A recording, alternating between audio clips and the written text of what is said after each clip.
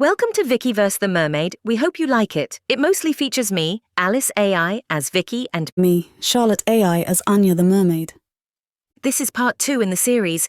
Anya, She'd been someone once. She'd had a name, a clan, a tall and proud dragon ship full of brothers and sisters. They raided the cold coast of the northern shores. She'd fought alongside the men of her clan and proven herself as tough and as strong as any of them. She'd brought back the loot, grain and gold. She'd been happy. And then the gods had cursed her. She went overboard, and instead of reaching Valhalla, she was born again as a beast of the deep, a water wraith, the undead little mermaid. That was years ago, hundreds of years, she supposed. The world had changed a lot, and she'd had to learn new ways of hunting. No longer could she just follow a massive wooden-hulled slave ship from Africa to the Americas and take the cast-offs, the bodies they threw to her like bloody sacrifices. Now she had to be smart. The humans had sonar, cameras, and speedboats. They had turned from creatures amazed by fire to crossing the world in a matter of days. Her life now was hunger, being a wasted, horrid beast that hunted the now warm waters of where she lived. At least she still got to kill girls who were prettier than her. That was almost everyone now. She'd always liked that part, facing some skinny-armed farm girl with her axe and a grin, cutting her horrified face open. It was as if being ugly was worse than their imminent death. She lurked in the salty water of the sea. Now she lived off the shore of Kanken. It was warm and full of prey. It was also a place where naked humans often got themselves drowned, so no one noticed her body count. Besides, she was clever. She'd learned of the new world and its silly ways. She played along with them and avoided being caught. Still, it was getting harder and harder. She was deep below, and her red-ringed eyes could barely make out the white object above. Still, she had heard it clearly. She knew the sounds of people and engines. She knew the jet ski had sucked in something and was spluttering in its mechanical distress.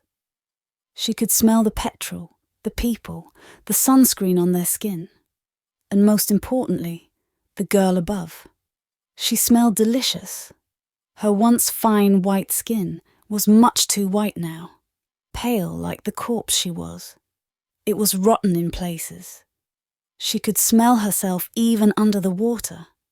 A rotten fish body left on the beach to bake, but that would change. She knew the tricks of new beauty and would be reborn again. It would be the 1,000th time she had done it. Her black tail thrashed, and she headed upwards on a burst of power. She moved faster and faster through the water, her arms in front of her in the shape of a knife. She could see the prone object just waiting for her on the surface. She saw the white bottom of the jet, ski. Plastic and weak, made cheaply. Not a thing of pride like the ships of her former people. It was broken, which Anya knew, because she had broken it. She'd left bits of clear plastic all over her patch of sea, and the ski had sucked it in and spluttered dead. She swam up hard and hit the base of it with all her force. The heavy thing shook, and she nearly laughed as she heard what she'd hoped for. The scream of a girl, and the splash as she fell into the sea. She watched as she thrashed and yelled, then calmed herself. She laughed. She was talking to someone. She saw the legs of a man, maybe her victim's man. Now was her time to strike. She swam fast to the girl and grabbing her ankle pulled her laughing face down under the waves. She didn't have a cord on her as her man did, so she went deeper and deeper into the dark water. To the man, it would seem she had just vanished. Anya was meters down in moments. She was fast when she wanted to be. She took her struggling prize down to the sandy bottom. The ocean floor was her patch, her ground. It was full of bones and half-rotted corpses of her leftover feeds and meals if she got very desperate. A few bodies tied to rocks, broken boats, jet skis, weapons and trinkets. She had a rope there tied to a rock, and she tethered the girl's leg as quickly as she could. Her victim was still alive. Her face was very pretty but contorted as she drowned, desperately clinging to her last breath, holding on to her little life. As she saw her rotting face looming towards her, she couldn't help it, she screamed. The breath bubbled up away from her. She shook and convulsed, dying in mere moments. Had she ever been so weak? It had taken long enough to tie her. Still, she was a good one. Long blonde hair, pretty face, tall and skinny. She reached out to her dead face and touched it. She felt such a wave of envy. This girl's life would have been an easy one. They had jobs now, silly things. People were no longer farmers, fishermen and raiders. They did things like work in bars and programming apps, or so she'd heard from the boats she'd spied on.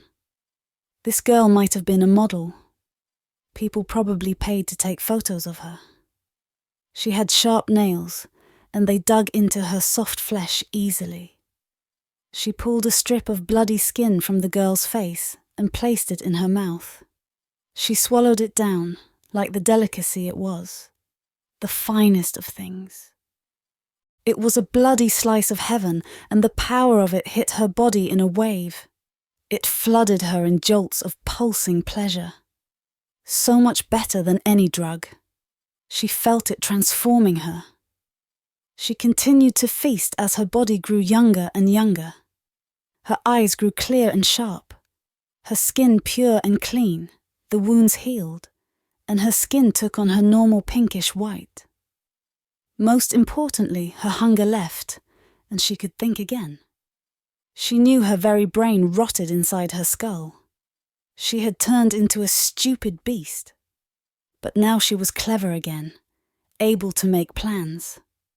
She ate from the girl until she was a bloody skull looking back at her.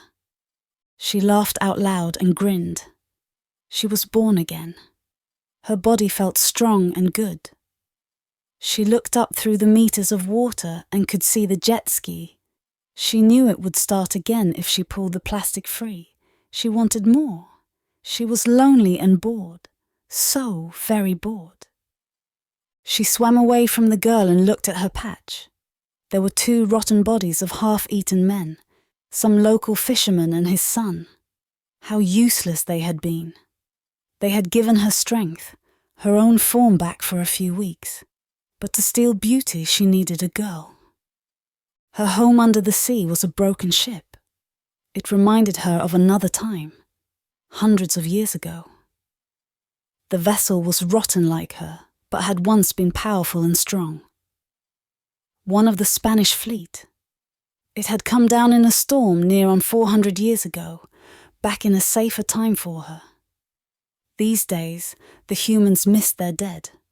They came looking for them. Hunger filled her again. She wanted more. She swam back to the girl and looked at her body. Anya ripped into her skull and pulled out her eye. It came free with a jerk and she put it into her mouth. It was like heaven, so good and powerful. She felt it filling her up and changing her. She took the other one and swallowed it down. As she did so, she started to turn. She stole the girl's very form. The true power was all in the eyes. Her own dark hair turned to a bright blonde. She knew her own brown eyes would be turning blue, and her face a mirror of the pretty girl. Looking at her own chest, she saw the change begin. Her own form was armoured. Her rib bones came out from her sides like a cage, guarding her torso. Now they retreated inside, and she grew to an image of the dead girl. She knew legs would be next, then she'd have lungs too. Her own heart started to beat fast. Normally it was once a minute, but now it was like a little drum in her chest. She stripped the girl of her bikini and put on the girl's clothes. She'd learned to do that. She was naked otherwise. The girl also had an engagement ring. A large diamond and gold thing that looked very expensive. She took that off her dead hand and put it on her own. It fit perfectly. Anya was her completely. She was almost ready. She looked around the sandy floor and found her knife. She took it back to the girl and with one forceful blow shoved it into her temple. She drew it out bloody and covered in gore, then licked the blade clean. The power and knowledge of it hit her.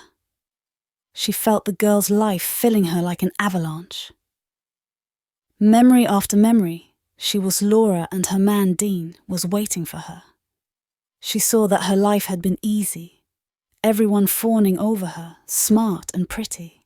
She was here to celebrate a promotion, oh well. She looked up at the craft. She could hear the man crying. She could hear his yells even from meters down. His fiancée had been under there for a good 10 minutes. No human would survive, so she had to do this right. She knew she'd hold the guys for a good few weeks if she kept up her diet. She loved Cancun. She could get drunk, eat, enjoy the sun. Still, she had to pretend now. She needed him to drive that jet ski and bring her to the girl's possessions. She swam up to the craft slowly.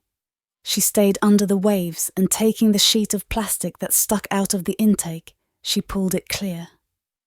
The engine slowly started again. He was still crying and yelling out. Laura, where are you? She was Laura, and she was right here. Her tail started to turn into separate legs. The water started to feel scary and dangerous. The change was almost done. She closed her eyes and let herself drift up to the surface. She drew no breath and he cried out. Oh my God, are you okay? He grabbed her, but she just played dead, letting him pull her out of the water. He was strong and full of panic. She could smell it on him. He lifted her body to the seat and sped off as fast as it could. They started in for the shore. She knew he'd do CPR and she could pretend to come back. It would be a good bonding experience for them. The time he saved her, he seemed like a good one too. Seemed like a big, strong man. She just hoped she didn't have to kill him too soon. Vicky. A holiday was what she needed. She had to wash the Spriggan blood and brains from her hair and the dust from the farm. She joked about it in her mind, but she was still traumatized and couldn't talk to anyone but Carl about it. She still had nightmares of the Spriggan and thought she saw it lurking in every dark corner. She saw the bodies of her friends from the farm, them turning, and what she'd done to their bodies to stop them. She'd been paranoid before, but now the voice in her head was a much louder whisper, and she used her hacker boyfriend to research every creepy death they read about. She got a visa that she didn't actually apply for. It had just arrived one day and Carl said he'd done it. They had lived another full year together in Australia. She and Carl went from dating to engaged, and they'd decided to take a very late-in-life gap year before trying their luck with UK immigration. Mexico was cheap, and so far it was a lot better than she thought. When one said Cancun, the images of party boats and wet t-shirt contests came to mind, but it seemed like there were a lot of non-touristy places to go too. Cancun, I can't believe it doesn't suck. He'd changed from his typical black jeans and band t-shirt to some shorts and the same collection of ratty shirts. They were sipping mojitos and looking out at the water. The beach was lovely. They had asked a local who was selling tours where the non-tourist beach was and had found Playa Tortuga. It sounded piratey and was full of Mexican families enjoying the water, sun, and eating the feasts of food they brought with them. More than one had a homemade barbecue over the sand.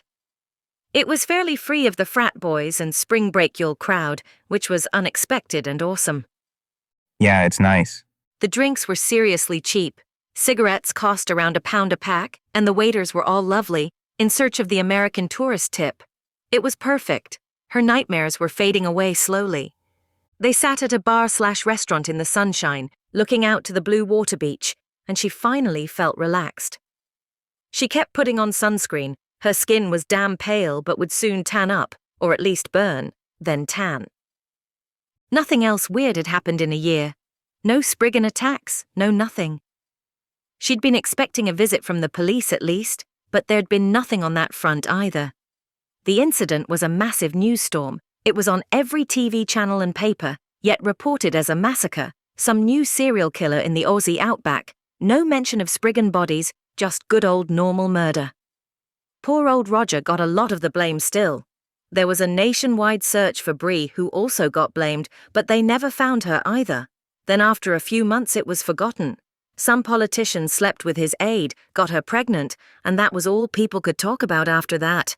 It was a cover-up on a grand scale, which was weird, but she assumed if monsters were real, which they clearly were, why did no one know? Now she knew the tourist boards of the world or someone more sinister was hiding it. Come to Australia, even the trees will kill you was a bad draw for tourists. It was dangerous enough without that being added to the list of killer things. Someone was hiding it, and she had very mixed feelings about that. On the one hand, it was good she didn't have to go the nut house or jail. On the other hand, someone or an organization of creeps knew about things like Spriggans, and they knew about her now and had enough sway in a country as far-flung as Australia that they could influence the media, police, doctors, hospitals. Whoever these people were, she had a feeling they would be more dangerous than any creature. She still had nightmares of chainsawing her Spriggan housemates up into little pieces, but she was relieved as well. Nothing else weird would happen. The Spriggan was hopefully the last of its kind. Lightning wouldn't strike twice. She wasn't John McClane, and this wasn't Christmas. She and Carl still did constant media and obituary sweeps, keeping an eye out for anything strange. Other than getting slightly depressed at the things people did to each other, in the long months they'd yet to find a new creep. Every day she said to herself a mantra, the only one. Carl was obsessed though. Telling a fantasy nerd monsters were real was like catnip. He spent a lot of time looking into it and trying to find out who was behind it all. He'd found very little, but was gathering a list of everyone involved. The only problem with majorly cheap drinks and smokes was that she was feeling a bit drunk already, and it was only 2 in the afternoon.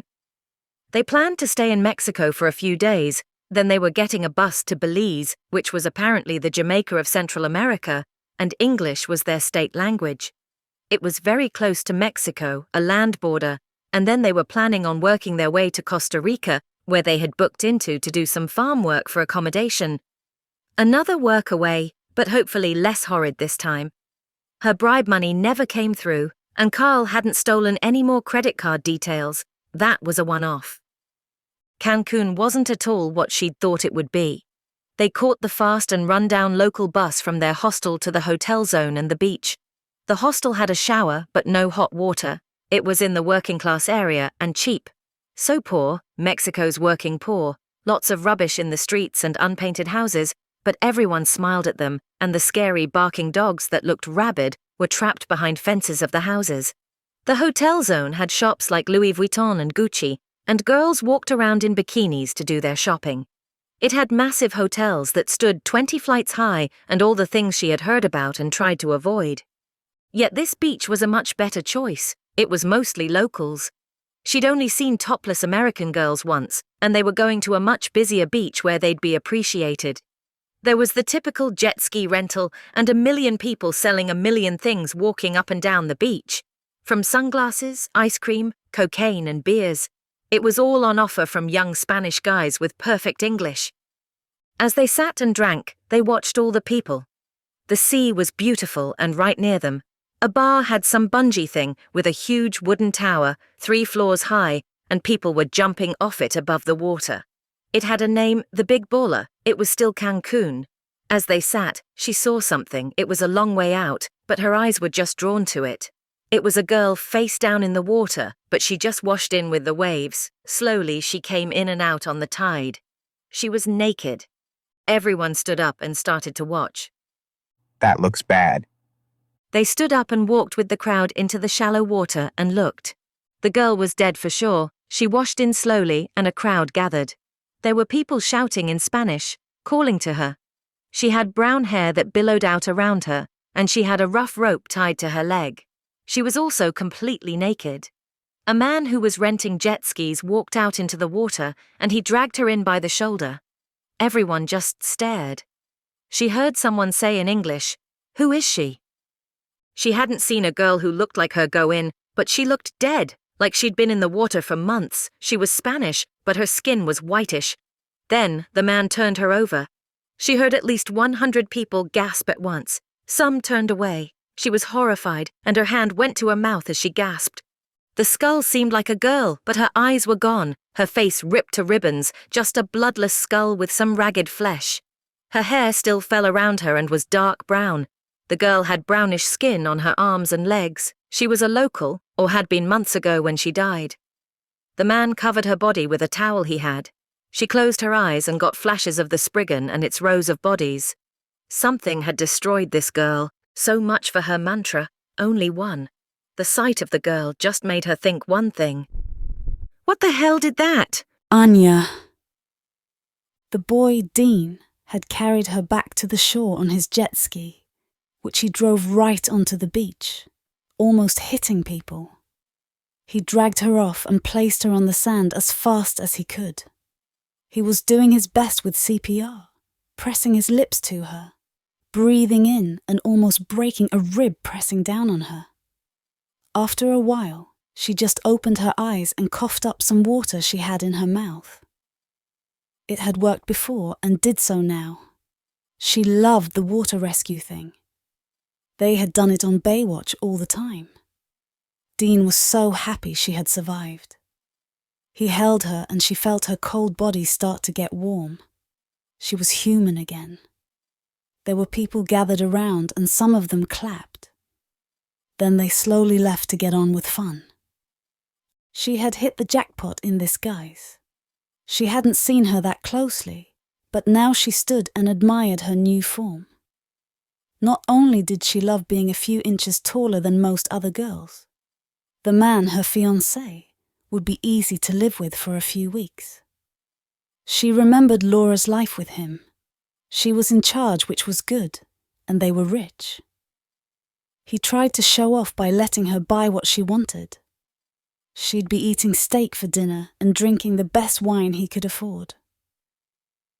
The "I can't believe I'm alive" feast and craziness was coming. She stood up and looked around. Most of the people had left, but Dean still seemed worried. Are you okay? We could go to the hospital. No, I'm fine. I just want to have a shower and get changed. He just nodded to her. She went to where they had their things. She gathered up the girl's belongings. Her phone was an iPhone, of course. She held it up and looked at it. It was locked, but she pressed her thumb to it, and it unlocked it. She loved that, but she knew the code anyway. She was led by Dean to the car park that was nearby. The feeling of the sand in her toes was bliss. She'd forgotten this. They went from the beach up to the car park. She was still stumbling a bit on her new legs, but she'd had a near-death experience, so that was fine.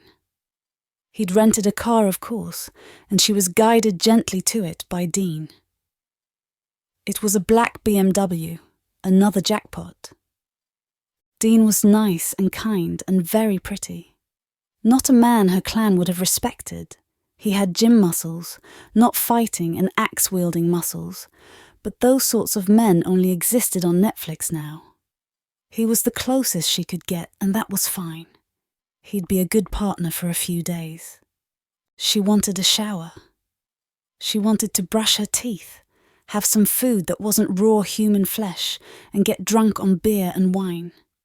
She hadn't been human again for months and missed it badly. Life under the waves was boring and cold. She now had a human stomach. She had its associated hunger too. She would need to sleep, and she'd also have to piss and shit, which was fun as well. It was good being normal again. They drove the short distance from the beach to their hotel. It was literally 3 entire blocks and had taken them almost as long to get out of the car park as it had to drive there. Rich people, she thought. It would have been faster to walk, but she liked it. Why walk if you didn't have to? Why did we come to this beach? I can't remember. Our waiter last night said it was the best. He said it had the cheapest jet skis in Cancun. Oh, they weren't her normal type of prey. It was a local's beach. She'd have to change where she hunted soon. The last body she took was a local Spanish girl, and she spent most of the time with people expecting her to cook and yelling at her for being late all the time. She had been dating some idiot she was forced to kill because he kept getting mad she was sleeping around. They even tried to do an exorcism on her because they were crazy voodoo Catholic Santeria people. This was a lot better. The hotel was a Hilton and it was lush, 5 stars. They pulled up out the front and a Mexican guy in a very nice white suit came and opened the car door. He sat where Carl had been. She stepped out herself and walked behind the car and into the building. She was still wearing a bikini and that was all, but no one seemed to care. She had expensive sandals on, so that made it fine. Even though her new body had big breasts everyone stared at. She walked into the lobby, feeling the cool of the air conditioning on her skin. The building was at least 20 stories high. Things like this used to impress her, but she was used to it now. People had changed a lot since she was born again. She thought her town where she'd been born had been big. It had a few hundred people. Now there were billions of humans running around.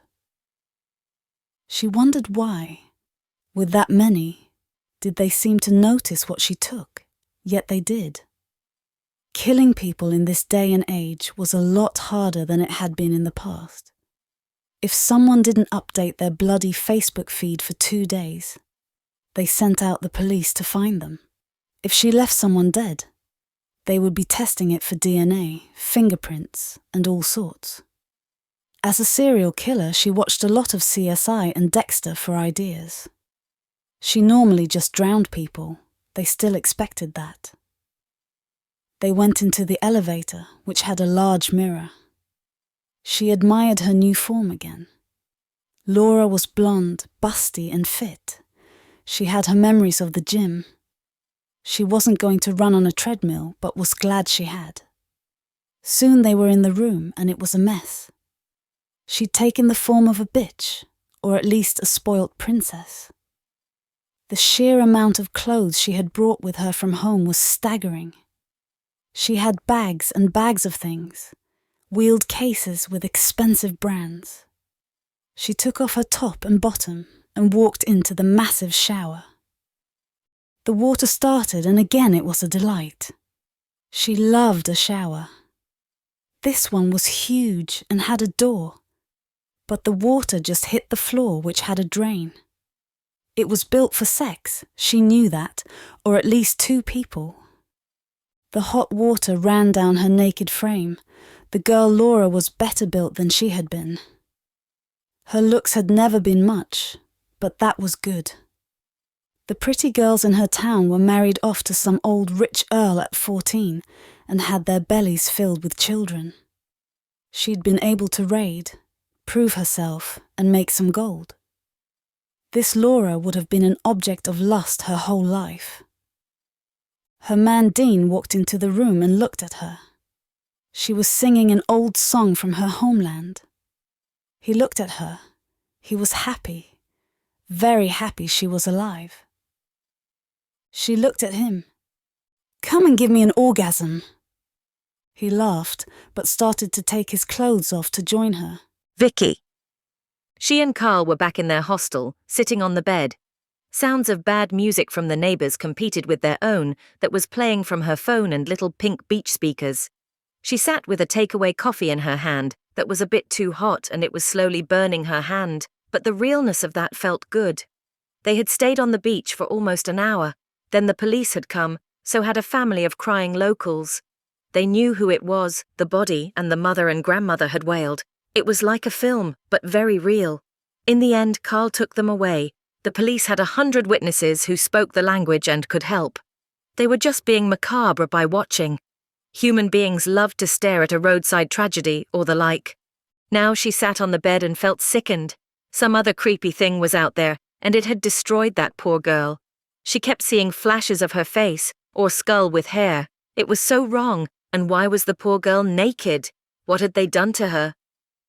Carl read her mind and was already looking into the Mexican police and finding out what they knew.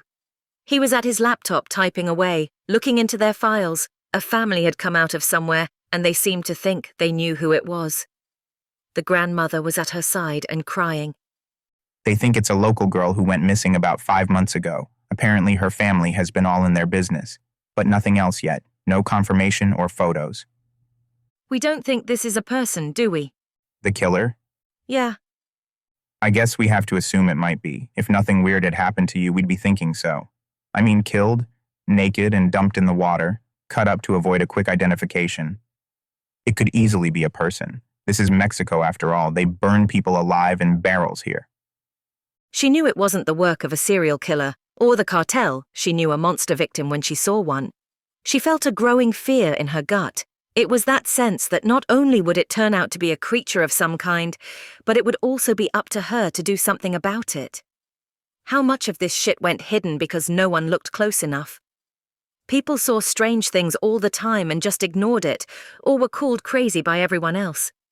It was odd, but she knew she'd been searching for a year, obsessing over every death she read about. But this, she knew for sure. Can you search for more? Of course, if it is a monster, what are you thinking? It's the water, the ocean, so a Meg then? The creature from the Black Lagoon? As he said it, he didn't laugh. It was too likely to be real to be funny.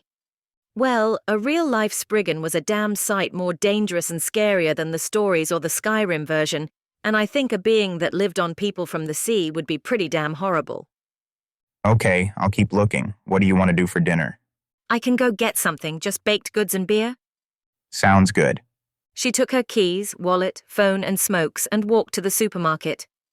It was only a few blocks from the hostel. As she walked, her mind kept drifting back to that poor girl. Naked. Why naked? Why devoured?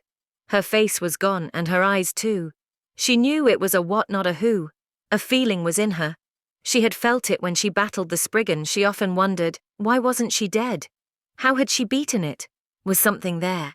She felt it now. It was like something wanted to warn her, a feeling of dread. It's a what not a who, right? She said it out loud to herself. She stopped walking. She felt like she heard something. A voice. It wasn't out loud. It was a thought, but like someone trying to think back to her mind. Somehow, she knew it was a what, and it was female. She went into the supermarket. She bought herself some food and beers, and then went to see if they sold knives. She walked down the aisle and found a kitchen section. She looked at a large knife in plastic wrap.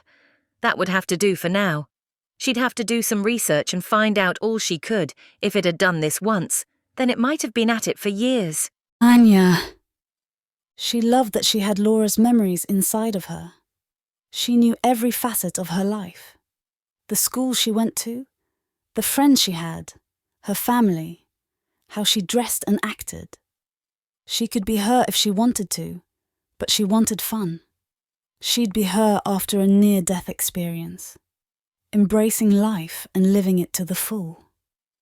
She knew that Dean thought she was a bit boring, but she saw Laura's life. It was one of trying to fit in. She cared what other people thought about her, if she was pretty enough and all sorts of worries. She was obsessed with her weight and had an app on her phone she put her calories into. She knew Dean wouldn't give a shit if she forgot her university's name, but she always played it safe just in case.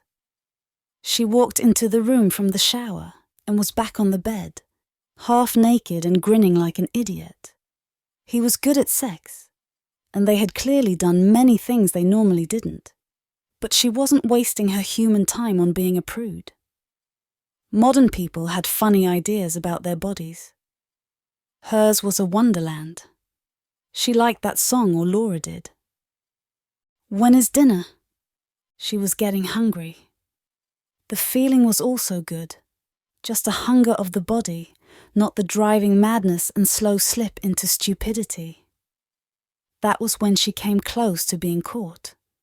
When she'd been so hungry, she ripped open the bottom of a fishing boat and devoured the screaming people inside.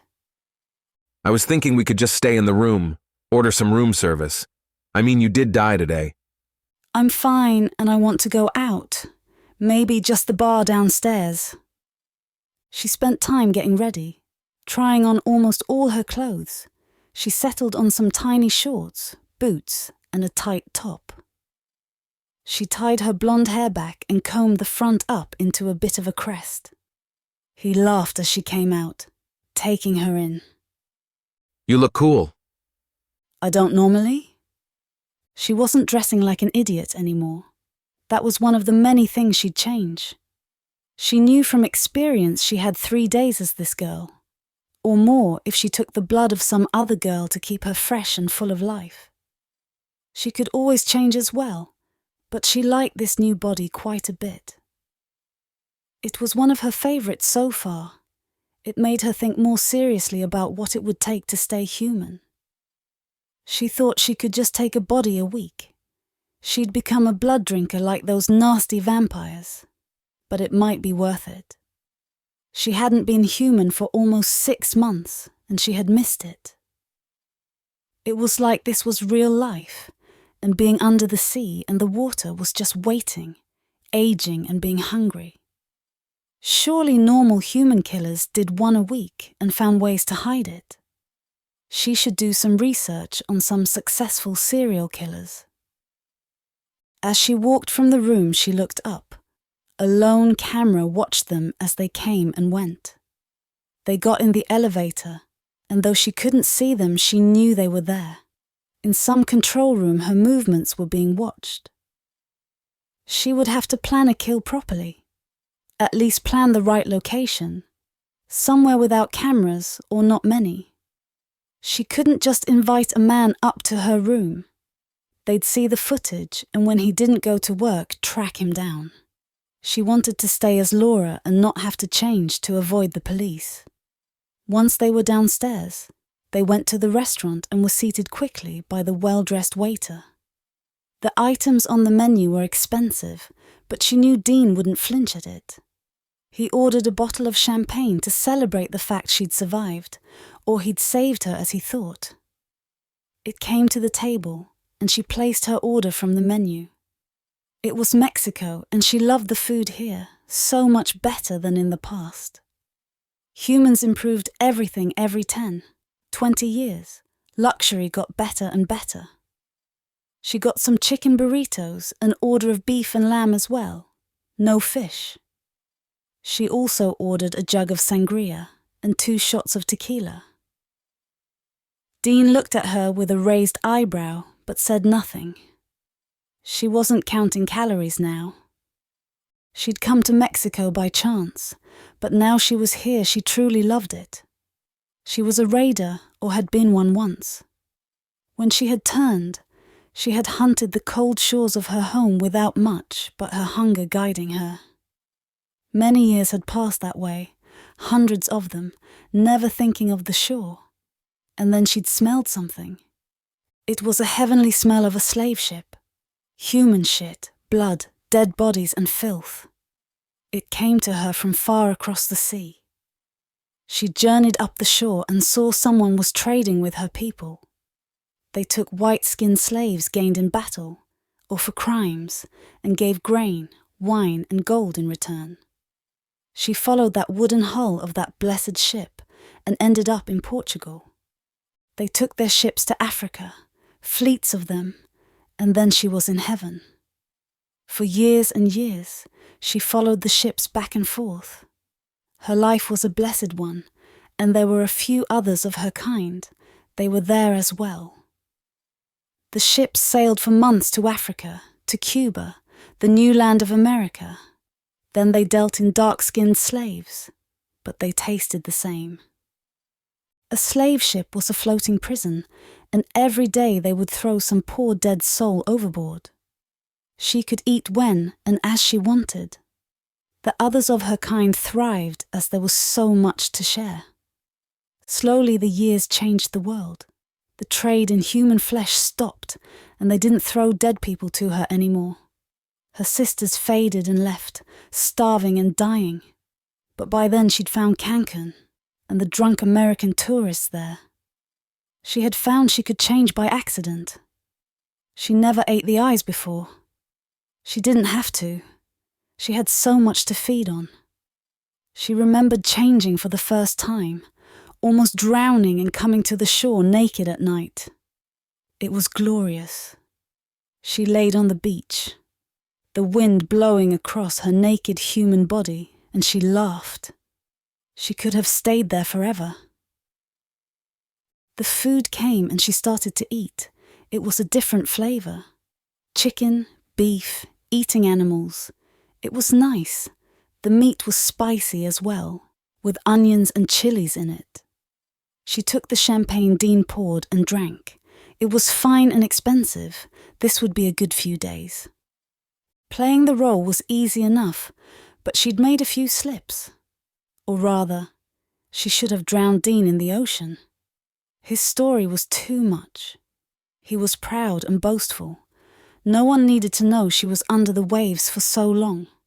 No oxygen for that long. She was either a champion-free diver or in brain-damaged territory. He told everyone, the waiters, the other guests, the bar staff. They had been talking to another couple, and she was hoping they might come upstairs. But he ruined it. Laura would never have had a threesome. She was a jealous type. Inside her now, she had memories of her finding his search history on the internet and going mental because his taste in porn wasn't her style. They went back to the bedroom and she felt sick. She'd eaten too much, drank too much. It was just too hard not to do it. The food was too good. She went to the bathroom and sat on the floor in front of the toilet. She stuck her fingers down her throat and puked into the white of the toilet bowl. She tried to be calm, but her stupid body got all emotional. She coughed it up and wiped her lips, her eyes watering. Dean came in and looked at her. I thought this was done? You're skinny enough. Do you need me to get the scales? Great. Now him. She knew Laura used to do this a lot. She was so worried about her weight. I just ate too much. Now she had started, it wouldn't stop. She bent back down and puked the food and shit up. She realised she was a bit drunk too. Dean was saying something, then he stopped and screamed. It wasn't a manly yell. It was a scream from a horror movie. She looked into the bowl and laughed. Then again, a very sad laugh. It was now full of blood, red sangria and human flesh. All the eaten bits of Laura, once in her stomach, half digested. He looked and they both saw it at the same time. He looked at the bowl and then looked at her. His face so dumb and uncomprehending. Sitting right on top of the red and gory mess was half an eyeball, the blue part, looking back at them. It was like Laura looking from the grave at him, or the toilet. She stood and wiped her face. He took a step back. She saw the fear on his face. What the hell? What's going on? I told you I ate too much. She put her hand behind her back. She willed herself to change fast. Her hands turned back to their normal form. Large, sharp claws grew in place on her human pink painted nails. They were like knives, so sharp and built to kill. She slashed out with them, slicing through the air and into his skin. She cut his throat in a flash. The hot red blood poured, and he dropped to his knees before her.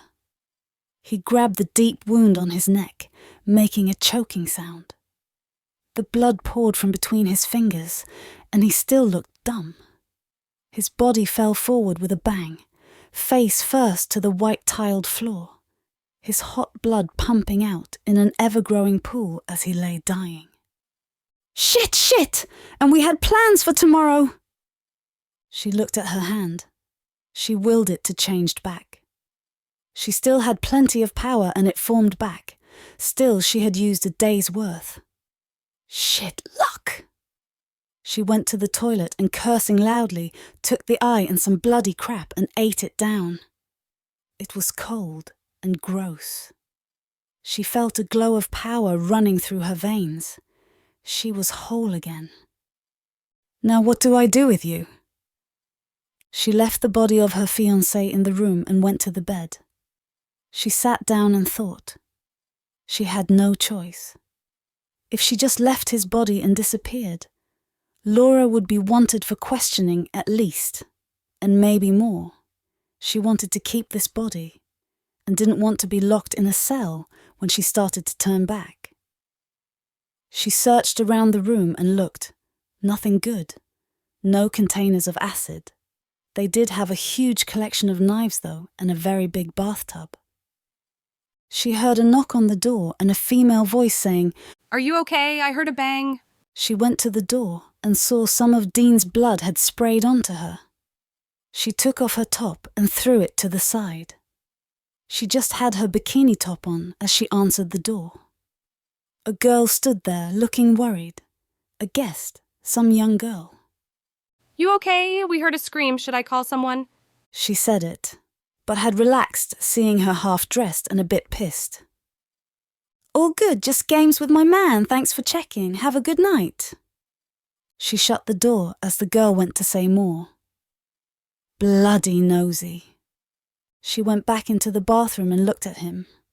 What a waste. He had to weigh at least 90 to 100 kilograms, the big bastard. So much muscle, skin and guts inside him. They held so much of it packed inside them, all raveled up like big fat snakes. She sighed. She knew she could do it. She was just in the wrong form. She took his body and lifted it into the bath. She then willed herself back. First, her hands changed, then her face and hair. She grew a long fishtail, her bones into armor, and most importantly, inside her body changed. Her teeth grew sharp like a shark, and her stomach changed into that of a carnivore and hunter. She could eat a man like this. In her natural form, she was stronger by far. She cut at his arm with a knife and brought it away from the rest of him, looked at it and sighed once more. Not the night she had planned. She crunched it into her mouth. It was still warm and didn't taste half as bad as she thought it would. She bit into the arm and chewed it fast, then swallowed it down. This would take hours. Still, she had done it before and could do it again. Vicky. She and Carl had spent the next day and the night doing research, working on different computers looking up things. He'd tell her if he found something worth knowing. In the meantime, the police had taken the girl's body from the beach, taken photos, done a full autopsy and said to the media it was a drug-related crime. She'd seen something and been disposed of in a truly horrible fashion. The path of history and discoveries made her think this was indeed a creature's doing. She laid out her notepad on the bed. She was writing down things as Carl found them. So far, there were 3 bodies, all appearing in history like horrid things floating up like the girl's body on the beach. The first was the body of a man found 50 years ago. His face was still there, but the same rope around this leg and very large bite marks. They ruled that one as a shark. Though no sharks with a jaw like that were known in these parts. She'd Googled that.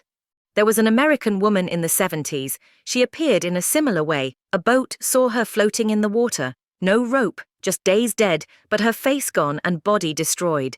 She was some kind of movie star, and there were reports of her enjoying the pool at the hotel until the day they found her. Then there was the local girl found yesterday. She had been found with a long trail of rope from her leg. It had literally rotted away. She'd been dead for months. They knew who she was before the DNA test because she had a tattoo on her wrist that held the name of her dead sisters. She looked at them all. If it was a serial killer, He was an old man now. If it was a creature, it was long-lived, which she assumed most of them were. Also, these were just the bodies that people found. Maybe more had been hidden. Who knew how many there really were? So we assume some creature has been alive for years and killing people, but why? Why not? Monsters kill people. You're right, though. If this is a person, it's more than one because it's been happening for years. And the sheer number of missing boats and people is too high by far. Plans? This last girl is our best lead. I can research her more. We could talk to her family. They are saying drugs, but I've checked she had no criminal record. Besides, the reports on here are different. How? Well, there are different reports. Some say she disappeared on the 15th. She stopped going to work, but her family said they saw her after and she left after stealing some things. Let's go talk to them. Maybe I should stay. I want to keep working on this. Will you be okay on your own? Sure, they actually have phone reception and Wi-Fi. You think they are involved? They was the cover-up team. He'd been looking into them a lot. He had lists of every witness in the Spriggan murders, the autopsy photos. He seemed to be getting closer to finding the rotten core. Without a doubt, yet they seem to be independent of the creatures. This beast may not even know why half its kills never get found, but now we'll get them. This isn't one, it's many cover-ups, and all they need to do is screw up once and we'll have them. Be careful. You too. Anya. She had spent most of the night eating her fiancé. She even brought her laptop into the room so she could watch Netflix as she did. They had the Thor trilogy, which she loved. It was almost funny. She didn't want to waste more power changing back into a human, so she had to drag her tailed self into the main room and back to the bathroom. It took an age, and she hated crawling around like that.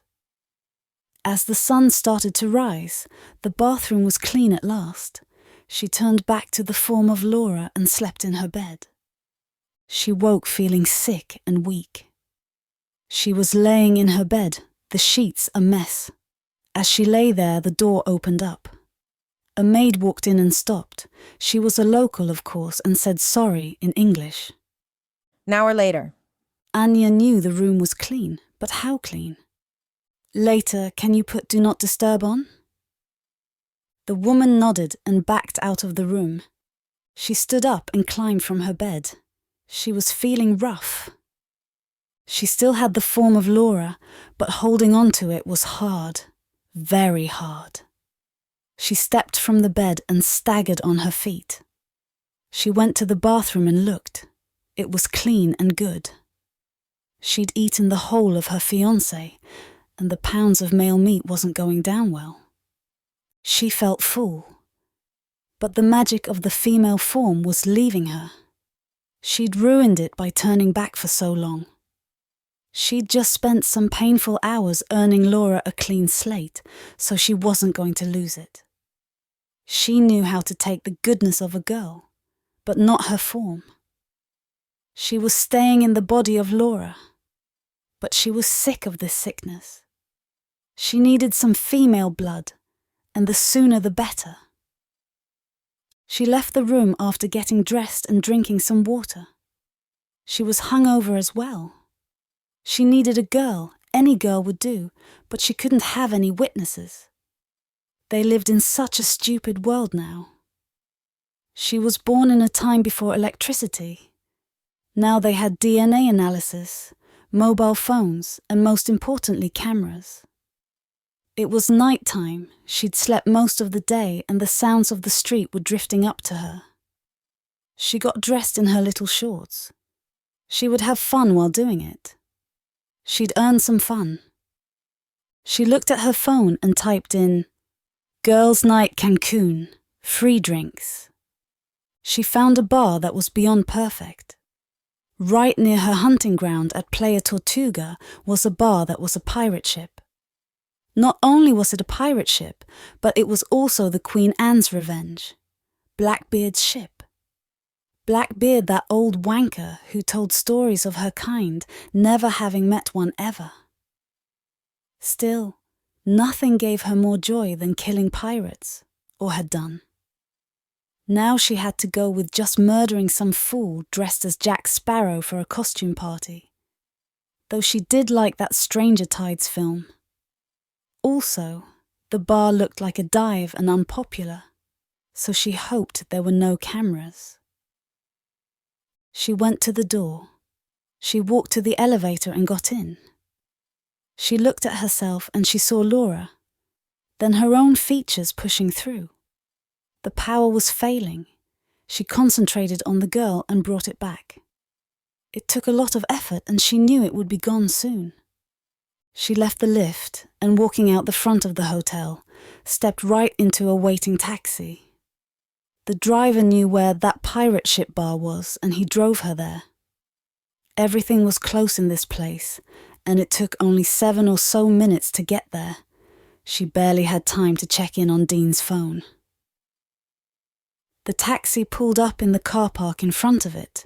She tapped Laura's card on the machine and got out. The revenge stood before her. She looked at it and wanted to laugh. It was set next to the beach in the water and was a real piece of shit. It looked like a ship if it was built by the person who built the sets for 1920s films. It would float but not sail. It looked like a pirate ship should to movie watchers. She'd seen the real ones, and they were big and held a lot of sail. They were built for speed. They also had very few guns, not like this one. She walked across the gangway and the water and down the narrow stairs into the bar. It was cramped and loud. It held only a handful of humans and the room was filled with 80s hip-hop music. She winced. They couldn't even make the music right. She walked to the bar. Pushing through the few gathered people, it was an unpopular place seemingly. Still, they blocked the bar like idiots. The bartender was a man who was dressed as Blackbeard, or what people now thought he looked like. Big beard, long coat, and 4 pistols on his chest. She kind of wished she could kill him. Not that his blood would help her. He grinned. Free rum for the wenches. She would kill him, that decided it. But she took the free drink and shot it down. It was some hot, spiced, homemade rum, but nice after all that Dean flavour in her mouth. She ordered a beer and took it away from the bar, paying by tapping Laura's card on the thing. She liked this place in a way. It had lots of hidden parts and secret rooms, screened off areas. She stood at a barrel, sipped her beer and looked around. It didn't look like it had cameras, or she couldn't see any. She didn't want a new face, and that was lucky because Laura was the hottest by far. But there were a few people she could gladly kill. Still, it was early in the night, and she wanted to have some fun before she left. She sipped her beer and looked around again, maybe a boy. The music stopped, and she looked up. There was a band on the little stage. They had been setting up while the other music played. They looked more in theme. She liked it. It was what they thought pirate music should be, and it was pretty good. There was even a girl playing the violin, but fast. She could kill her and learn violin, but she'd done that before and knew she'd lose it again. She nodded along, starting to enjoy it, as she turned some bitch bumped into her. She actually made her spill her beer on herself. The wetness marked her thin white top. She looked at the girl with daggers, and the silly, rough, blonde bitch actually smiled back. What? Was all she said, and walked off. So dead. She watched the girl and she went to the bathroom. She'd planned on a few beers, some music, then a kill. But if she wanted it, she'd get it. She followed in a few minutes later, and it was perfect. She stood doing her makeup in the mirror. She hated this, some ugly thing, trying to fix up what was a train wreck of a face. She could spend hours, but could you cover ugly? The girl had blonde hair, big tits, but was rough. A real prawn, rip off the head and keep the body. Days in the gym couldn't fix genetics. She walked up behind her. The girl looked at her in the mirror. You want an apology? She looked like a girl who had did porn because her uncle said she was pretty. Not at all, just wondering how a dog would buy makeup. The girl looked shocked and had opened her mouth to say something smart, but she grabbed her head in a second. She had a ponytail and she smashed her face into the glass mirror hard.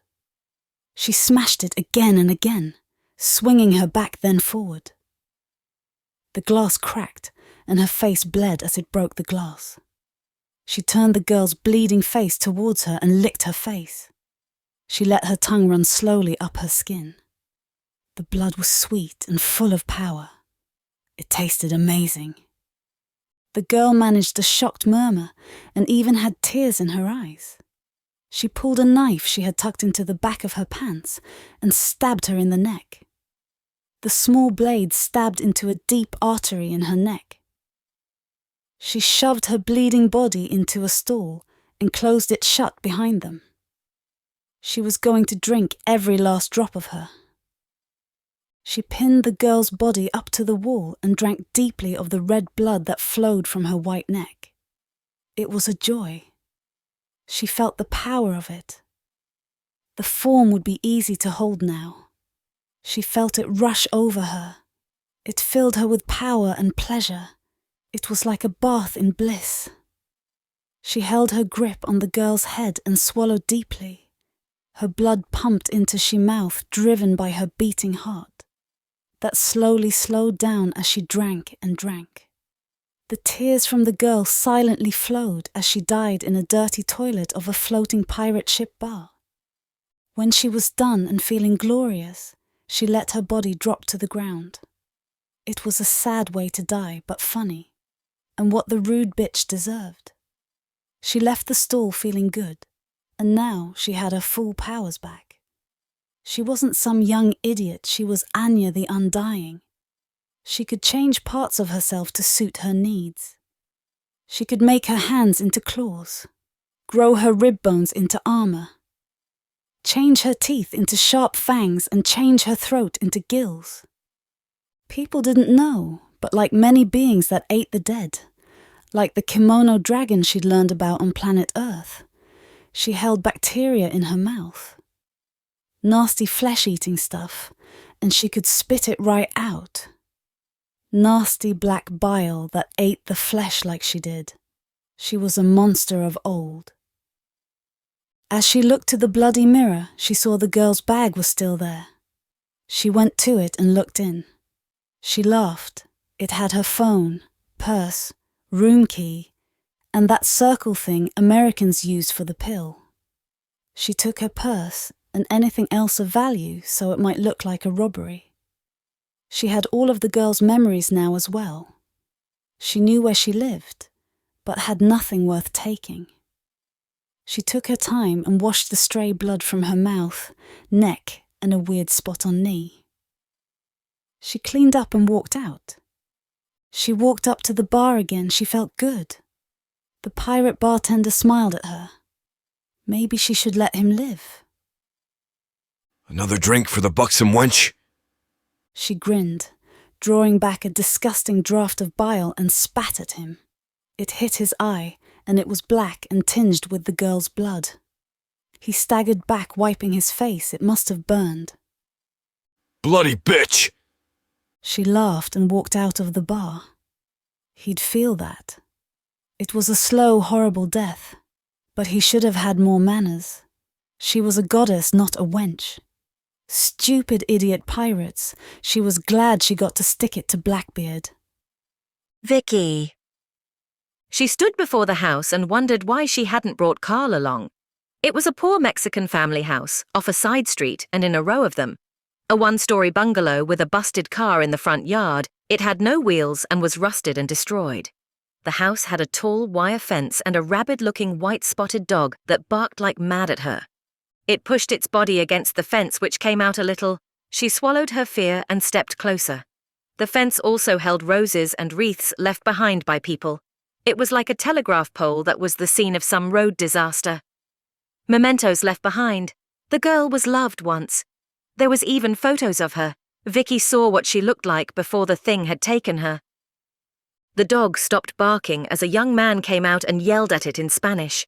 He too looked dangerous. She realized this might be a drug house, or she was just racist, and it was middle class and nice for the neighborhood.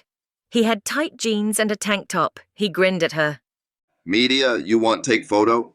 His English was flawless, but he made a joke of his words. I want to know about your sister, if anything strange happened. The way they found her. What happened? That was strange. This is Mexico, so maybe you think it's normal for us, but it's not. Good girls like my sister don't get killed like that. You should leave now. As he spoke, an old lady came out of the house. She smiled at her and said something like, Genevieve. She was skinny and wore a black dress of mourning. She spoke to the man and he yelled at her in Spanish. She yelled back and waved her inside. She had seen her on the beach, knelt by the girl and crying. She wants to talk to you. She is crazy, but my grandma and it's her house. So please come in. He went to the dog and dragged it over to a chain and then opened the gate for her.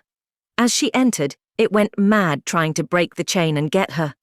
She wished Carl had come, but they were nice, and it was the middle of the day. She probably wouldn't get killed by them. She walked inside the house following the guy. He showed her to a messy front room. The old lady sat on the couch and she looked around. The house seemed like his, not hers. It was messy, with clothes and dishes, and even had a bong on the table, yet it had her things too, and the music coming from a record player was some old Spanish jazz that sounded awful. The decor was all very creepy and cool. The old woman was some kind of a Santeria person. She had things around that were a weird mix of voodoo and Catholicism. There was a hand-painted picture of Jesus on the cross, but his apostles were the lower people, Papa Geddy or whoever was at the cross in his black suit. It was creepy. She'd seen a doco on them, Haitian voodoo mixed with Catholic saints. There was even a massive portrait of the girl. Hand-painted by someone in oils, around her head were little angels. It was weird. The old woman spoke to him and he translated. Ask what you want. She thinks she remembers you. Your name's not Genevieve, is it? Sorry, it's not. She didn't look a gift grandma in the mouth. If she thought she knew her, that was fine. She'd take advantage. Did anything strange happen? The report said she came back and left again. He asked the question and listened to her long reply. He translated it. She came back, but she was changed in her mind. She knew us, but cared not. She was not Sarah. She let it sink in. This lady was not all there, but she hated to think what she'd be like when she was 80. If she kept seeing things like this, maybe she'd take up voodoo too. How long was she gone for? He answered without asking her. We were swimming far out, and she disappeared. I searched for her for hours and hours and went home thinking she was dead.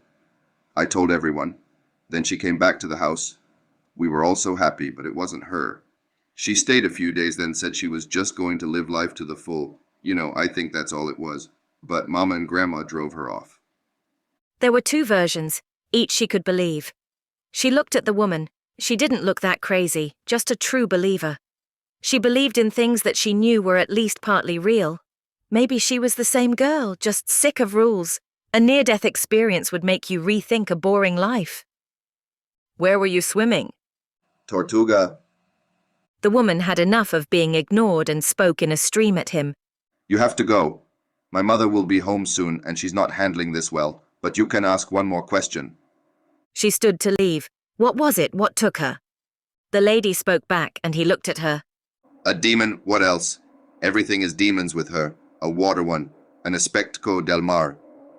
The grandmother picked up some book that looked like a Spanish romance novel and opening it, started to read, pointedly ignored them. The guy stood up and walked with her to the front door. He opened the gate and grinned. See, mad right, a water wraith? Crazy. Oh well, good luck. She'll pray for you, like really she will. Who is Genevieve? I don't know. Someone you look like, I guess. She rode home on the bus thinking non-stop she'd never heard of an espectro del mar, but she searched on her phone. Google said it meant ghost of the sea or wraith of the sea. She'd have to search for it properly, find out if it was anywhere near true or just part of the old lady's religion. She'd also said it was a demon. Maybe it was both. Jim, the fallen cop, had claimed many times that the Spriggan was a demon. Maybe a demon tree monster cooked up by your druids 400 years ago, but a demon. She wished he was here. He'd believe her and have a gun. The bus stopped suddenly and she looked up. She was passing the bar that looked like a pirate ship. It was closed off by police and the staff were all in the parking lot, looking scared and milling around. She stood up and was off the bus in moments. She didn't even know why. She was blocks from the hostel. But she had felt such an urge to find out what was happening. Maybe another body. The Mexican police were scary to the extreme. There were 3 Land Rover-type cars, all black and old. They had huge tires and looked like army issue. One had a mounted machine gun in the back, and a man stood at it, looking around. There were around 12 men, all in black balaclavas and with automatic weapons strapped to their chests. She walked up to the bar/boat and stood in front of it. It was ringed off with actual rope, and the police walked back and forth, stopping anyone from coming in. One of the balaclava men stood right in front of her. He winked at her. She actually laughed. He took his balaclava off. He was sweating a bit. He was around 6 foot. In tactical gear, a machine gun thing across his chest, but he grinned and spoke to her. Hello, miss. Welcome to Mexico. She laughed again. Quite a show. It's not the case, just how we dress. We're the territorial police. Drugs mostly, but this was just some robbery. Brutal, but nothing new. She understood they had to hide who they were to locals, like superheroes, to stop their loved ones being killed in reprisals. She was no threat, clearly. She'd seen them around. They always dressed like this. He seemed happy to try out his English and seemed bored shitless. In fact, 3 others came over. Vicky took out her pouch of tobacco and started to roll one for herself, then him and his friends. They all took them gladly. They smoked as they talked to her. They seemed nice enough, but she was sure they had all used those guns. She'd seen Narcos, the Mexican police, were dangerous and generally seen as crooked, but she knew they were against the cartel, who were monsters in their own way. What happened? The main one looked at his mates, and one with a mustache and a few white bars on his arms just nodded.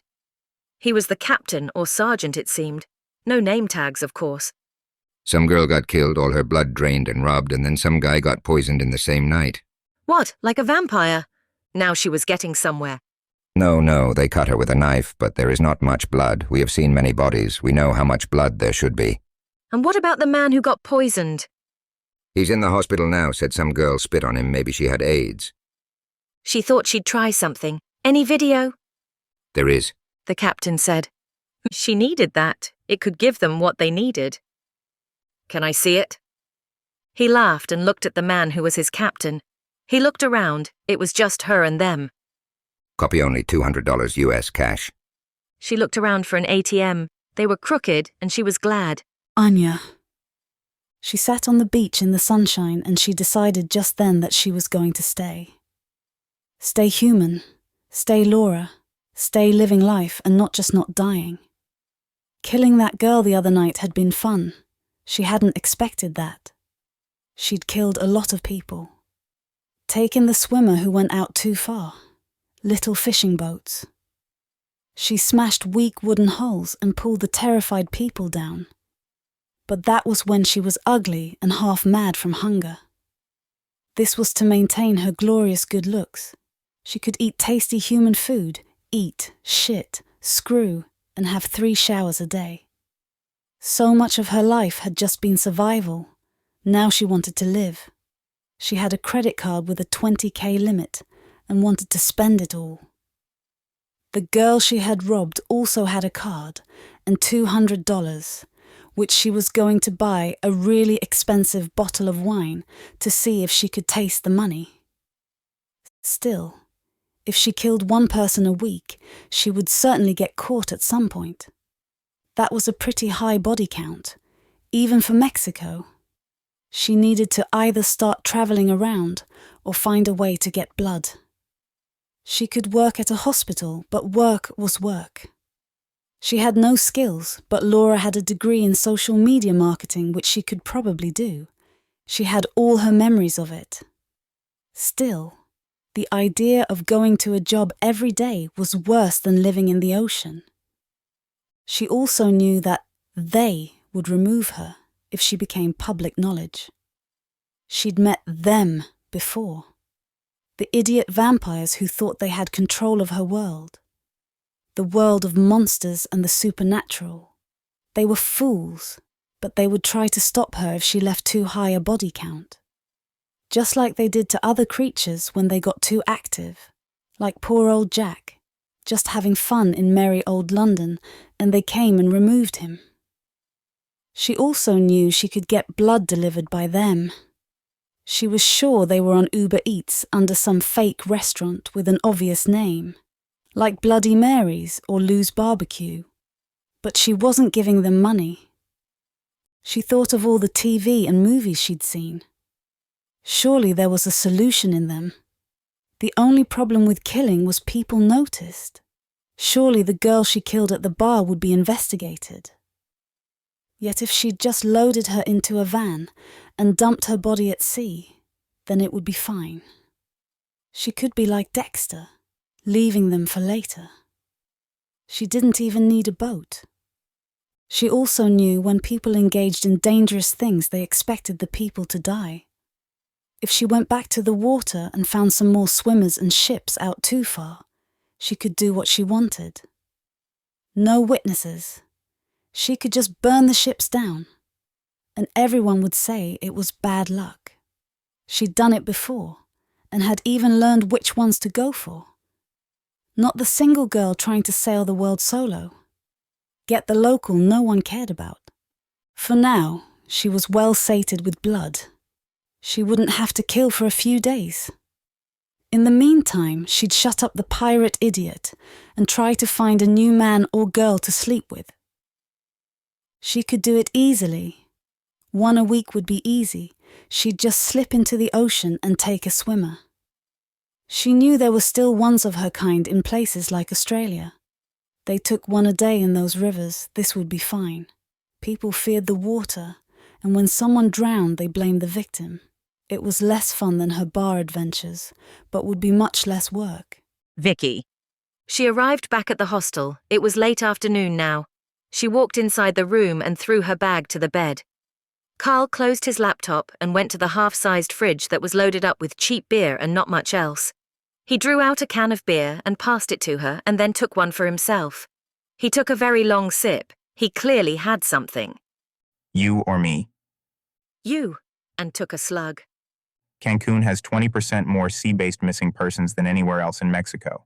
A luxury yacht down off the coast, fishermen never to come back, lots and lots of stuff. I found one case that was the most interesting. It was that woman in the 70s. She was a movie star, so they found her body, and then they realized someone had been living as her at her hotel for a week. They had no cameras back then, and credit cards were new, but witnesses say it was her. Where did they find her? Playa Tortuga, where they found the other one and with no face either. It's good, but I win. What you got? A murder at that pirate ship bar. I think it might help us. How? Cameras? I won't be able to hack into it. It'll be a closed circuit thing. Vicky threw Carl the USB stick which he caught. What's this? The video, I think. The police said it was. It cost enough, so I hope it is. Ha ha ha, why hack when you can bribe people? Good work, I'm proud of you. Carl plugged it into his laptop and looked at the file as it started to load on the screen. It seems like dated video files anytime we want. She looked for the previous night. They had a screen that showed 4 camera views. One was out the front, above the entrance, one above the bar, showing the register and the bartender, to keep him honest. The other 2 showed the entranceways to the bathrooms. The cameras only showed the patrons' backs as they entered. Carl sped it up more and more quickly. She didn't see much until a blonde girl, who was pixelated from the low-quality video, seemed to spit at the man. He staggered back like he'd been punched and yelled at her. She then left the bar in a hurry. They went back to earlier in the footage. They watched for her and followed her coming into the place. She went into the bar, had a shot, then a few seconds later bought a beer. She disappeared from view, then appeared going into the bathroom shortly after another girl. The other girl never came out, so they never saw her face. But the other girl did. She was pretty and actually wiped her mouth as she left the room. They couldn't see if it was blood, but it was dark and black on the camera. She then went to the bar and spat at the bartender. 5 minutes later, some other girl went into the bathroom and came running out screaming and crying. They called the police. She looked to Carl. So this blonde girl, she seems like our killer. The police said she drained the girl of blood and poisoned the guy. With her spit, she spat poison at him like in Jurassic Park. That's what you think is weird, not the blood drinking? That's weird too, of course, but at least I've heard of that. I'll start looking into the hospital records for those two. What did the family say? Well, that was weird too. The grandmother was a voodoo Catholic or Santeria or something. But they said the girl should have drowned, but she came back and she had changed. She said she was possessed. I mean, she was crazy, the old lady, but she'd know if her granddaughter had changed. So we have either a vampire, a shapeshifter, a demon, a mermaid, or all of them rolled into one. And once we find her, or it, we have to find out how to kill it. First things first, let's ID this killer. The video was far too grainy and low quality to be used for ID. All they knew was she was a pretty blonde white girl in a town of hundreds of them. Carl was working away at the hospital servers, trying to get in and find out more. She had to think this through. Surely all the pieces were there. A girl was taken at sea and drowned. She washed up on shore with no face months later, so the girl was dead, killed that day surely. Something came back to her house while she was dead, so it had memories of the life because it knew where she lived and it looked like her. Now it looked like some blonde girl. She thought it must have drunk the blood to maintain itself, classic monster, but the spit, maybe that was just a nice bonus. She could imagine that something dead would carry disease. She shuddered. She wondered if it had sex. Was it contagious? Dick rot. So there are two types of kills. If she takes their faces, she becomes them. Then she just drank this other girl's blood, so maybe for hunger only. Just looking at the video gave her the creeps. She could tell she was looking at a something, not a someone. Sadly, her eyes on the video didn't flash red or anything, but she got such a weird vibe from watching her. She'd been told by that little voice it was a creature and a girl. It was a monster, she knew it. It had to be. Well, she's killing people at sea and on land. We have to find out who she is. This video is useless. She could be any bloody Yank girl in hundreds, but the records of the bar's sales will have her credit card number. Also, the hospital shows the man. Mr. Richard Willis was admitted last night with some flesh-eating bacteria. Let's go talk to him. Maybe he got her name or something. We'd better hurry. He might be dead soon. They don't know what it is, but they have him under quarantine. She went with Carl out of their hostel. They went to the street corner and hired two men with motorbikes to drive them to the hospital. The price was a single $1 each. She might have enjoyed it, in a dangerous kind of way, if they were having a real holiday and not investigating a murder. The men zigged and zagged in between cars and honked horns. She gripped onto the Mexican driver in front of her. She could smell him. It was pretty intimate, but cheap. They arrived at the hospital after a few near misses. The driver seemed not to notice. She got off the bike, legs shaking, heart racing. She turned to Carl. Fun, right? He looked like he was going to be sick, yet just nodded. She looked up at what was the private hospital. The building looked like it had been built in the 70s and not washed since. It was all dirty white and looked like an infection waiting to happen. They went in the front and past the few people gathered in the lobby. She half expected them to be smoking. At the counter, a nurse sat. She smiled at them and spoke in English. They were told to go up to level 4. She went with Carl to the elevator and they got in. It was full of Spanish-speaking people. She was glad she wasn't the sick one. Cancun was a weird place. The spots for tourists could be so expensive, clean and expensive. Then you turned a corner and were slapped in the face with Mexico and big rats running out the back of fancy restaurants. She got off the elevator and they walked up the well-lit hall to the end. There was a single room for him. They could see him through a big window on the side. The man lay in a bed and looked bad. He had machines strapped to him. A big hose ran to his face, helping him breathe. He was alone in there and asleep. A nurse sat near his door on a folding seat. She was around 40, in a clean white uniform with a tag that said Barbara. She smiled at them and spoke with a fairly strong accent. Friend of yours? My coworker, can we see him? Not possible, we have no idea what it is. Sorry. She looked at Carl. This was no help. The poor sod couldn't tell them anything they didn't already know. She thought of the video. They had it all. She doubted she said her name as she spat at him. Can you get to her card details? It won't be easy. It's going to be HSBC or Visa Secure Portal. It's not exactly a Hotmail account, but I'll try. In the meantime, maybe you should talk to the man who did the autopsy on the girl. I have been digging deep into him and he's dirty as hell. She turned to the nurse. Will he make it? The doctors think so. Whatever it was, he got a strong dose. But they have been treating him, and it seems to be working. They might move him out in a few days. They will state he's clear on being contagious later today. Seems good. Okay, we have work to do. She didn't know if the girl would come and finish the job, but she doubted it. There didn't seem to be a lot of planning in what she did, so probably didn't worry about loose ends. They would find the autopsy man. She wondered how much Carl was doing without telling her. He had files and files on these people. She was starting to get worried for him. As they walked away from the room, she spoke. Are you protected? I mean, you might piss them off, right? Digging away. He laughed, but did seem worried. This is my fight too. If not me, who? And I almost have the skills to fight them. She knew the feeling. Anya. She went downstairs from her room. She booked a car from a receptionist and travelled in the cool, air-conditioned thing to the hospital. Comfort was getting better. Everything was better than before. Now the cars had DVD screens in the back. She watched TV as they drove the very short distance to the hospital. Now they had such advancements in medicine. He would have died 50 years ago. But now, sadly, they just treated him with some antibiotics, and it worked.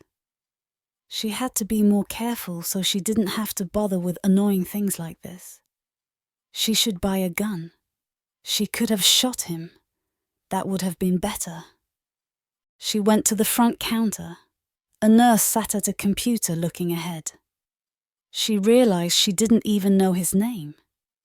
White guy, got poisoned, pirate bar. Friend or family? He's my boyfriend. Level 4, room 1, but you won't be able to see him. She walked to the elevator and got inside. She pressed the button for the 4th floor and went up. As she stepped out, her head was down, and she almost walked into a blonde girl standing to the side. Sorry. She was British or something. She just nodded and walked on. It was her fault. Seeing the man through the glass, she almost laughed. She remembered his rudeness, and now he was laying at death's door. Still, he wouldn't go through it, not without a push. She wasn't really worried about him, yet if he fully woke up, he'd tell the cop about her card and they'd find her. She wasn't giving up Laura for this waste of breath. At the door was a nurse, and that was all. No police or a real guard, no weapons to stop her. Still, she was not going to let her into the room. She could snap her neck, walk in and stab him. But again, those bloody cameras, they ruined everything. She walked up to the nurse and did her best to look sad. Can I see him? Is he okay? The woman looked up from a magazine she had been reading. She set it down on her lap. Sorry, Nina, but he'll be okay. The doctor said he's non-contagious. They'll allow visits tomorrow when he wakes up. That was bad. He was a tough one, or medicine was getting better. She knew people who had died from having rotten teeth. In the past, she had spit this poison at people, and they had died screaming in a bed of pain. He was given painkillers and some cure, happily getting better. There was a seat next to the woman, and she sat down. As she thought of what she should do, her answer was delivered to her. Another nurse walked up. She just nodded at the lady and walked into the room. She put a tray down on a bench and left. It was food. Stupid rules. They knew it was safe, but a doctor had to sign something first. The other nurse was younger, and as she left, she walked after her. She had a trolley thing and went from room to room, handing out trays of food and leaving them in front of people. She then left the trolley and went through a doorway. She looked at it. It was a staff-only toilet, she guessed. The word was in Spanish, but had the female toilet symbol. She opened the door and walked in after the nurse. The young woman turned around and looked at her. She had her hand on a stall door to open it. You're not allowed, staff only. She just grinned at her and started to walk up to her as she prattled on. She stood in front of her and, reaching out to her in a flash, took both sides of her head in different hands. She snapped her neck. She heard the loud pop as it broke, and she fell down dead in a second, a bulge of bone in her neck. She turned her head and looked behind her. The door was closed. She could do this. She hated all the hiding, but that was the world now. At least this woman was pretty and young. She dragged her body back into a stall and, lifting her from under the shoulders, sat her on the toilet seat. She was kind of pretty enough for this. It was like having a life-sized doll. She let her fingers grow into claws and stabbed them into her eye socket. Her claws were long, 1.5 inches, and as sharp as a blade. She cut around her eye in a bloody line, and then taking the top and bottom pulled it out. It came easily with a slight sucking sound. She cut the trailing nerves and veins, that one big nerve thing. She popped the warm ball into her mouth in one go and swallowed in a gulp.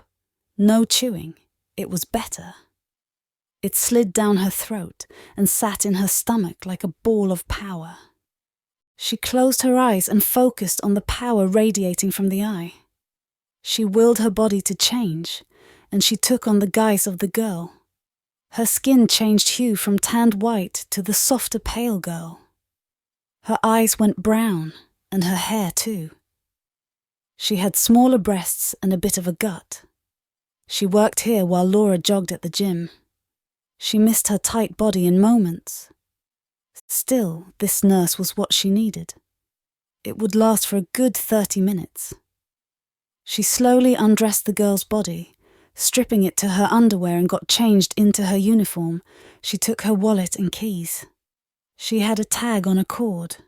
They had magnetic doors. Fancy. Soon the dead half-naked thing sat slumped and defeated. She giggled. It looked like she was winking at her. She winked back. She walked from the room. She was the girl now. She walked out from the toilet and to the room at the end. She didn't bother with her trolley. She went to the room and sighed. The other nurse was gone, off having a smoke or something. What a waste of time. She went to the door and tried to open it. It was locked. Okay, worth it. She pressed the nurse's card to it, and it opened. She walked over the faded vinyl floor and stood next to his hospital bed. She looked down at the man as he lay breathing slow and deep. He had a hose that ran to his mouth, covering it. But he was breathing himself. They had saved him. He didn't look at all like he had, no beard. Even his jacket had shoulder pads. He was skinny and weak. She saw next to him was a bench, and on it a metal tray. It had 2 full syringes in it. She had no idea what they had in them, but they would do. She took one, pushing the end down, and sprayed it into the air. The clear liquid shot out in a thin stream, landing on the side of his bed and soaking in. She then drew back the plunger, filling it with air. She stabbed the needle into a vein in his arm and pressed it down. The air went into him. As she watched, his body jerked and shook. He took a good few moments to die. She expected the noise, but he had no heart monitor. No screen to show a flat line. He simply shook and died with no one to see but her. Poor pirate man, whatever his name was. She was going to make the most of this. She put the syringe in her pocket and then emptied the next, and put them in her jacket. She walked from the room, one loose end tied up. Humans, so weak, an air bubble in the heart would kill them. It had taken an axe in the back and the ocean to kill her. She left the room, closing the door, and walked back to the staff toilet. The other nurse still hadn't returned, and she walked in to find it still empty of all but the dead girl. She hadn't tasted her blood and had no idea of her memories, but she wasn't wasting it. She opened the stall she'd left her in and looked at her. This time she got half dressed. She stripped down to her underwear and, taking her damn time, she dressed her doll in her little uniform again. Closing her eyes, she thought of Laura. The way she looked. She imagined her gazing into a mirror, Laura's face looking back. She turned back to the guise of Laura. She was full of blood, and it was easy to hold. She got dressed back in her clothes and looked at the girl. She found the syringes in her jacket and, putting them to her arm, drew them full of blood. She tucked them in her pocket, a nice treat for her hard work. She stood back and looked at her. She was missing an eye and looked like she'd been the victim of something horrid. She pulled out her knife. She was full of blood, but had used a lot changing back and forth. And it was all so much work. She knelt by the women and stabbed the knife in. It pierced her neck and the blood flowed. She drank deeply and strong for a good long while, feeling the power and strength of it. Finally it stopped and she stood, wiping her mouth. The girl still winked at her. She searched the room until she found a mop and bucket. It was perfect. She broke the wooden handle of the mop in two over her knee. She kept the sharp piece, holding it in her hand like a spear. She plunged the end into the girl's eye socket and left her to be found. They'd think some sick killer did it. They'd find out her eye was missing later when they did an autopsy, but that would add to the madness. She left the room. She'd do it better next time. This was too much effort. Vicky! She walked back into the room in the hostel. She had bags of crisps and beer. She put the bags down on the bed. Carl had spent the day at his laptop doing research. He was surrounded by a ring of coffee mugs and energy drink bottles. Here they sold it as some kind of syrup in tiny bottles that looked very drug-like. He didn't look up as she entered, but he spoke to her as he kept on typing and looking at things. News? He stopped and stood. He stretched and smiled at her. We have something. What? So I was trying to find his address, the autopsy man. He lives in Cancun in a suburb about 30 minutes walk from here, Mr. Joseph Heinrich. Sounds like a Nazi war criminal. I know, I was expecting a Hector or maybe a Jose, but seems like we got an expat, 41, and still working as the coroner for Cancun anyway. So I think, why is he here? So I find out he's a former pedo. The police in the UK almost had him. Now he winds up here. Really? They hired him? His employer doesn't know, but someone is controlling him. They have a man they own doing the autopsy here. Do we know who they is yet? Not yet, but he is the link. I just have to find out more. It's not like Australia and numbered accounts. This man must be talking to someone. He's an employee. Carl was good at this kind of thing and seemed to like it. He didn't seem scared, but she was. She had mixed feelings about kicking this hornet's nest. He looked at her. She must have seemed upset. He set his computer aside and came to her. He held her tight in his arms. She relaxed into him. Anyway, you okay? Bloody life, this is madness and I'm dragging you into it and I'm scared of this thing and them. We'll be okay. They won't find me, and we're getting closer to her. So we go talk to him. Will he talk? He'll talk. It will be mostly lies, but he'll talk. They left the hostel shortly to walk to Joseph's house. She was bringing Carl now. Not that he was tough, but he looked a bit rough with his big beard and shaved head. It was a weekday, but the sun was setting. She looked at her watch and it said 7:20, which was lucky. She had no idea of days. She was in holiday mode, but he'd hopefully not be working late. The evening moonlight was actually nice, and she smoked as they walked along, travel beers in hands, and talked about normal-ish stuff. Mexico had a different Netflix to home, and they'd even watched a show last night. It was a real holiday for a grand total of half an hour. The nightmares had stopped, but now all she thought of was this new thing. What scared her was that she constantly thought, I've got to deal with it, like it was her job. She wasn't a slayer or a hunter. She had been in the wrong place at the wrong time, and now was again. Sorry again, I always drag you into craziness. Thanks for being interesting, besides you're worth it. The house was nothing special. It was in the west part of the city, yet here it was nice. It was a 2-story home, had a large garden out the front, a massive fence which they could see through. It had a yard. There was even a buzzer, a small plastic box at the front of the gate. Carl pressed it. Hola. Carl Hurst to see Mr. Heinrich. The gate buzzed and opened. She looked at him. Expecting us, is he? He teaches as well, anatomy at the uni, so I emailed him and said I was a student doing a project. They walked up the path and he opened the door. The man looked nice. He was quite British, someone's older uncle. He was even wearing a suit jacket and smiled. He looked at Carl and her. Why did creeps always look so harmless? No one would have suspected him. Pedo. You're not in my class. Who are you? Friends of Sarah Rivero. He just shook his head and opened the door wide for them. They walked in through the house. He was clearly a bachelor. It was big and empty, the house that had very little in the way of stuff, but a maid was busy cleaning this and that. He led them back to a study and sat down at a desk. It had 2 seats. On the wall behind him were bookshelves, and on the desk was a book with Joseph's smiling face on the back of it. So you know who I am. Who are you? Carl just nodded to Vicky. Vicky and he is Carl. We just have a few questions about Sarah. Okay. Why did you change your report? Haha, I didn't. I wrote down everything I saw and that's that. He stood up and held his hand out, like he was showing them the door. He was scared, and she knew he had more to give. Did someone tell you to? It's time for you to go. Look, the police. The university would love to know about your history in the UK, so just tell us okay, or the papers find out about who you really are. The man slumped down in his seat, looking defeated. Fine, but I want you to understand I'm not a bad man. This is Mexico after all. What does that mean? It means when you have a body that is rotten, all bitten up, weird as, and someone comes and says to you, here's 1,000 to shut up, you do, because you know the cartel is involved. What did you think? What were your findings? Someone had taken her skin off with what I think was a small knife.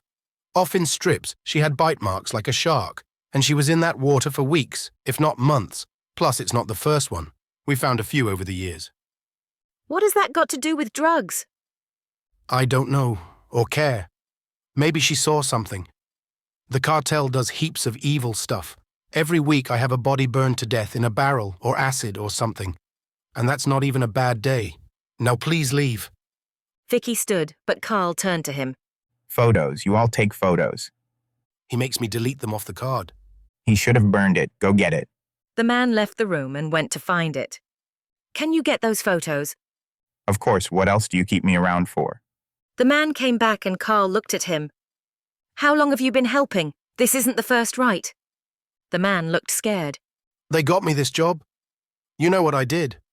I thought I'd never work again, and then I get an offer, a full wage in Mexico, this house too, so I jump at it. No one knows me. It's great. And 1 week in, they ask. He was scared but wanted to say more. Vicky felt it. Asked what? It was a blood case, victim drained, and they wanted it covered up, so I did. When was this? 20 years ago, maybe. That's all I do. That's why they hired me. I am theirs. Now please leave. Who are they? I need to know. The man looked at them. If they knew you had this much, you'd be dead. I don't know. I just get an envelope of money once a month, and he comes to my office when I get a strange case. Vicky looked at Carl and he nodded. That was enough, apparently. Anya. She was free. She had tied off her loose end. She was going to stay in Cancun for a few more weeks and then take her show on the road. She'd go to all the nice places that were cheap, had beaches and lots of idiot tourists. She'd drown 1 a week, and that would be fine. People would blame the sea, not her.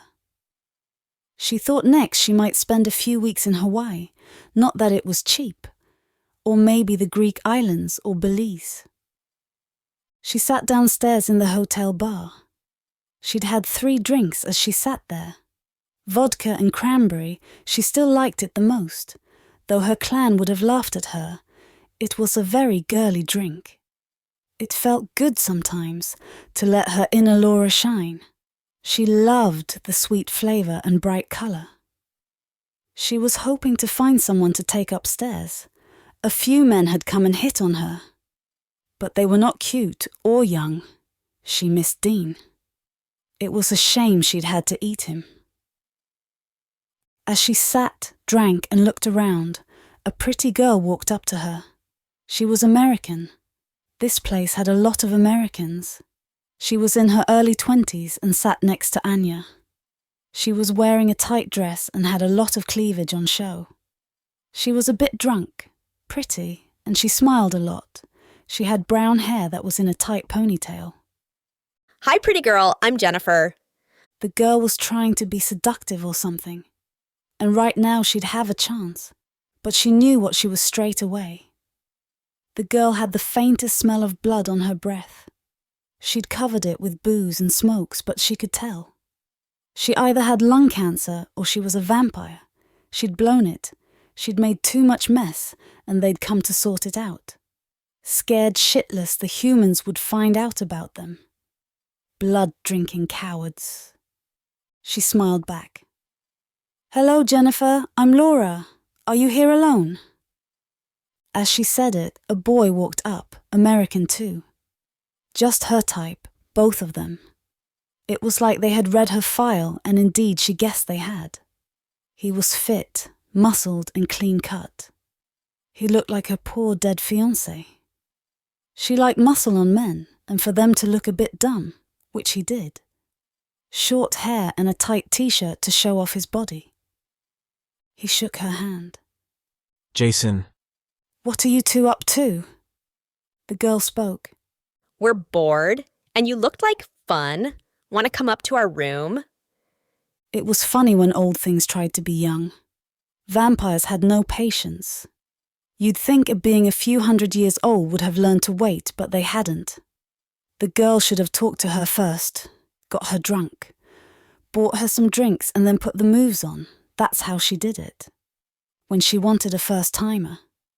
She knew they'd try to kill her and she could just stay here. But then they'd break into her room and make a mess. Sure thing. You two are just my type. In moments, she had left the bar downstairs and followed them up to their room. The elevator had mirrors, and she could have laughed that both of them made a deal of looking at their reflections. As if saying to her, "Hey, we're not vampires, look at our reflections." Stupid. She knew they spread most of the stories about themselves to prove themselves human. They went out in the daytime, and while a stake would kill them, cutting off their heads was better. They were essentially very strong dead bodies with a demon living inside them. Their room was on the top floor, a penthouse. Really nice. She was seriously on a shit list. This was money. The vampires were staging an operation. She got off the elevator and it opened right into their room. Jason walked out and went to the kitchen. He had some sex stuff laid out and started to fix drinks. Maybe there was some patience in him at least. Jennifer took her hand and led her out to the balcony. She turned and started to kiss her. She was a bit shocked but kissed her back. She then pushed her back by the shoulders. "Fetch me a drink first." The girl giggled and went to the kitchen to help her fellow. They didn't even kiss right. Fucking vampires, they had no passion. It was like kissing a puppet or a robot. She looked and saw they had some pot and drugs ready, laid out on the table. They thought they could get her addled and weaker. She turned to Jason as he brought her a drink. It was a vodka sunrise. Her old favourite they needed to update their research. "So I've been sloppy. Do I get a warning, or are you two here to kill me?" He took a step back and laughed. He set the glass down and looked at her. That was quick. You got a warning 30 years ago. So now we're here to kill you. He was the closest, and she leaped at him. He started to turn as she leapt, but she was faster. His teeth grew long and sharp, all of them. It was like a mouth full of wolf teeth. His eyes went black as night. She hit him hard and they were both knocked to the floor, but her on top. Her nails were sharp claws and dug at his torso. Her hands sunk into his chest, through the skin and bone. His body was strong like a thing made of wood, But she was stronger. There was no blood. He was dead already. But she took his withered heart in her hand, and she ripped it free with a snap of ribs. His little dark eyes closed, dead again for good. As she pulled back, the girl leaped at her side and had her teeth in her neck. She cried in pain, but she crushed the black, rotting heart in her hand. The blood on her neck was hot, and the pain was intense, but she reached to the side, grabbing the girl. "Let's see how you like it, bitch!" Letting her own teeth grow sharp, she pulled the girl down in front of her. She sank her shark teeth into the skin of her neck and ripped in. She tasted awful, like an old dead body. She grabbed her ponytail and dragged her head back. She held her shoulder with one hand and ripped as hard as she could. She bit a piece from her neck and spat it out and bit again, tearing bloodless chunks of her flesh away. She felt her muscles strain, and she heard the skin tear. The girl managed a scream of fear as she ripped her head off of her body. She slumped down headless to the floor. She stood and rubbed her neck. It was already starting to heal. She stood up and tossed the ripped head of the girl to the couch. It landed, looking up at her. She laughed. "Idiots!" She went to the kitchen. Her hands were shaking a bit. She washed them under the tap. They were covered in disgusting black blood that stank like a corpse left on the battlefield. She poured another drink and gulped it down, then poured another and walked back to them. She sat down on the floor, next to the body of Jason. She looked in his pants pocket to find his wallet. She took out his phone and it started to ring in her hand. It was an unknown number. She answered it and listened. "Is it done?" "He is. 2 of your dogs is an insult." "Next time it'll be 10. She knew it was true. They'd keep coming and coming. They were the rats of the demon world. They were in charge just because of sheer numbers, now 2 less. He'll be angry? He's old and no one cares. You have a week to leave or we'll try again. Now let our crew work, or you'll regret it." I doubt it. I'm using their hot tub, so come in a few hours or I'll kill them too. Vicky. She was sitting on the bed, looking at the files from the autopsy and doing monster research. He was on the bank's online site, all the bar's accounts open to him. If he was an arsehole, he could easily give himself a few grand. We need to start a bar, even these guys make a bundle. You get in? Oh yeah, Laura Reynolds. It's her for sure, and she's at the Hilton now, living large on stolen credit cards. Did we get any closer to finding out what she is? She sat on the bed. Well, the Spanish guy says she's a mermaid, and if you look at these, it's all very water-based. Carl left his computer and came over to hers. There were hundreds of photos on the USB stick Joseph had given them. It was Dexter's wet dream. Bodies and bodies, shots from every kill this man had gone to as part of his work. They searched through and looked at the dates. They went back a year and stopped. There was a photo of a girl, or a ripped, rotten and flayed thing in a bikini. Her face was like a bloody skull, but bleached white from the ocean. He shuddered looking at it. There were more photos, different angles. She stopped on one. It was a rope around an ankle. But it wasn't a rope, it was a cord, some kind of thing you attach to a jet ski or a boogie board to stop you from losing it. He looked at her. See that part of the report? The ropes are on everybody. So we're not leaving then? We have to at least expose her if we can. She's a killer who needs to be stopped. She thought about it. Maybe we go to Playa Tortuga. I mean, if this thing is taking faces and it's this Laura girl, where is the real Laura? Under the waves. If we find her, then surely we'll have the cops to help. Carl went back to his computer and shook his head. He had them now. The autopsy man worked in the public hospital. He got a visit from someone when he wanted results. They also had a networked camera system. He'd be able to find him. He had surely visited when they found the girl. Then he'd have his identity and be able to find out more. He looked at the computer. It beeped and he sighed. He had programs that alerted him to his name and Vicky's coming up in police reports. Damn it, sorry. What baby? I'm not as good as I thought. The Mexican police just sent an arrest warrant out for me. They will be on the way. She looked at him, took him in her arms and held him. It was her fault, she knew it. She wanted to cry, but the tears didn't come. "We have to run. We're not going to a prison in Mexico." Carl came to her, and she saw he had tears welled in his eyes. I have to run, not you. You need to stay and stop this. I'll be safer by myself. No one will notice me. They never argued, and almost did now. But it was up to him, and his chances were a lot higher alone. He packed his things and left, both of them trying not to cry. She sat on her bed in the hostel and tried not to cry. She realized how much she needed someone to talk to about all this madness. Her life was so far off track from what she'd ever wanted it to be or thought it would be. Now she was alone. Her best friend and fiancé was on the run from the Mexican police. She'd seen Hunted. At least this wasn't the UK, and the CCTV coverage was pretty poor. Also, he was the kind of person that covered his computer's camera and did sweeps of his computer a lot. Within the hour, the police had rolled up to the hostel. It was her friends from the territorial police that came in with actual guns drawn. They had to park on the street, but they swarmed into the room with their black masks and automatic weapons drawn. She tried her best not to shit her pants, but she was so scared. They looked like soldiers who might just decide she was hostile. The man actually stopped as he saw her alone in the small room. Another cop cleared the bathroom and then they closed the door behind them. There were 4 of them inside, the small room, guns not pointed at her, but still she couldn't help looking at them.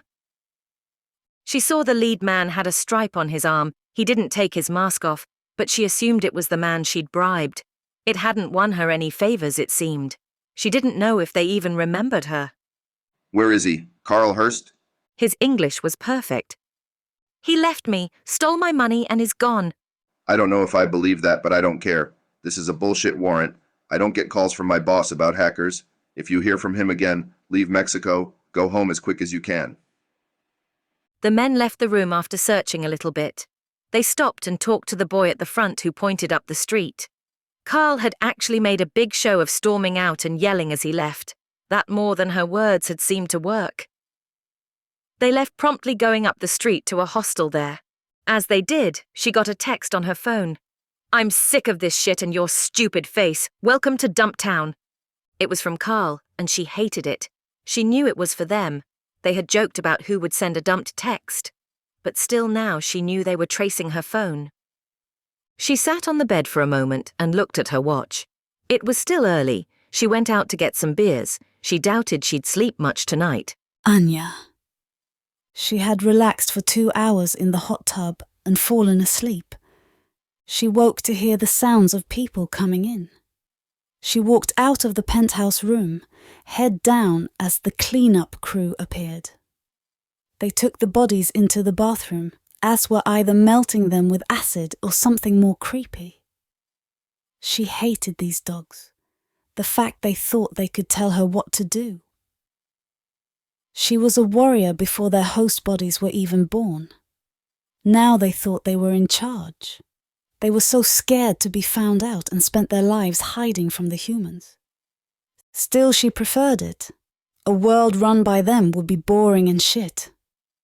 They had no passion and no fun. Demons were dull as crap. They found a dying person and said, "Hey, don't die when you can be immortal."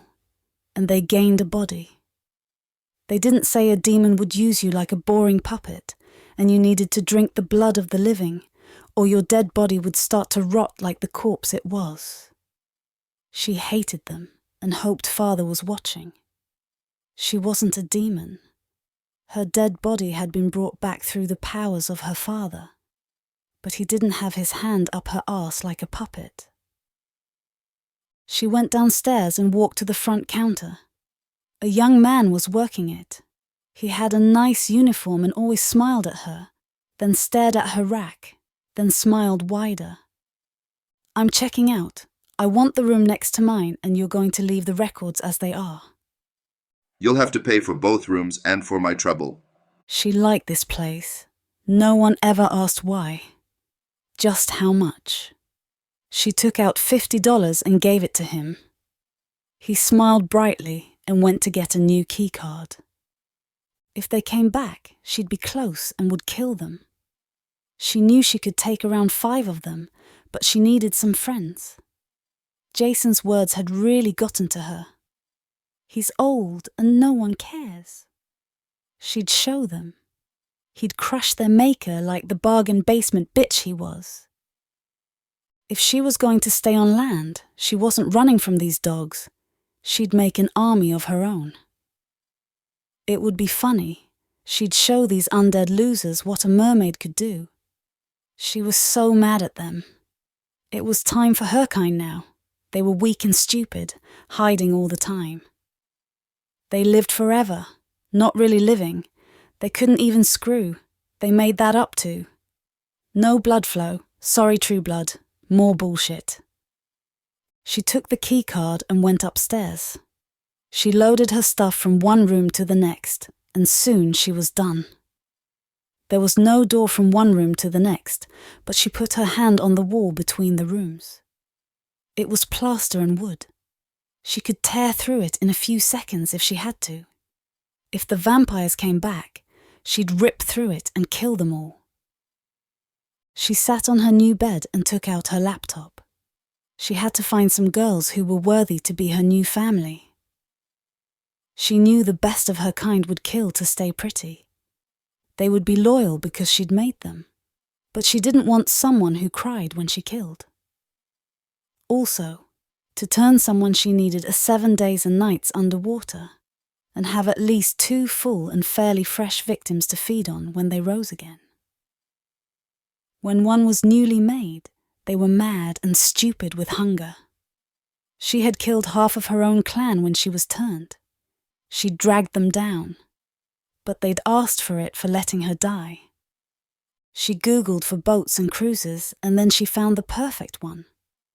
There was a boat cruise, a party boat, unlimited drinks, great music, and best of all, the guests of honor were the cheerleaders from Michigan State, a real party university.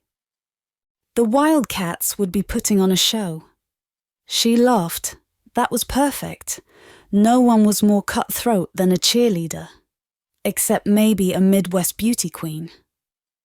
She was about to book her ticket, then stopped. She looked at her credit card. The thing was pink and said Laura Reynolds. She knew those bloodless freaks would be all up in her business. They'd know who she was in disguise as. She stood and walked to her side table. There was the card from the girl she'd killed in the bar. She went to the payment and put the details in.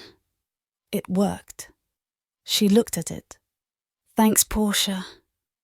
It was in 5 days. She was getting hungry and would have to eat a lot before then. Her fight with the vampires had drained her. She'd used a lot of power, and to turn a lot of people she'd need to be as strong as she could be, so she could turn them fast. She went to her fridge and pulled out the syringe of blood. She also took a beer and, taking the top off, mixed it in. She liked it. Vicky. She spent the next few hours on the beach with people talking at her in Spanish, and she watched as the entire grisly scene unfolded. There was no covering this up. The police came in boats and brought in 3 bodies. One was the girl, the other 2 were that of a man and what was probably his son. They looked like they had been underwater for months, if not years. They found the wrecks of small fishing boats and a few jet skis. She knew it would be in all of the papers. It was grisly and horrible, bodies tied up in the ocean, left to rot. Finally, she was taken to the police station in handcuffs. She sat in a room, which was like something from a police TV show.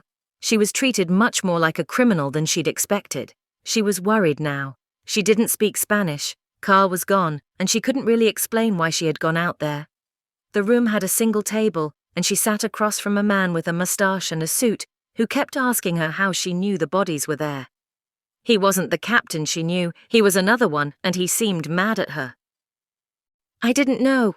The man with the higher board says you did. It was just bad luck. I heard you had to go out far to see cool fish. The man shook his head. He had her passport in his hands. What has this got to do with your fiancé, the hacker?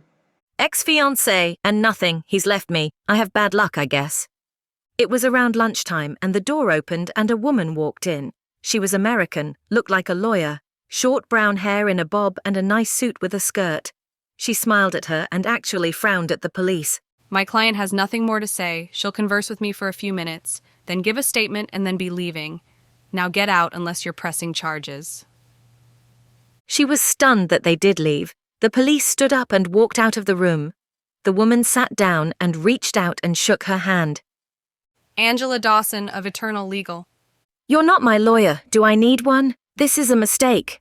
You do. This is a big crime. Dead tourists are very bad for business, so if they can blame another foreigner, they will. I can't pay you. That's okay. We have a standing agreement with the UK Home Office. They'll be paying.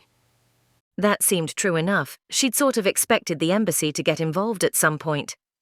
Okay. So what were you doing out there? It does seem like you knew where they were. She seemed nice and was helping her, but she got a sense not to trust her. She didn't seem to blink much. She was a real eye contact person. Also, she was breathing strangely.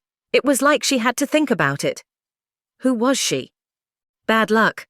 We can't tell them bad luck. I need something. Really, I'm your lawyer and we have privilege. How did you know? She was very keen on finding out. Still, what could she say? I was guided by my dread. I think I have a guardian angel and it whispered it to me.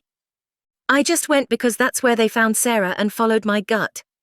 The woman nodded. Do you have nightmares, bad feelings, trust issues, hear a voice? Not that it is your business, but yes. And on a scale of 1 to 10, how lucky are you? When it matters. A 9 or 10. She looked at her. She was asking some weird questions for a lawyer and blinked like a clock every 15 seconds. Okay, let's do this then.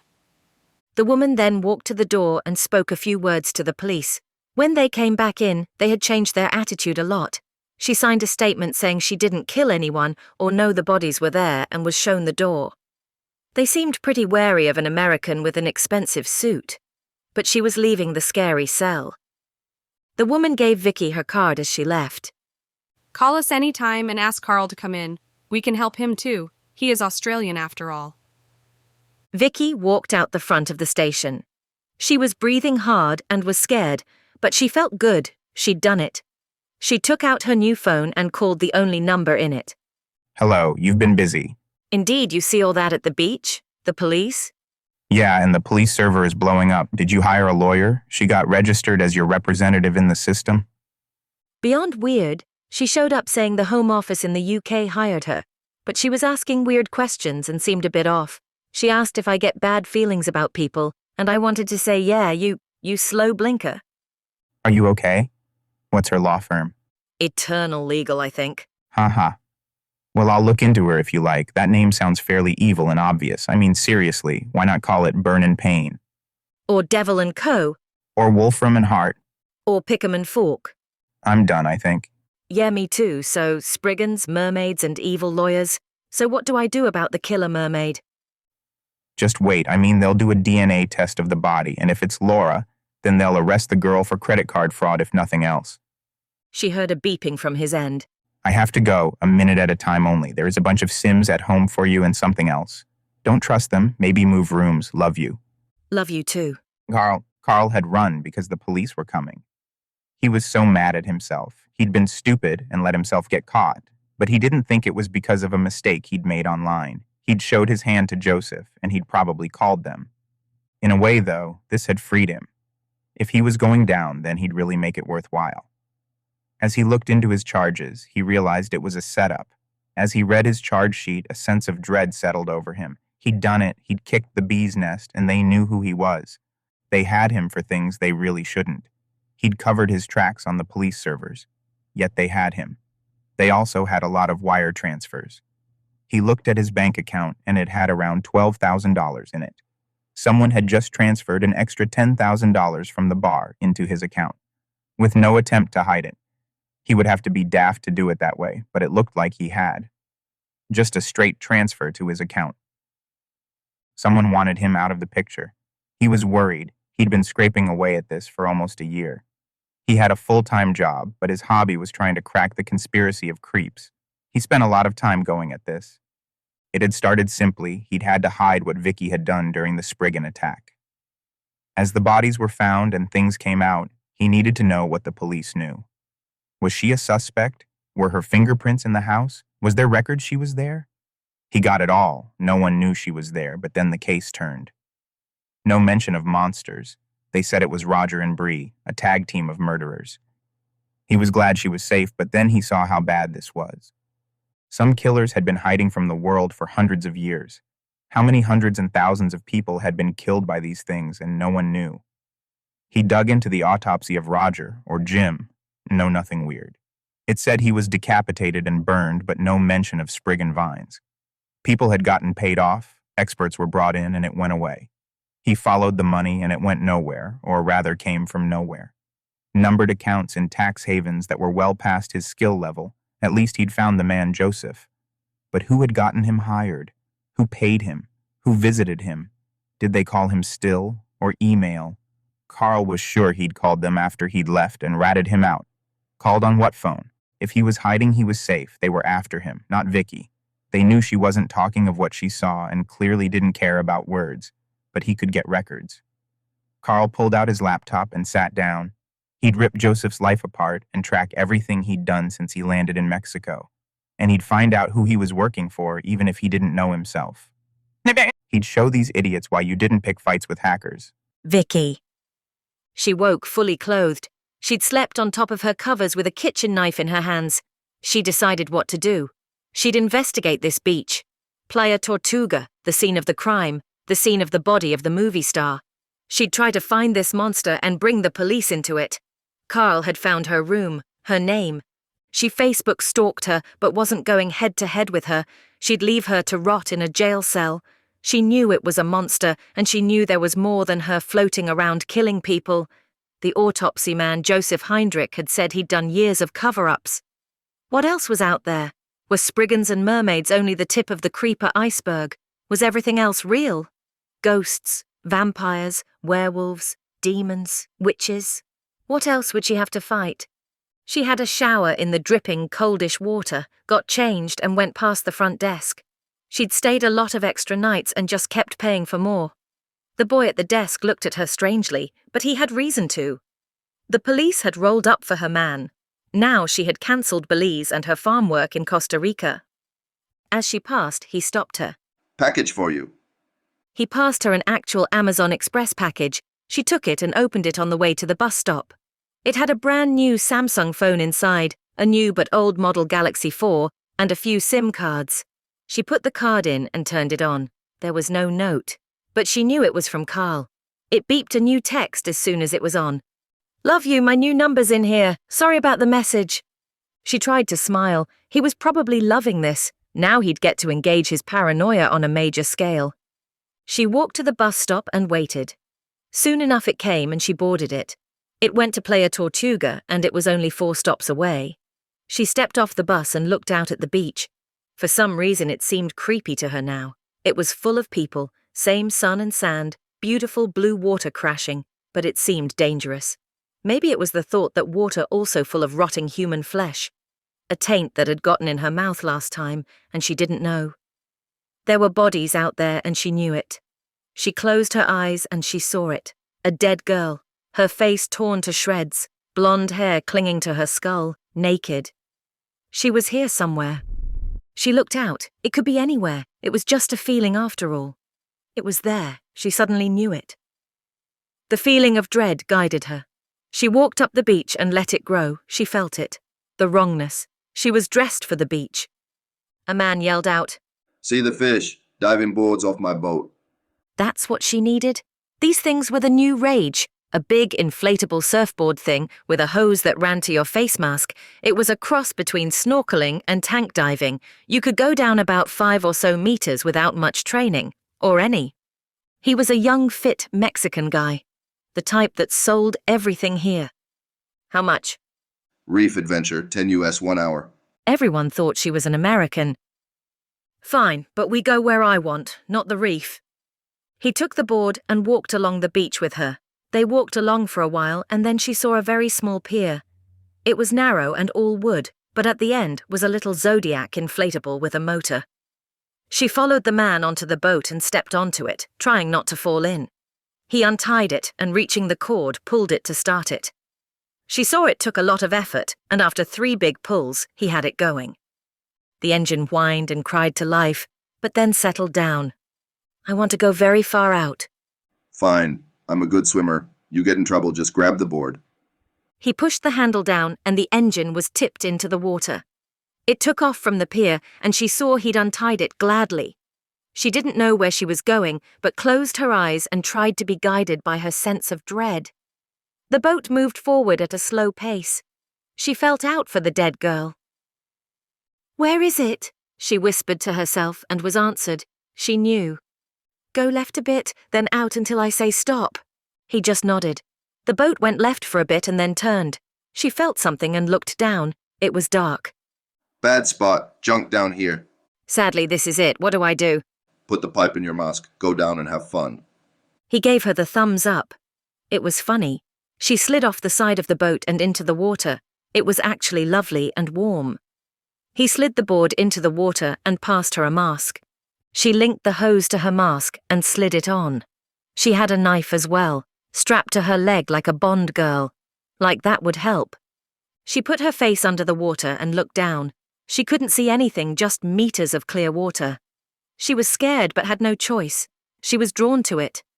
Her curiosity was stronger than her fear. He was right. It did seem like a dump. There were shapes down there, though.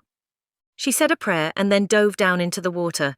She went fast and had a small weight belt to take her down further. The thing gave her at least 4 meters of cord. Down and down she went, until her feet touched the bottom and she looked around. Nothing. Rocks, sand, some more fish, weeds. In the weeds she saw some things, bits of broken bottles and a few bags of trash. It was gross. "Show me," she said in her mind, to God or the ocean. She knew she was too close to the shore and started to move deeper and deeper.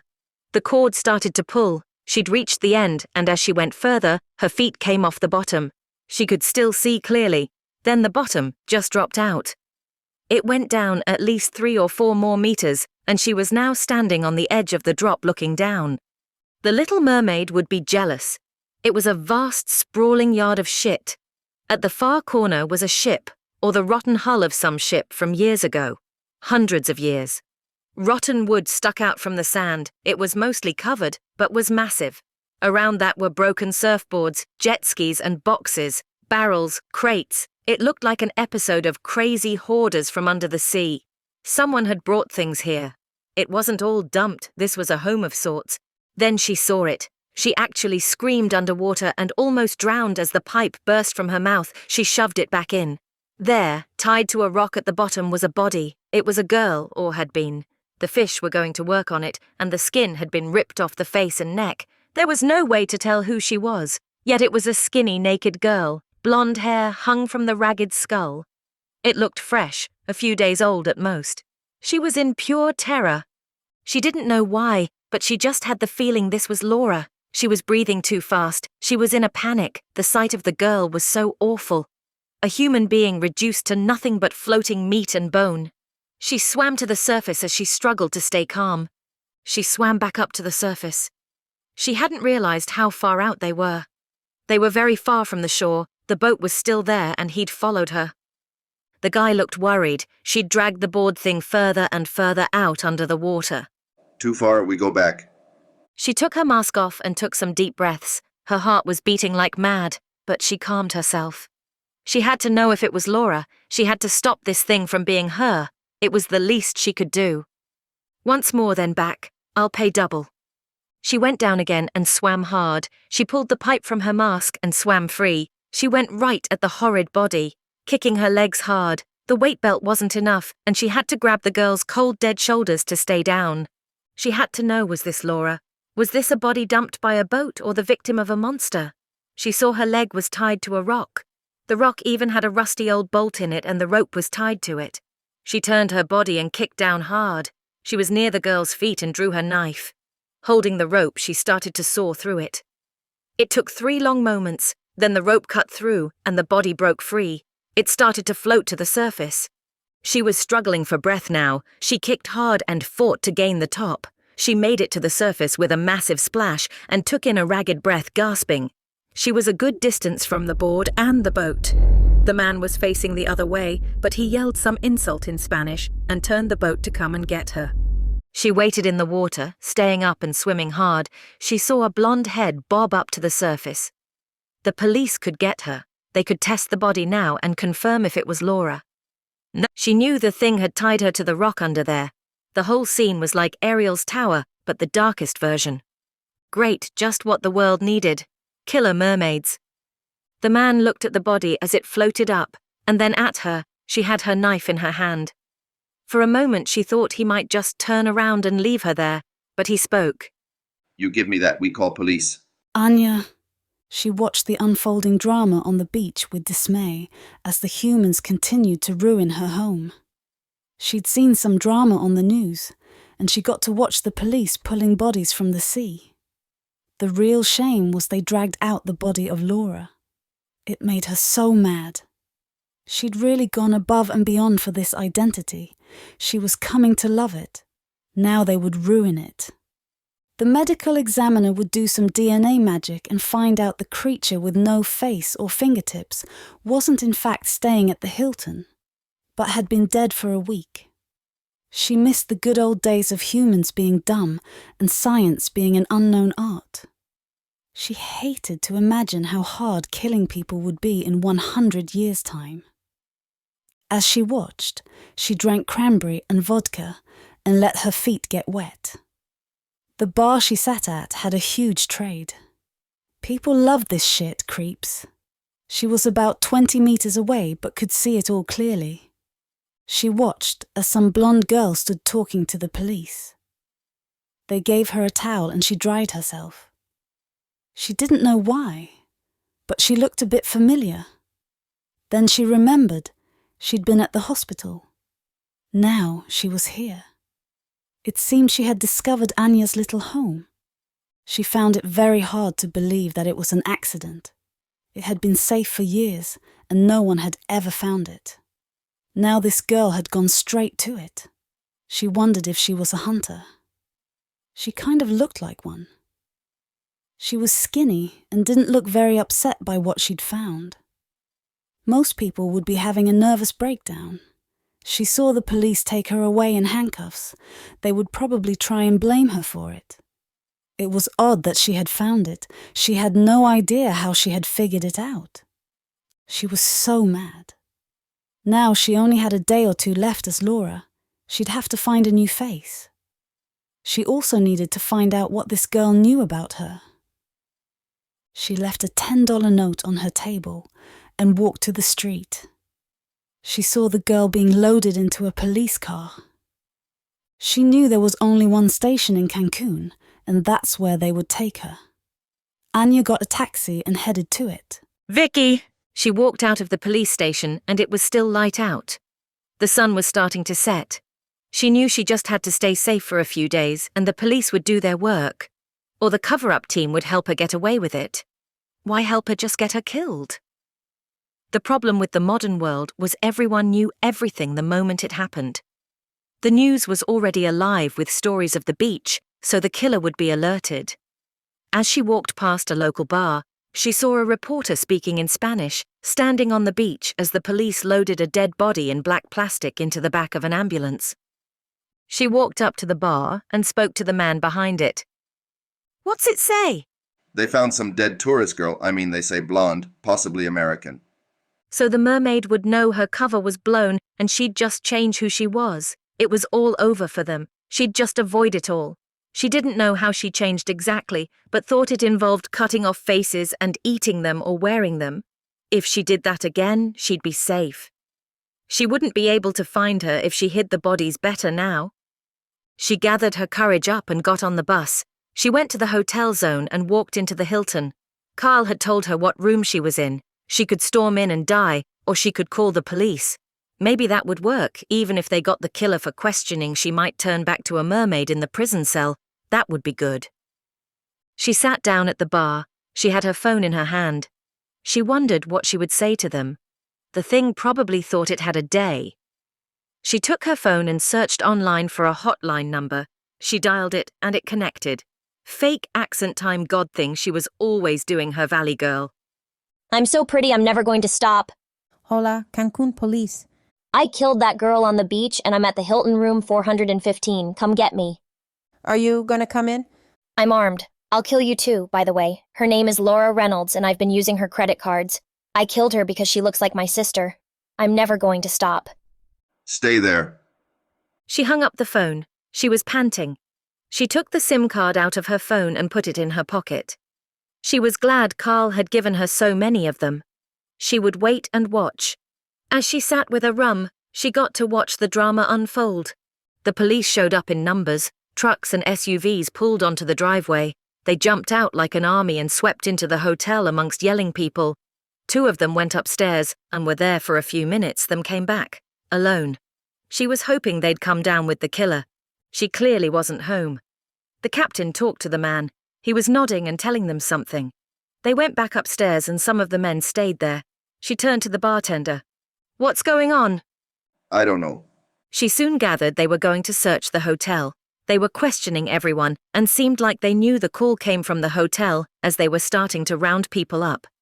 She didn't want to be there. They would really think she did it. She was their only suspect. She downed her drink and walked out of the hotel. She walked up the street in a daze and headed around a corner, bumping right into Laura. Anya. She followed Blondie from the station to her own hotel and had a sinking feeling. There were news reports everywhere of the bodies they'd found. Wrecks of her years of kills. Now this little bitch had gone into her place. She knew where she was staying, but what else? If she knew where she was, then she must also know what she was. She'd clearly be tracking her. She must have been a hunter. Laura had been taken. She walked into the bar and ordered a drink. She sat away from the girl who'd been tracking her and listened to her. She had good hearing. Better than a human. She almost went mad when she heard her on the phone. She knew they would come and be looking for a girl who looked like Laura. It was clever. She wanted to stand up and walk over to her and snap her neck. She would have to run if she did that, not yet. She watched as the police rolled into the car park, trucks and guns ready. They ran in and walked upstairs. They found nothing in her old room, it seemed, then talked to the man who had given her 2 rooms. They went back up. She knew they'd be going through her things and find it all. This bitch had ruined it all. Now she had no choice but to change. She looked at her as she left. She was skinny and pretty. Also, if she killed her and took her, she'd know all she knew. If she'd found her at the hotel, maybe there was more than one of them. Hunters love to travel with their IT support and a group of weaklings to make them feel brave. She walked from the hotel. She would follow this girl home and take her while she was asleep. She turned a corner and stood. She pulled out her phone to pretend to be busy. As she did so, the girl walked around the corner and bumped right into her. She had left the hotel moments after her, it seemed. She looked up into her eyes and she saw it all. A look of horror, then fear, then anger and resolve. She settled on anger and she saw her clench her fists. "Sorry." So pretending then. "That's okay? You in a hurry?" "Always see you later?" She looked around. The streets were full of people. If she attacked her, she'd be arrested. But she was mad. This girl looked weak. She'd ruined her home, taken Laura from her, and now she would lose her Visa black card. She leaped at her. She knocked her to the ground. His hands pinned hers to either side of her head, and she grinned. "You asked for this." She let her teeth grow long and she sank her teeth into her neck. The girl screamed and cried out in pain. She heard people yelling behind her. Her teeth ripped into the skin of her neck, and the blood flowed out. As it did, she felt the girl's memories flood her. Vicky was her name, and she knew nothing. She was a scared idiot with a fiancé. She was so scared of her. As she bit down, she let the toxins in her mouth fill the wound. It was more than enough to kill her. She gave her a lot more than the pirate man, and it was straight to the bloodstream. The blood was leaking from her, and her face was losing colour. She heard a siren. A woman yelled something in Spanish and stood up. She wiped the blood from her face. The girl was alive for now, holding her bleeding neck. That might kill her if the poison didn't. Sorry, Vicky, wrong place, wrong time. Vicky? She woke up in a hospital bed. She put her hand to her neck and felt the rough cotton bandages. She knew she should be dying from the creature's poison or be dead already. Yet as she looked with clear eyes and a clear head, she saw she was in a normal room and had minimal machines around supporting her life. There was a drip of some clear liquid that went into her arm, but that was all. She looked beside her bed and the police captain was there. He wasn't in his combat gear and only had a pistol at his side. He sat at a seat and looked like he'd been there all night. She wasn't cuffed, but there was some kind of stormtrooper at the door. He looked at her. Well, you're off the hook. We got a call from her. That girl who attacked you. And said she looked like the victim and had been using her cards. We got the DNA this morning. Laura Reynolds. She's been pretending to be her very close resemblance, really. They could be twins. Where is she? She escaped, but we'll find her soon. We have her face all over the place. He was confident, but she wasn't.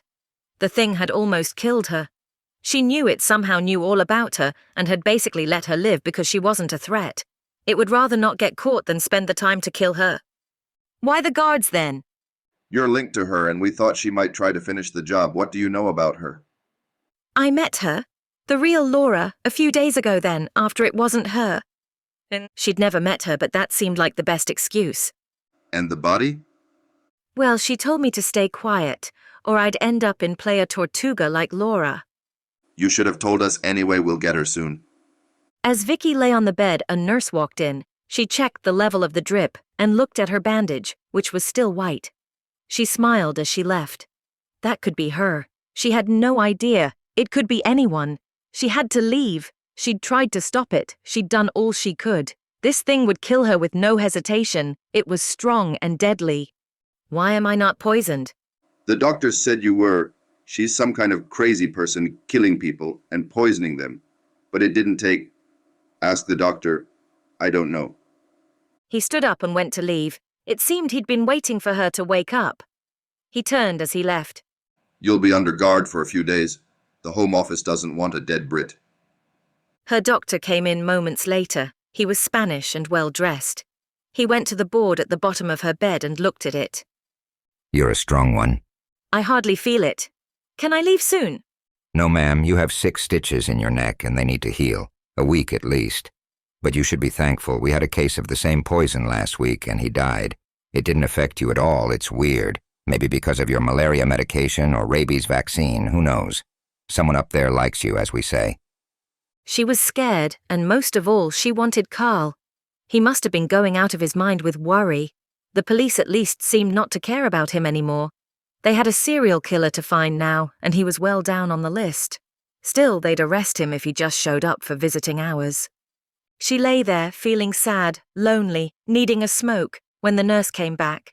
She was here for a week, and that was going to be so long, looking at everyone as a threat. This nurse could be her. Can I have a smoke? I can take you. I want one too. She got up from her bed. She was weak and tired. She had lost a lot of blood and somehow avoided its death kiss. Maybe he was right. She had taken a lot of vaccines, even that Japanese brain thing. She should have been scared. She kept picturing its face coming at her, the teeth, so far from human.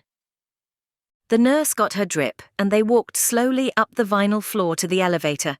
It was night time and well past visiting hours. They went to a little garden at the back of the hospital. It was pretty in the moonlight, and still very warm even though she only had her robe on. She rolled a smoke and sucked in the nicotine. It had been days, and her body needed the nicotine. Addiction. The nurse took a smoke out of her bag and walked off. He paid for 10 minutes, she said as she left. She looked up and Carl was there. She could see he'd been crying. As he went into her arms, she started to cry as well. I'm so sorry. Don't be daft. I am sorry for not being here. This is awful. It almost killed you, shouldn't it have? I'm immune to her bite, it seems. The doctors think it's my vaccines. I doubt it. It's not mumps or rabies. Still, it's good. She will think you're dead. Now is a good time for us to leave. Is that what you think I should do? Just leave? If I do, they won't find her. She could be anyone and be going anywhere. He had this look, and she knew he wanted to lie to her but was too nice. Leave. No one knows where she's going. She looked at him.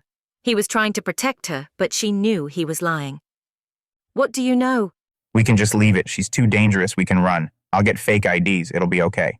She looked at him. He was scared. She was too, but also mad. This bitch thing was going to pay. The thing that made her most angry was it thought she was nothing. It had just left her for dead. No common courtesy to make sure. She wasn't its equal, or so it thought. Tell me. He shook his head. Well, it's more horrible than monsters. She's got a ticket on a party boat. How did you find that? She bought it with the stolen credit card, so expect the police, and I'm getting closer to all of this. Anya. She had to decide who she would be next. She always just picked the prettiest girl she could find, and if she had a credit card, that was a great extra. Now, after years of doing this, she knew who was good for it and who wasn't. She didn't want a short-term fling, she wanted a long-term relationship. Laura had been bad because of Dean. Once she'd killed him, she still had to post on his Facebook page with his phone, so his family didn't get sus. The Spanish girl was the worst. She had a curfew and crazy Santeria grandmother who had religious stuff everywhere. The house was blessed, and walking inside made her skin crawl and feel like it was burning. They also believed in demons, and had even tried to do an exorcism. Stupid. This woman, Catherine, seemed like a good one. She had taken her teeth from Vicky's neck and looked up. She said something and then saw the police. She ran down an alleyway and a lady cop was after her. She ran up the alleyway behind some restaurants. There was a massive chain-link fence that blocked it off. She jumped at it and climbed. She was up and over in a few seconds. The cop was fit. A girl, but a human. She took a good 10 seconds.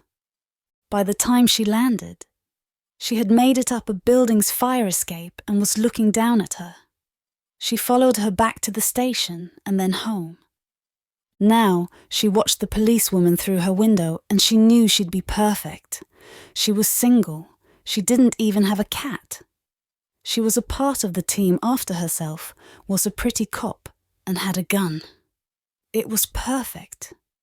The girl sat drinking beer from a bottle, no glass. She drank 3 and watched TV.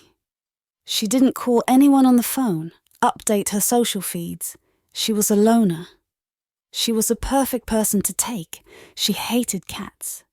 She'd even had a look in her mailbox and found a letter. Catherine was her name. She liked it. As Catherine came back from the fridge with her 4th beer in hand, she walked to her front door. She went up the few steps and knocked on the white wood of the door.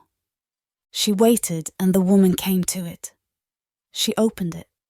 It had that little chain thing. She could have laughed.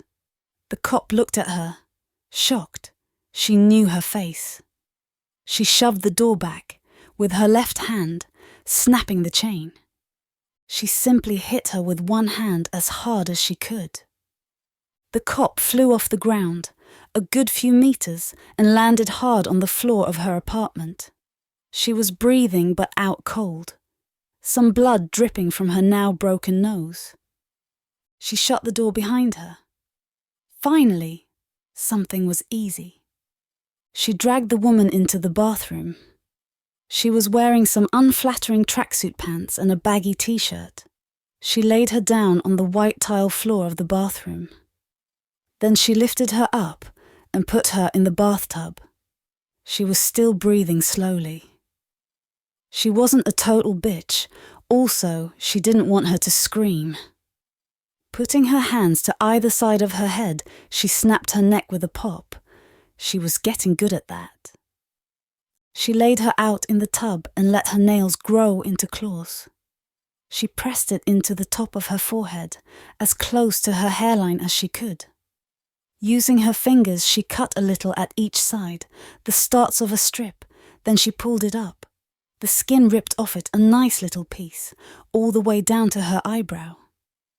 She put the bloody meat in her mouth and ate it. It was delicious. She knew she'd be saying goodbye to Laura, but that was okay. This Catherine was attractive and fit at least. It would be nice to have such nice brown skin. She slowly ripped at her skin and ate it down. She took her time. She felt the power of it and life. The change would be easy. Anya sunk her nails into her eye socket and cut it free. She took out her eye and then the next. As she swallowed them down, she felt her body start to change. She grew an inch or so taller as she sat. Her hair went black and her eyes a sweet brown. The skin on her arms went the Spanish permatan and her stomach got a little tighter. She had abs. She opened the girl's mouth and with some struggle ripped her tongue out. She had to chew it a bit with her sharp teeth. She ate it and felt the knowledge of language.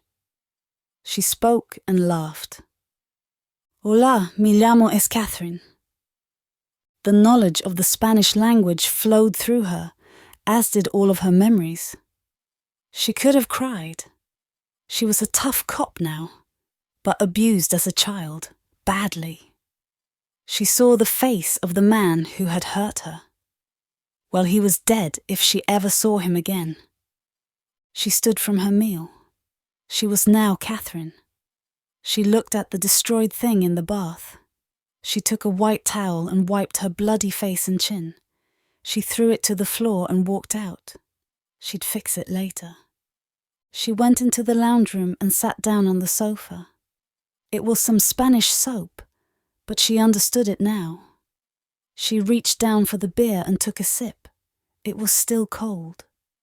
She drank a slug of the beer and enjoyed the buzz of life running through her. She had to decide if she'd go to work tomorrow. She'd be working on her own case. She'd find out anything the police knew about her. It was a good choice. Vicky. She had spent the night in the hospital. She was scared it would come and finish the job, but they had a policeman on the door just in case. She was greeted in the morning by her doctor, who was angry with her. He looked at her. You are not leaving. I am. I feel fine and I have things to do. She felt pretty awful and her neck hurt. Also from vanity, she knew she'd have a scar on her neck. You need to stay so we can keep an eye on you. I'll be fine. I have the police and I have pills for the pain and antibiotics. Fine. But call us if you feel any lightheadedness or anything. She checked out shortly after that. It seemed like a bad idea, but she was fine. Nothing a few painkillers and some wine couldn't fix. The police drove her to her new accommodation in what was probably the most normal car they had. Just a sedan, but 2 masked men sat in the back. The new place was called the Rich Resort and had the honor of being a single block from the police station. They said they were guarding her, but that remained to be seen. She assumed they wanted her close, so they could arrest the mermaid when it tried to kill her again. They said they were protecting her, but she was bait. The guards weren't seen. They would wait until she tried again, then come in. The room was secure from their viewpoint, but for her it was bad. It was large and nice, but on the 4th floor, with a balcony as well. She walked out and looked down. Below was the balconies of the 3 lower floors. Someone who did parkour or was supernaturally strong could easily jump from the floor to her level and rip her up as she slept. Still, her best defense was that Laura or whoever would be thinking she was dead. She doubted it had given her a second thought. She walked to the fridge in her room and took out a can of beer. She popped the top and had a sip. Then she took a bottle of pills from her pocket and swallowed one. She then walked out to the balcony and rolled a smoke. The sun was bright and she could see the beach from her floor. She was alive and grateful. She didn't know what had helped her, but it was there. Yes, she had this scar, but she wasn't dead from poison or blood loss. Thanks. She still had a handful of SIM cards and could call Carl. They had to plan. The mermaid had booked a ticket on a party boat that was set for this weekend, 4 days from now. Vicky lit her cigarette and thought of it. Why was the monster going on it? The most simple reason was that she was a horrible person, and to her it seemed like fun, but it was likely to be more sinister than being a wanker. She knew she had to kill this thing. She would go onto the ship, try to find her, even though she had no idea what she looked like, and put her down. Hopefully not ending up in a jail or a madhouse.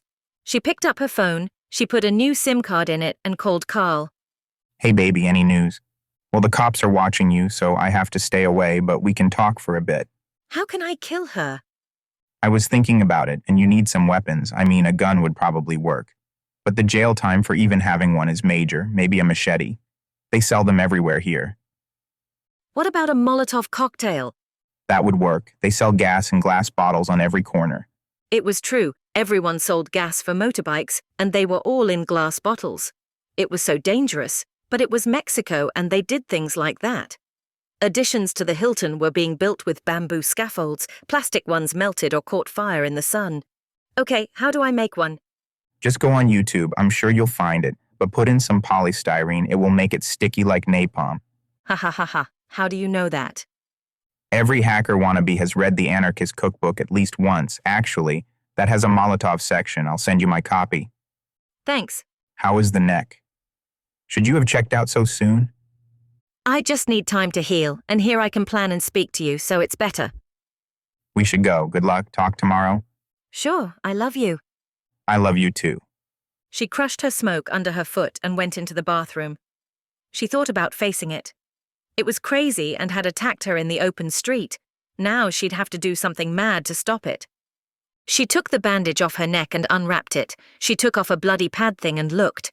The wound wasn't as bad as she thought it would be. It was oddly shaped. It looked like a miniature shark bite. Half a circle. She washed it with some water and saw the stitches. It was healing fairly well, but still had the large stitches in it. She looked at it. It was going to scar. At least she'd look tough. Carl.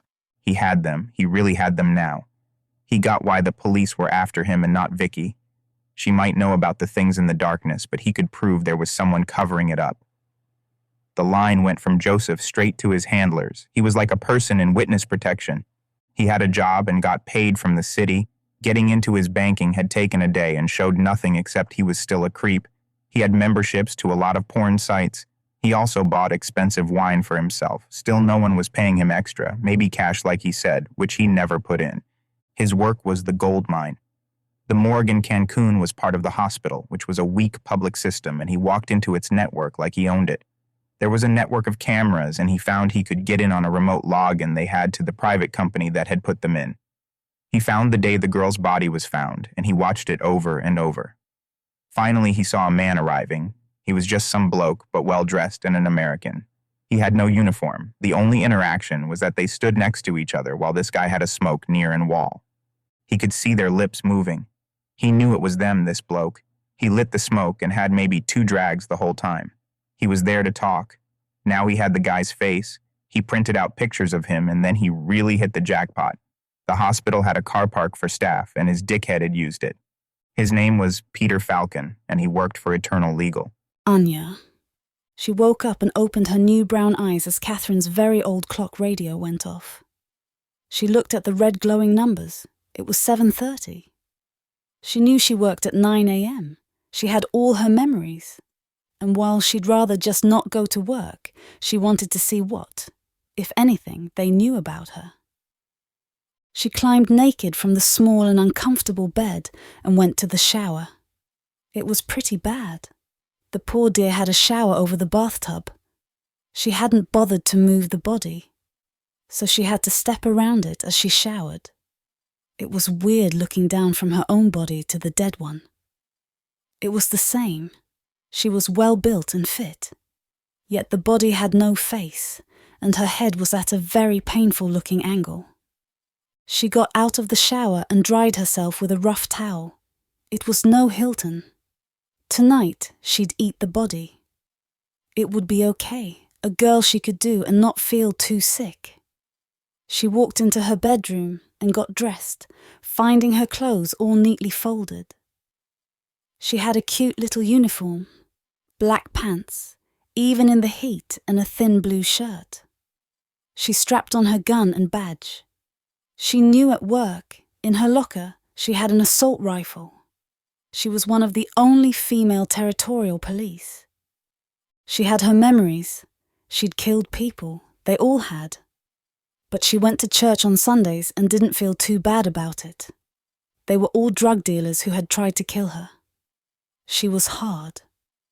She took her wallet, phone and keys and left the apartment. She normally got a motorbike taxi from some guy she knew. He'd want to talk, always trying to pick her up. She went to the corner of her street. He was there. Hector.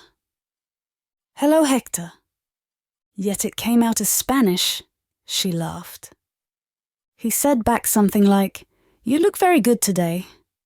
She realized he was staring at her tits. She'd dealt with this a lot. Female cop. Fuck you. She was late for her first day in human work. She was tired already, so much effort, getting to places on time, and had stopped to get a coffee.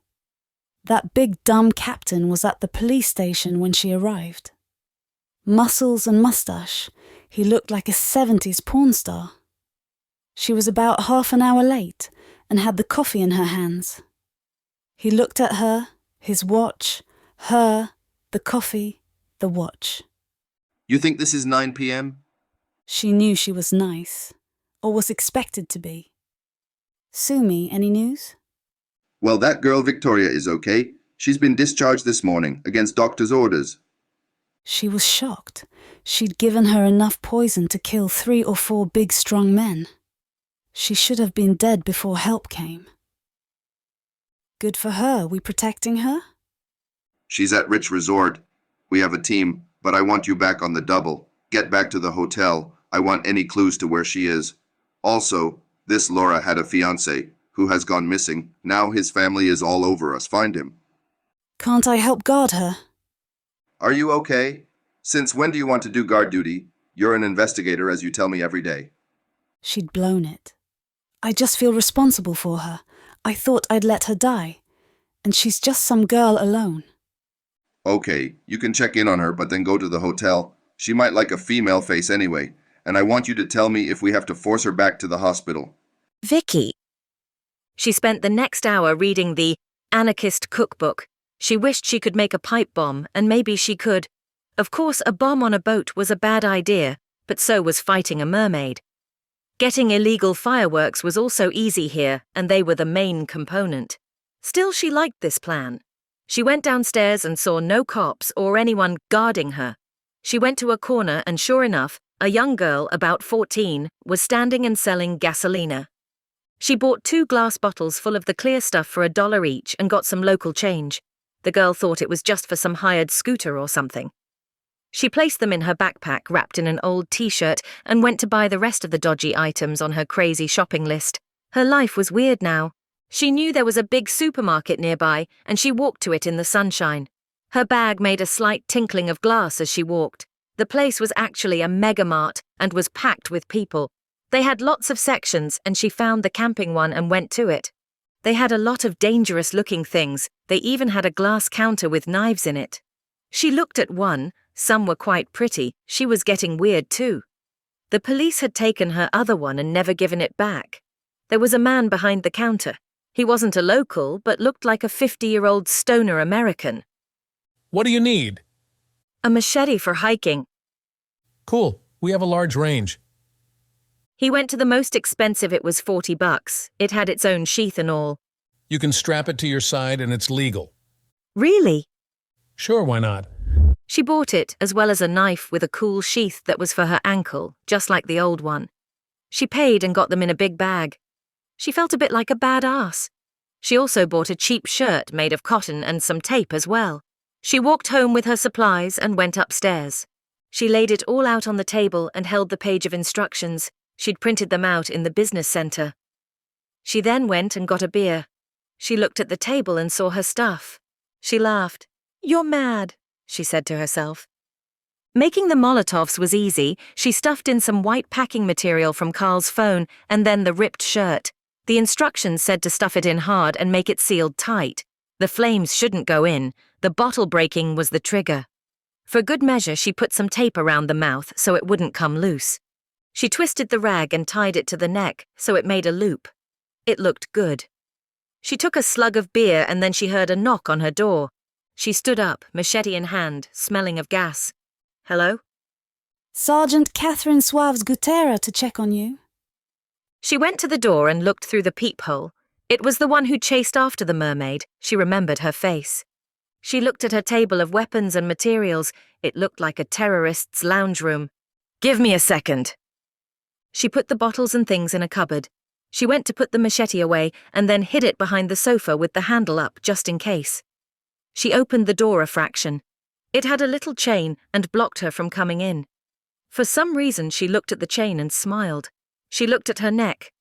Glad to see you're up. I thought she had you. She didn't think she was the mermaid, and she didn't know if she could just say piss off. She was grateful she'd been there, but she didn't trust anyone. And she was a cop. She had just been making Molotovs. You want to come in?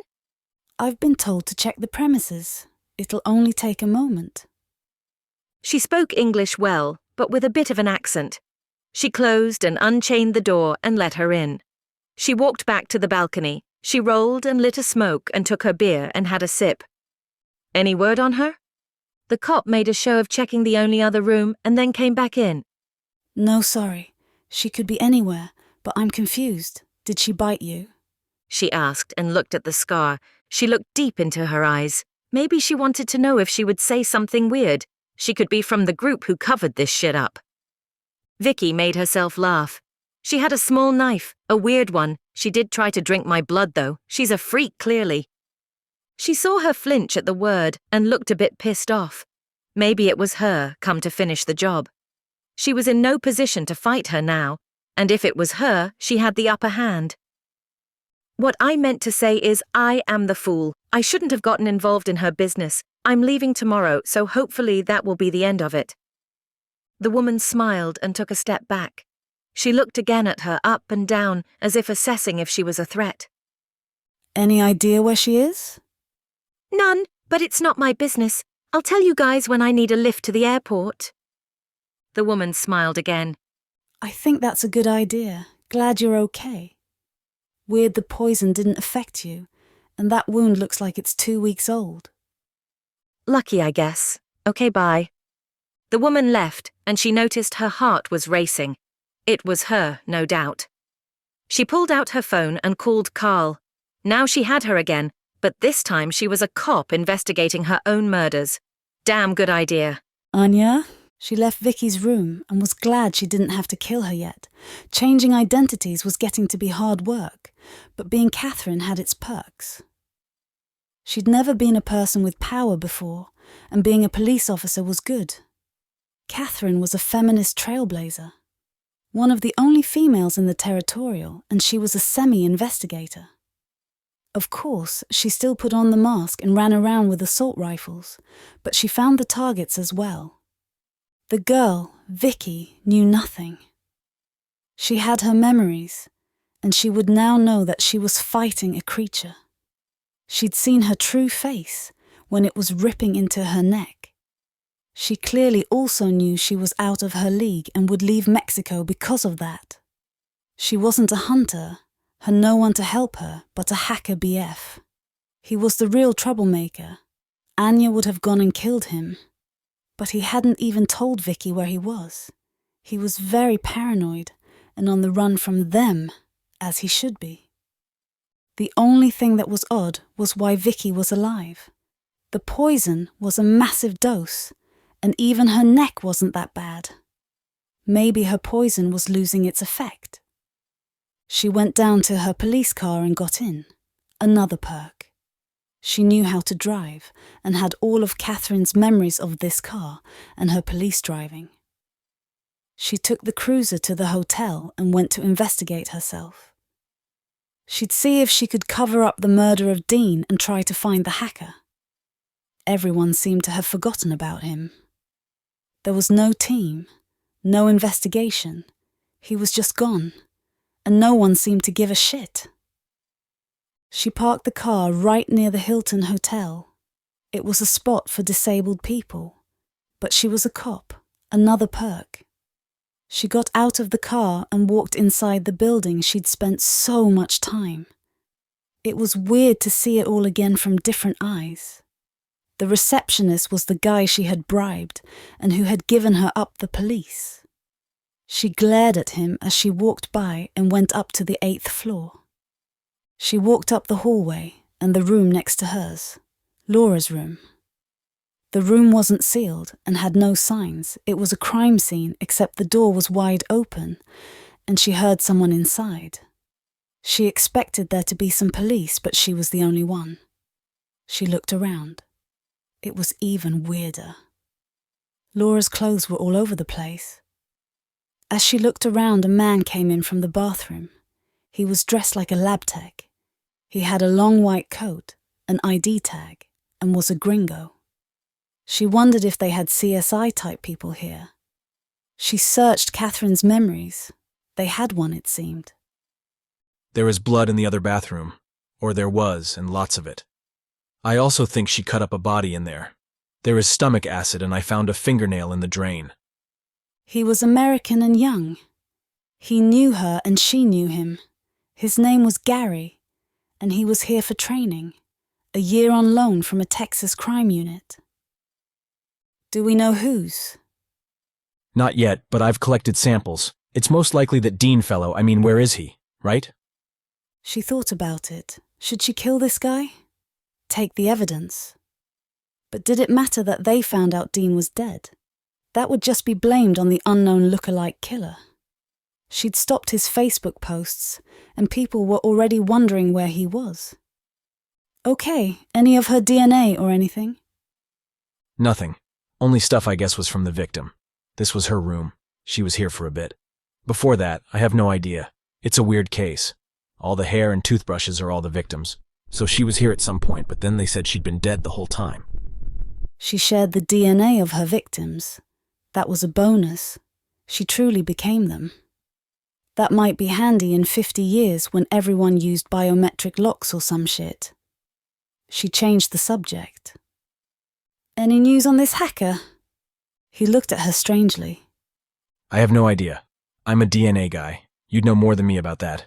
But no one cares. It's not related, is it? He walked out of the room and left her. She flicked through a few of Laura's clothes and missed them a bit. She took a backpack out from a pile and threw some underwear in it and a few tops. Her clothes were much nicer than Catherine's. She knew they'd find nothing linking her.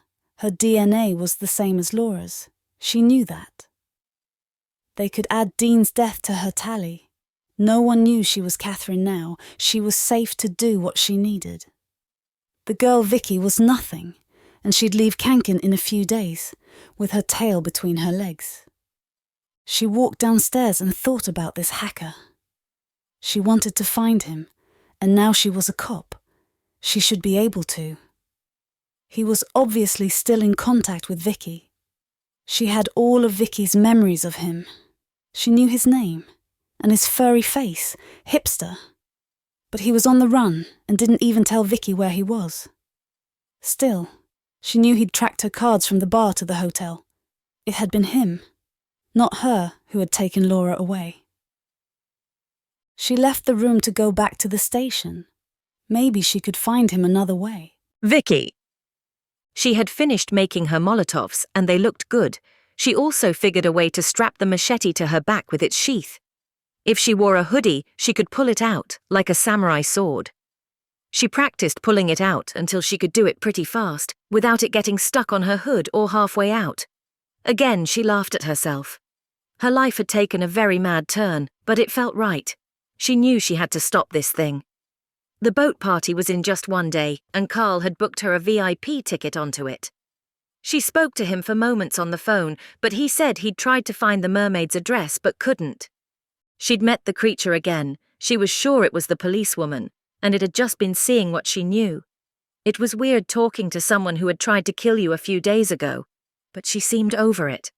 She had a look like the wrong words spoken, and she might throw her over the balcony, but she hadn't. She assumed she was going to sink the boat or take her weapons from the police lockup and go on a shooting rampage. That would be terrifying. Carl had made contact with the Eternal People, so now they knew it was them behind the cover-up, or they were the face of it. He wasn't going to meet them. It was surely a trap, but he had just wanted to know. He said he couldn't find her house, so she would have to get her on the boat, but at least she knew what the monster looked like now. The policewoman had been nice, not done anything. She didn't act like a killer, but she was learning to trust her instincts now. She walked out onto the balcony. Now she was finished. She was bored. She went back inside and flipped her computer open. She would just have to watch Netflix until tomorrow. She opened the kids' menu and found The Little Mermaid. Maybe it would give her some hints on how to kill one. Carl. He was sick of his exile. He was sitting around doing nothing while Vicky prepared to fight against a mermaid by herself. It was madness, but more than anything, he felt guilty. He was safe in his hostel across from hers, and he just sat on his computer, trying to find something. He'd never considered himself a hacker. He'd done what he had to, but never really practiced or tried to get better. Now he felt like an amateur. The people fucking with him had real skills and resources as well. He knew it wasn't about this mermaid, it was much bigger. The people covering all this up had been successful since the dawn of time. He'd tried to dig into Australia. He found the morgue reports of Gareth, the Spriggan newbie that Vicky had shot. His death was just reported as a gunshot. No word of the fact he was a tree monster. They even had photos of his normal-looking body. Faking a photo was tough, but they'd done it. Not just one either, they had lots and lots. He found the man who had done the autopsy, his name was on the reports, Alan Jenkins, and he'd dug into him. It had taken a full day. In the end, he'd sent the guy an email with a link to a virus, saying it was from an old school friend. He got into his home PC, his emails and banking. Yet now he had them. It was the law firm Eternal, which sounded like an evil name made up by monsters thinking they were smart. He was at them all day and night, and he knew it was useless. They were well protected. He had no ways in, and they were aware he was trying. He'd showed his hand. Sure, he'd seen one of their guys meeting Joseph, but that could be explained away. He needed more. He calmed himself. He did know things. He could help. He knew this woman was now a female police officer, and she had visited Vicky and helpfully left her card. Her name was Catherine Suarez Gurera, and there were only 2 of them in the Mexican DMV system. He was looking at the file of one. She was at least 50, not her. He went to open the other file and was kicked out of it. He'd been logged into a remote user, and they had closed the connection. He yelled at the screen. Damn, he was so close to her address. He logged back into the police server. He used the login of a detective he'd cracked, and in less than a minute, it was locked out too. Carl stood up and yelled at his screen in anger. Carl took a deep breath. He'd planned for days what he would do. He wanted them off his back and gone, so he needed to get into the hornet's nest. He took out the card Vicky had given him. He called the number. A voice answered brightly. Welcome to Eternal Legal, this is Jackie. How may I help you? Anya. She went back to the station. Her captain was there, and he looked to her, wanting news. She knew what she'd do. Tomorrow she might be on the party boat for the Wildcats. We thought so too. She got a ticket. Did you find it at her place? No, she took it, but the staff said she mentioned it, so maybe I can go and try find her. We're sending a few men, but you can be part of the force. We're not having a massacre on the boat. Anything else? I think the hacker, Carl Hurst, is involved. Have we any news on him? None that's good. Try to catch him if you can. Some people above me are getting very vocal about our failure to lay hands on him. Well, he talks to Victoria at least once a day. What? How do you know that? She said so. It was like a taunt. We'll never find him, she said. Screw them. Pull the detail off her. If she's a target, she can deal with it. He walked away, and she knew she had done well. She would get a day's pay on the boat and do what she needed to. She walked downstairs and found her locker. She unlocked it with her collection of keys. Inside was what she needed. There, strapped to the door, was her automatic weapon. To her, it looked like something from a movie. At the bottom, she saw she had 2 incendiary grenades. They wouldn't blow a hole in the ship, but would be good at starting a fire and helping to cause a distraction. She tucked the gun and 3 clips of ammunition into a large bag and put in the grenades. She'd take them just in case. Hopefully the vampires would know she was going as well and try to stop her. Once she had finished loading her bag, she went back into the office. Looking at her watch, she yawned. It was only 2 o'clock. How did people do this? She was so bored. Anya went downstairs to her car. It was locked in the car park. She let herself in and sitting in the front seat, she fell asleep. She had planned her moves all night and she knew what she would do. There was a place. It was a few miles from the path of the ship. It was an old container ship. They had sunk it in the 70s. It was half under the waves. It was at the mouth of a beach called Playa Dolphin. It was a very wavy beach, and they had sunk the ship there to try and make it calmer waters for the tourists. It had worked. There was a good 10-meter stretch where it broke the waves and they stayed calm after. The boat was about a mile out from the shore, rusty, dangerous and off-limits. She could carry a body under the waves fast. She'd sink the boat if she could. If not, set it on fire, run amok with her gun, and throw the cheerleaders' dead bodies over. She needed them and at least 10 normal people for their food. Then, once safely inside the hull of the old container craft, they could turn. It was a process she had done twice before, and knew it took around a week. She had her assault rifle, 2 grenades and a knife. She'd have fun with them. She got dressed not in her uniform, but in some of the clothes she'd taken from Laura. A pair of little denim shorts and a t-shirt that showed her stomach.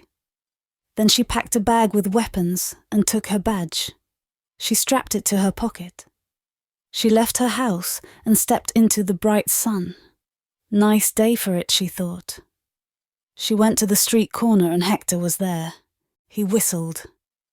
"I know. Go to Pier 7. I'm undercover today."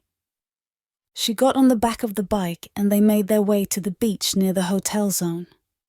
It was packed with people already, and most of them already had drinks in hand, even though it was only 10 o'clock. Hector dropped her near some police and her captain and sped off fast. They were dressed as police, just in normal uniforms. Since when are you undercover? I thought it would be better. You are so close to a suspension. Did you take out your weapon without signing for it? So what? So what? This is a boat full of tourists. This has international incident written all over it. Do we have our guns? You're lucky you're our one female cop and we need you today. We're having a meeting when this is over. Fine. Fine. Now give me your gun. You can have your sidearm. That is all. She gave him her assault rifle, which was in her bag, but he missed the grenades gladly, or he would have gone apeshit. He was pissing her off, but she knew she was doing whatever she wanted and not following the memories of Catherine. Still, she'd be fired after the event of today if she didn't kill all the witnesses. The crew was getting people onto the boat.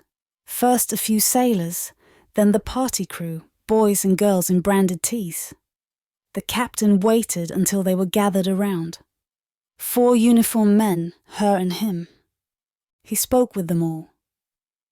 Okay, we have no idea what she'd planning or if she'll be here. We assume she is just here to have fun. You 4 at the doorways and passages. Look at all who pass you. Catherine given you look like a guest. Act like one. Just walk around and if you see her, shout out. Now we have orders from above. They say shoot to kill. So I don't want any dead tourists, but I want her today. They all nodded. They would do it. She knew them all, and knew she'd have to kill a few before the days was over. The eternal people must have been paying someone. Don't get drunk. You're still on duty, remember. She walked up the gangway and onto the boat. It was once a large ferry of some kind, not meant for deep sea travel, but it had lots of open space. She stood on a deck in the middle that could hold around 200 people. They had taken the seats out so they could fit a lot of people in. She walked upstairs to the open air. It was full of people, and she pushed to the bar that was along one side of the ship. People were already crowding into it. She showed her badge, and the people moved, letting her through. The party was hosted by a new pre-mixed drink. It was Red Bull and vodka in a can, and that was all you could have. She got 2 and walked away from the bar. She knew the Wildcat girls were the guests. They would perform, and then walk around flirting with the drunk guys and getting them to try more of the drinks. She looked to her left. There was a stairway that went up to the control room. She would go there. She thought of burning the engine room, but this would be better.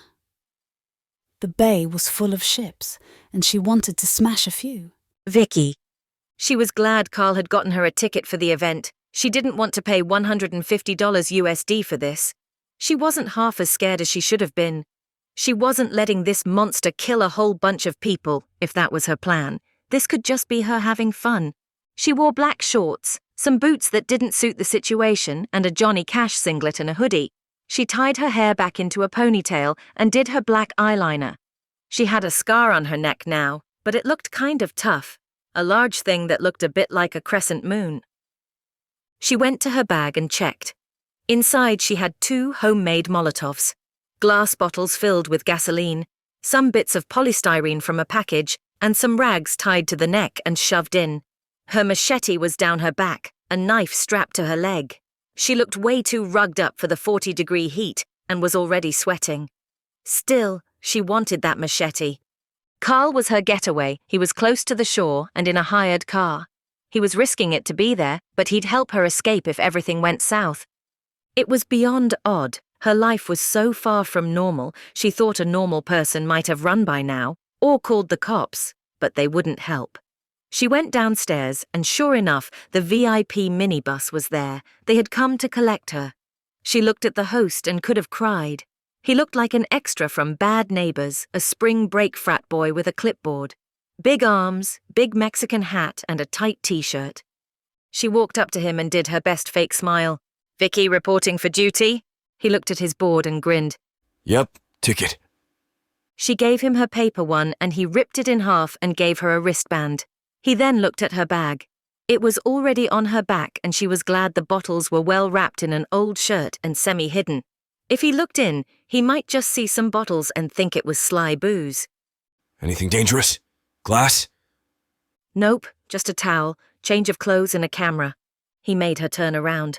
She was so nervous that he'd open it, but he put a ticket on the strap and she turned back. Now you can go straight on. The wristband is for all you can drink. The bus comes back every 2 hours until 12 p.m.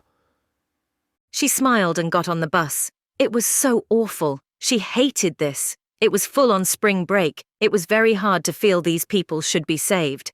Everyone was singing along to Baby Got Back, but not the original. Some remake which every one of the 20-year-olds knew. She felt old. The bus pulled off and she put her headphones in. She looked crazy with her hoodie and shorts, so she'd embrace it. A girl in a golden bikini and Roman sandals sat next to her. She tried to say something, but she just turned the music way up, drowning her out. This mermaid would pay for making her do this. Anya. She was 2 drinks in when the ship left the port and started to make its slow way out into the water of the bay. The crowd of people cheered as it set off.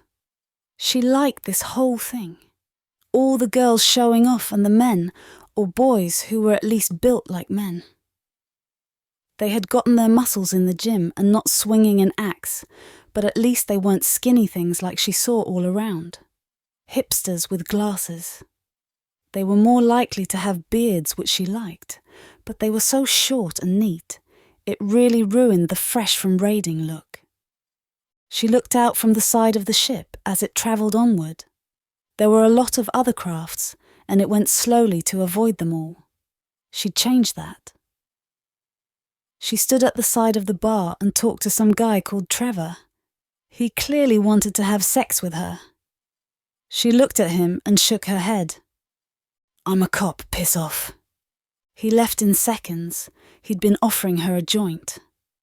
She looked through the crowd and sighed. There, looking around, was Vicky. So she'd have to die now. This girl just kept coming back. She walked up to the stairway. One of the cops was there. A man named Ramirez. "I want to check the cabin." He just stood aside for her, and she walked with sandaled feet up the metal staircase. Further up was empty of people. She could hear the sounds of the music pumping through the ship, and knew the girls had come onto the stage. That was perfect. She walked up the corridor. At the end of the metal-floored path was a solid door. It had a long metal handle you pulled, and she pulled it up and walked inside. There were 2 men in there, both in neat little uniforms, with white shorts. One, an older man, and the captain, stood at a wheel thing and controlled the speed. They looked at her, then her little badge as she pulled it out of her pocket and showed it to them. "Territorial, any issues?" All good, nice day for it. Lots of sea traffic, though. She looked out the window. The sea was vast, and there were lots of crafts. They were just leaving the bay. She turned to the captain. He was American. This was a good job for him. Well paid, no doubt. She reached behind her back and let her hands grow into claws. Her fingernails grew long, sharp and hard. She slashed them forward in a flash and into his throat. It sliced his neck open like the blade of a knife, cutting in deep and straight. He fell to the floor, clutching his throat in a bloody gurgle. Hot red blood ran through his fingers as he fell to the hard metal floor. The other man backed up and he screamed. He was young and scared. She leapt at him to shut him up. She shoved him down to the ground, her body and strength knocking him over. He hit his head on a metal door frame, and she heard his skull crack.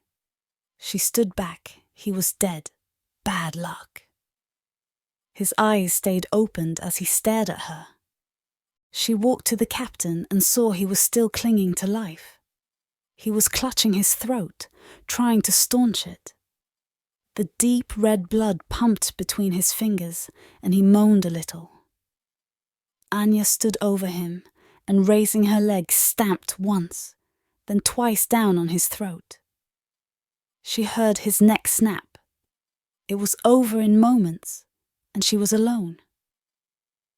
She looked out of the front window and saw the other ships in front of them. It was the weekend, and everyone was out enjoying the sunshine. She then looked down at the controls. She saw a throttle thing. It even said how fast it was going. Right now, a slow 10K. She put her hand to it and pressed forward. The ship lurched to life and slowly reached its top at 35K. That was fast for an ungainly thing like this. It surged forward in the waves, rocking a bit from side to side. She looked and saw right near them coming the other way was a yacht. Some rich man's luxury weekender. It was big, white, expensive, and going a fraction too fast. The courtesy was to pass on the right.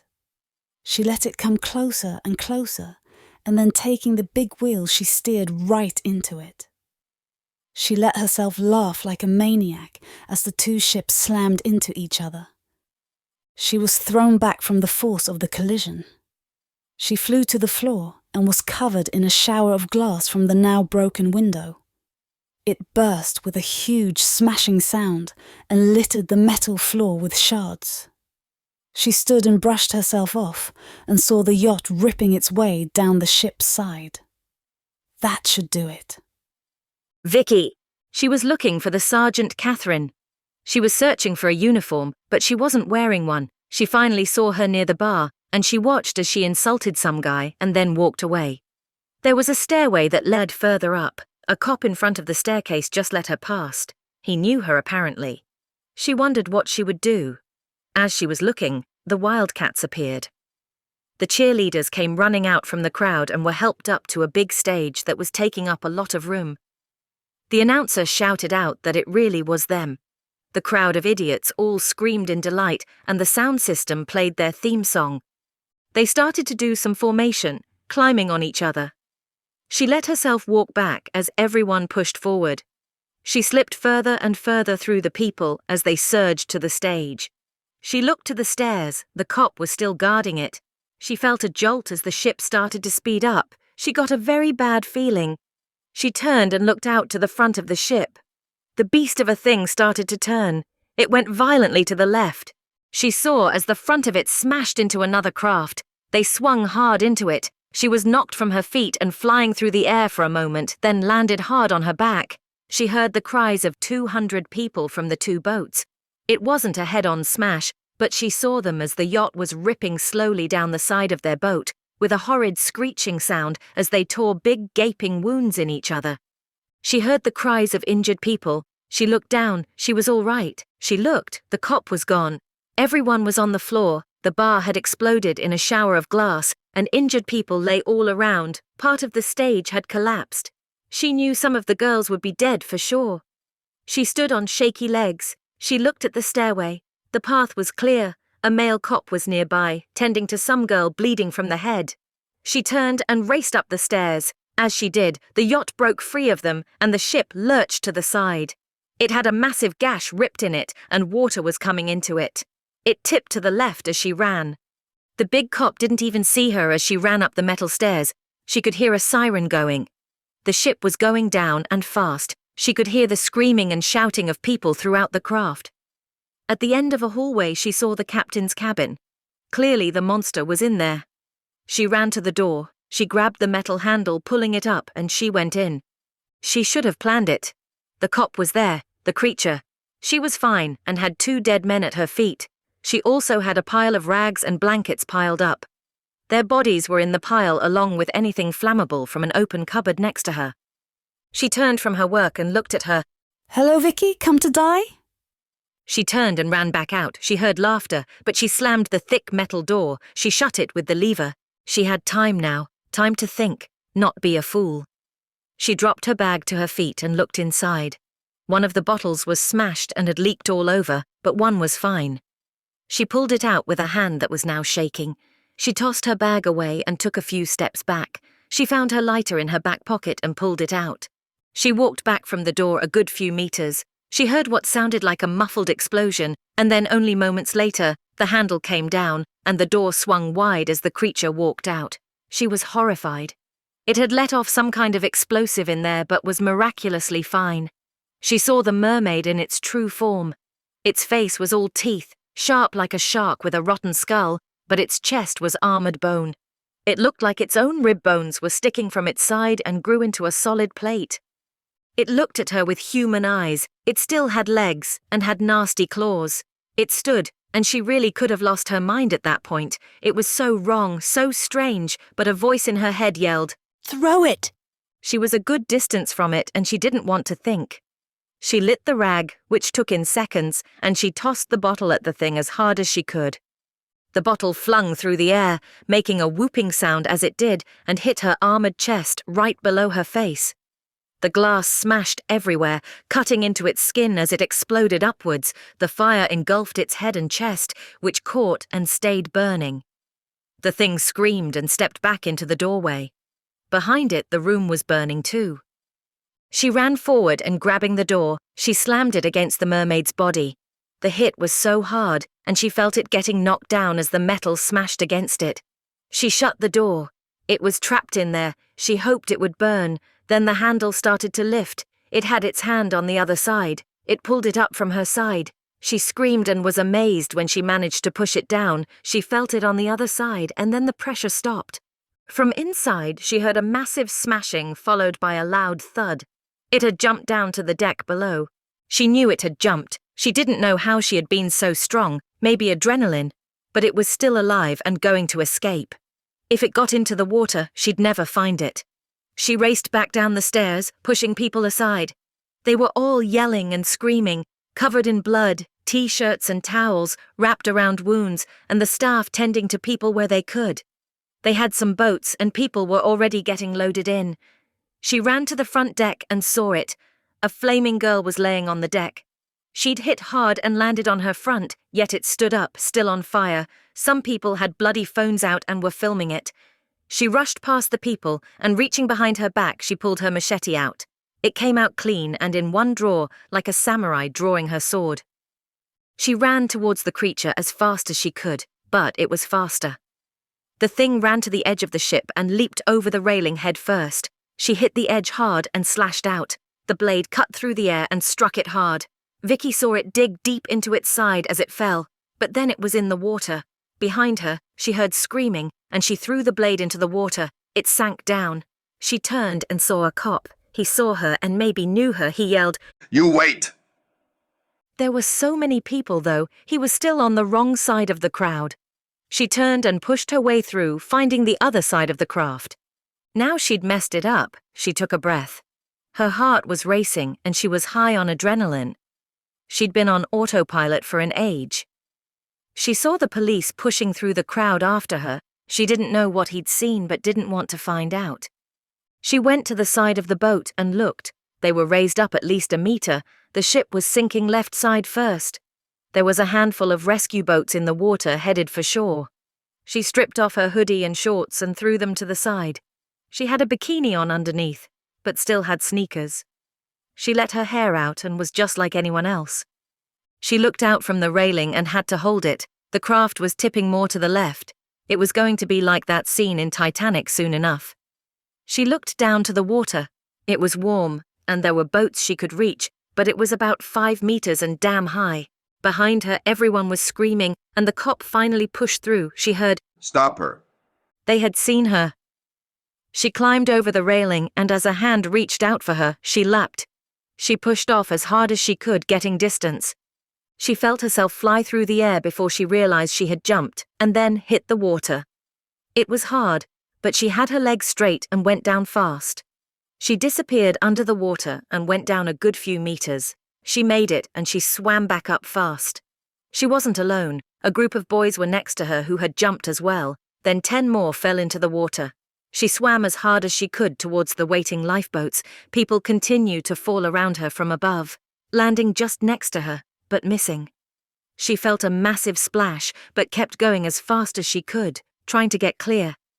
She saw the nearest lifeboat was turned. They were rowing it for the shore. She swam hard for it. It was full of people she would normally hate, but now she was glad for someone's gym muscles as some frat boy pulled her up into the boat. She was hauled over the side of the wooden thing and even given a seat. You okay? I think so. She looked back. There were 4 other little boats and tens of people in the water, but their craft was going down. It was deep under at the side where it had smashed the yacht. She saw it sinking very fast. She thought most people could make it. Boats were coming in from the shore, but a lot would be killed. It was a massive disaster they'd be talking about for years. Her boat was heading back to the shore. It had oars and was being rowed hard. It was captained by one of the crew from the craft. It had come off the boat, as had the others. At least they'd had time to launch it. There was at least 20 people in it. She sat so close to 2 girls, one's leg was over hers. You got a phone? He was using his phone to video the ship sinking. He grinned and handed it to her. How glad are we it's waterproof? Carl. He'd never been truly terrified in his life, and later on, if he thought about it, it showed he was a good bloke. Carl sat on the hood of his hired car, watching the ship make its slow way out of the bay. It was all he could do. No phone, no nothing. He just had to watch as it made its very slow way out of the bay. Then he saw it. The crazy bitch had just crashed it. The big ferry thing smashed hard into a fast-traveling $1 million yacht, and he heard it from the shore. It was a massive crash. He, like all the others on the beach, ran to the shore. There were tens of people watching. It was still close enough to see with the naked eye, and he heard a collective groan as it started to sink. It went down at the left side, and quickly. He saw a handful of boats lowered from it. He thought he could make out shapes jumping in, but didn't know if Vicky was amongst them. He was so worried. If Vicky was dead, he didn't know what he'd do. Kill himself? Find the mermaid and kill her? He was so scared he saw people were getting on little boats and heading out to help. It was less than 2 miles out. Many on the shore were getting anything they could and heading out. There wasn't an official lifeguard, but people were yelling in Spanish. Carl was losing his mind, and then his phone started to ring. He looked at it. It said unknown, but he answered it. Hello, Is this Carl? an American guy said. Then the phone was taken off him. Baby, I'm alive, but coming in fast. I think the police saw me and I can't explain what I did. He was so relieved to hear Vicky's voice. He didn't care about jail. She was okay, and that was all that mattered. I'll bring the car down to the beach. He ran back up to the car park. He leaped in the car and started it in a second. He'd left the keys in it. The car park was sectioned off from the beach by a big curb, which he drove over with a massive thud, and then he drove right down onto the sand. He pushed it as far as he dared without it sinking. He then opened the door and got out, leaving it running. He saw a boat coming in, pushed along by a single engine that was working hard. It ran in from the water and they let it beach itself as far in as it would go. Everyone in the crowd of people was pushing around it, helping them down, and he ran to it. The water was a meter deep, and he looked up to see she was there. Vicky was there. She smiled at him and reached out. He reached towards her as some guys actually lifted her into his arms and winked at him. The guy yelled, This is Sparta. Vicky was in his arms like a newlywed. He turned with her like a prize and ran with her. They pushed through the crowd and ran a few steps. He saw her face. He was panting. She laughed. I think I can walk. He lowered her down so she could stand. He stopped, and she just grabbed his hand and they ran to the car. Vicky leaped in the side and he got in to drive. He started to reverse up the sand before she had her belt on. He let it bump again as they dropped back into the car park. He turned to the main road and, taking a breath, he braked and waited as a stream of cars passed before them on the main road. He looked at her and could have laughed. Her hair was a mess, wet, some blood on her neck. It looked like the stitches may have ripped, but she grinned at him. He was so happy she was alive. He had tears in his eyes. So you want to see my place? Anya, that bitch Vicky had set her on fire. She kept seeing that bottle flying towards her. It smashed perfectly on her bone armor and sent glass and fire into her face.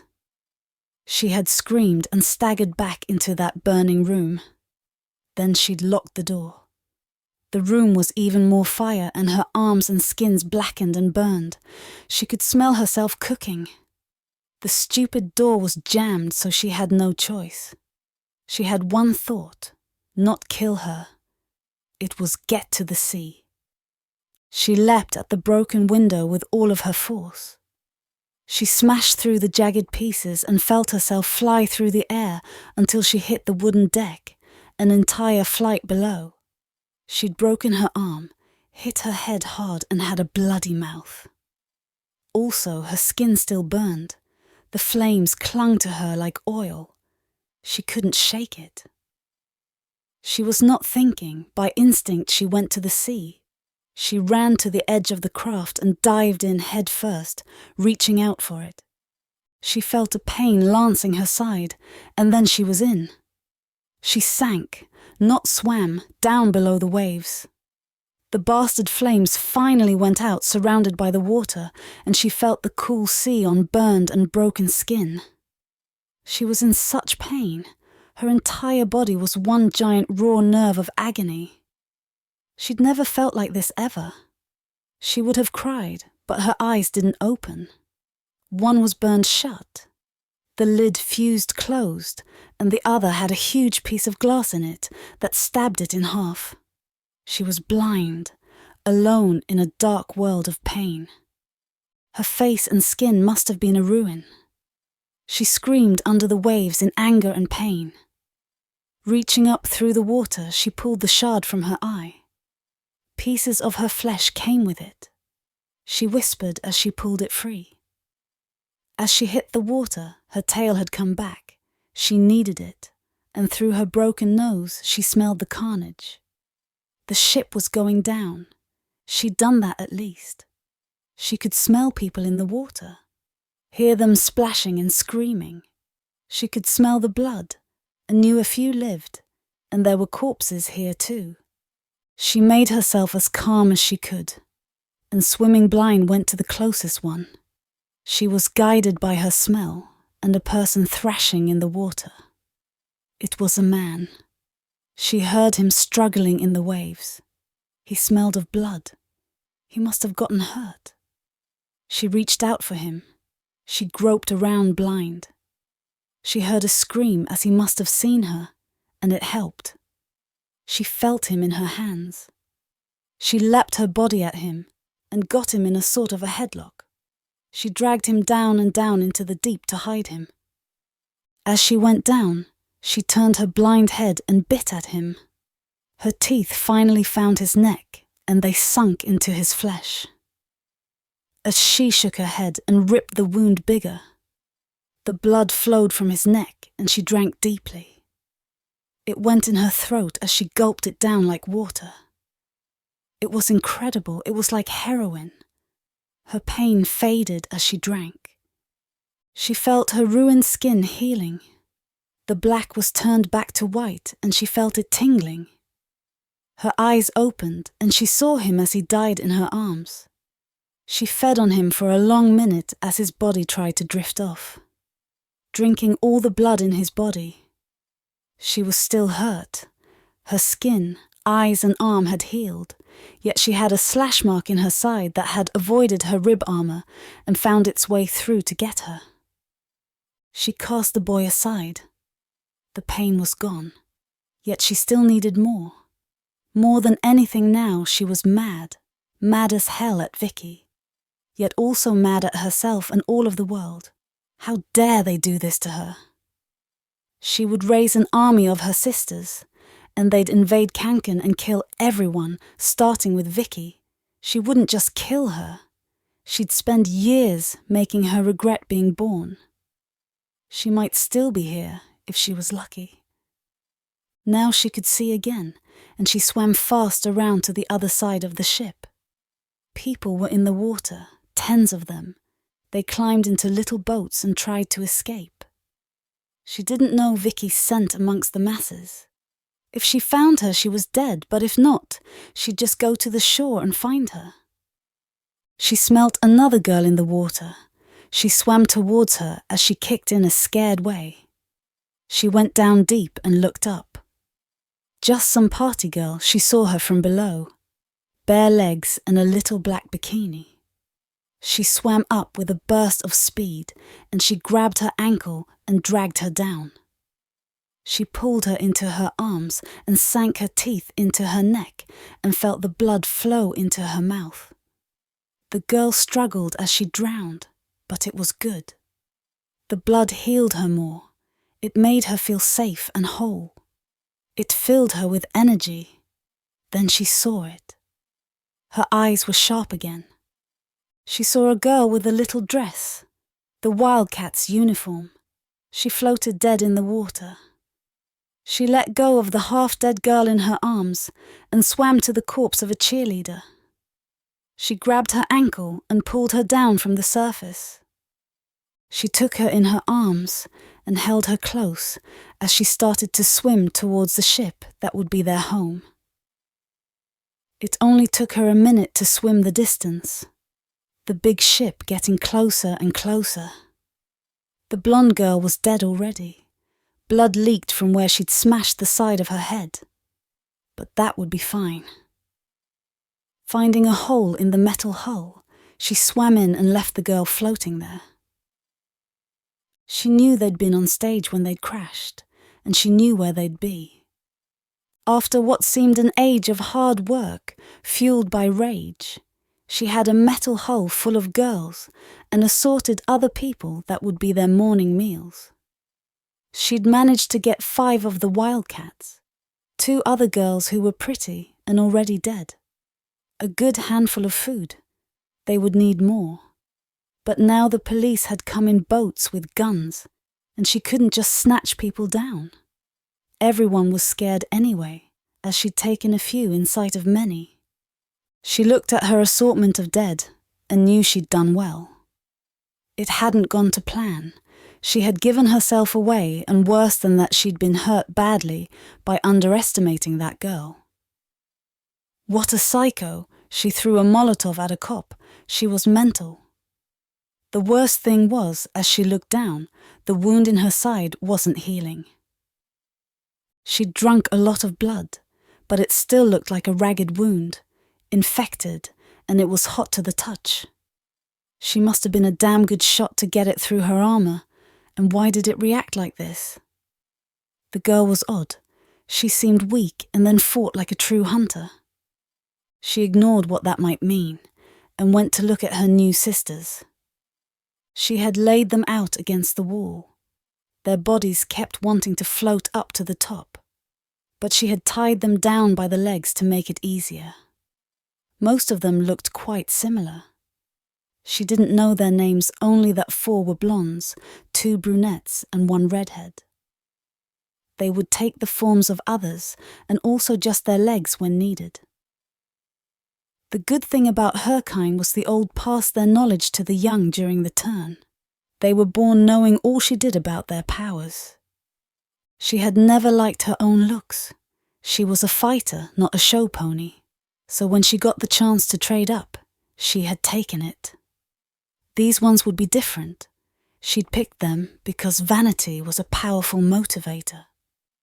She went to the first girl. She needed to get started. She hoped she had enough power for this many. As the vampire said, he was old, but the chance of having 7 new ones to bring death to him was a great gift. They would honor his name as they brought death to the human. The seas would be his again, and humans would give praise as they once had. She placed her mouth to the first one's lips. They were dead and cold. She coughed up the bile and blackness from deep in her stomach and spat it into her mouth. She held her dead head back and guided it down. It was full of her blood as well. It hurt, but was worth it. She coughed more and it came loose, a tiny black pearl from inside her. It passed from her mouth and took root inside the girl's stomach. She could imagine it travelling down with the black bile, taking root in the mix and starting to spread and grow. She went to the next one and did the same, then the next, until she had coughed her dark blood and toxin into all of them. At the end, she was tired, but she could sense it in them, the seeds of dark life within them. She placed her hand on one's stomach. She was still human, but they were all dead, empty of human life and taint. They were clean vessels. Dear Lord Poseidon, bring your dark light into this broken vessel, fill her with your spirit. Let her not be forgot to the depths, but rise in the light to kill in your name. As she said the words, she saw the body shudder and shake. She knew the pearl would be alive now and start to grow. It would claw its way like a root through her and change her. Make her strong and cast her in his image. She went to the others and did that same. She was glad he had the power. She had been very active in killing and had sent at least 50 of them to his home. As she looked down at the wound in her side, it started to heal. It closed over and she laughed out loud. She could feel his hand on her. She was going to have so much fun with her new sisters. Vicky. She spent the next few days hiding out with Carl, and while it was good to be with him again, she didn't think the police were after her. They saw some girl on the ship, some girl in a hoodie, maybe acting crazy and running around with a machete, but there were lots of blonde girls. For all they knew, they thought she was Laura. Besides, they had bigger things to deal with. Now the news was filled with the tragedy. The cover-up team was working overtime, but a disaster this big was hard to hide. They said the captain was drunk and had crashed it by accident. The videos of the girl on fire was just a victim. Of the people who had survived, most had broken bones, cuts and injuries and some burns. It was hundreds of people. The hospitals were flooded. The thing that worried her the most, though, was the reports from the other survivors. One was a girl who had a massive bite mark on her neck. She said someone or something had taken her down into the water and attacked her. She'd almost died of blood loss, and they said she'd been bitten by a shark, yet others said they saw people get taken. Over 20 bodies were missing as well, along with half the cheerleading team. The police had searched the wreckage tens of times and found nothing. They were just gone, along with a number of passengers. As the days passed, a tally of the missing started growing. There was a lot. So she's alive then. She sat in their room, watching all the new reports and trying not to feel responsible. I assume so. The girls are missing. What do we assume? She's saving them for later. I have no idea, but they must have been her target. I mean, there are a lot of party boats. Why that one? The worst possible thing is if she turns them, so we should assume that's what will happen. I can't believe it's still alive. I mean, it's so hard to kill. I know. In a way, she couldn't believe what had happened. She had been the one who had done it. But it all seemed so surreal. She had pulled that machete out like a sword and slashed at that mermaid. It had gone right in between her rib armor stuff and cut in. It was an incredible strike. Even the bottle had hit at the perfect spot and exploded right. She had the strength when she needed it, or the handle had pushed itself, which is what it felt like. It was like the universe, and luck was with her against this thing.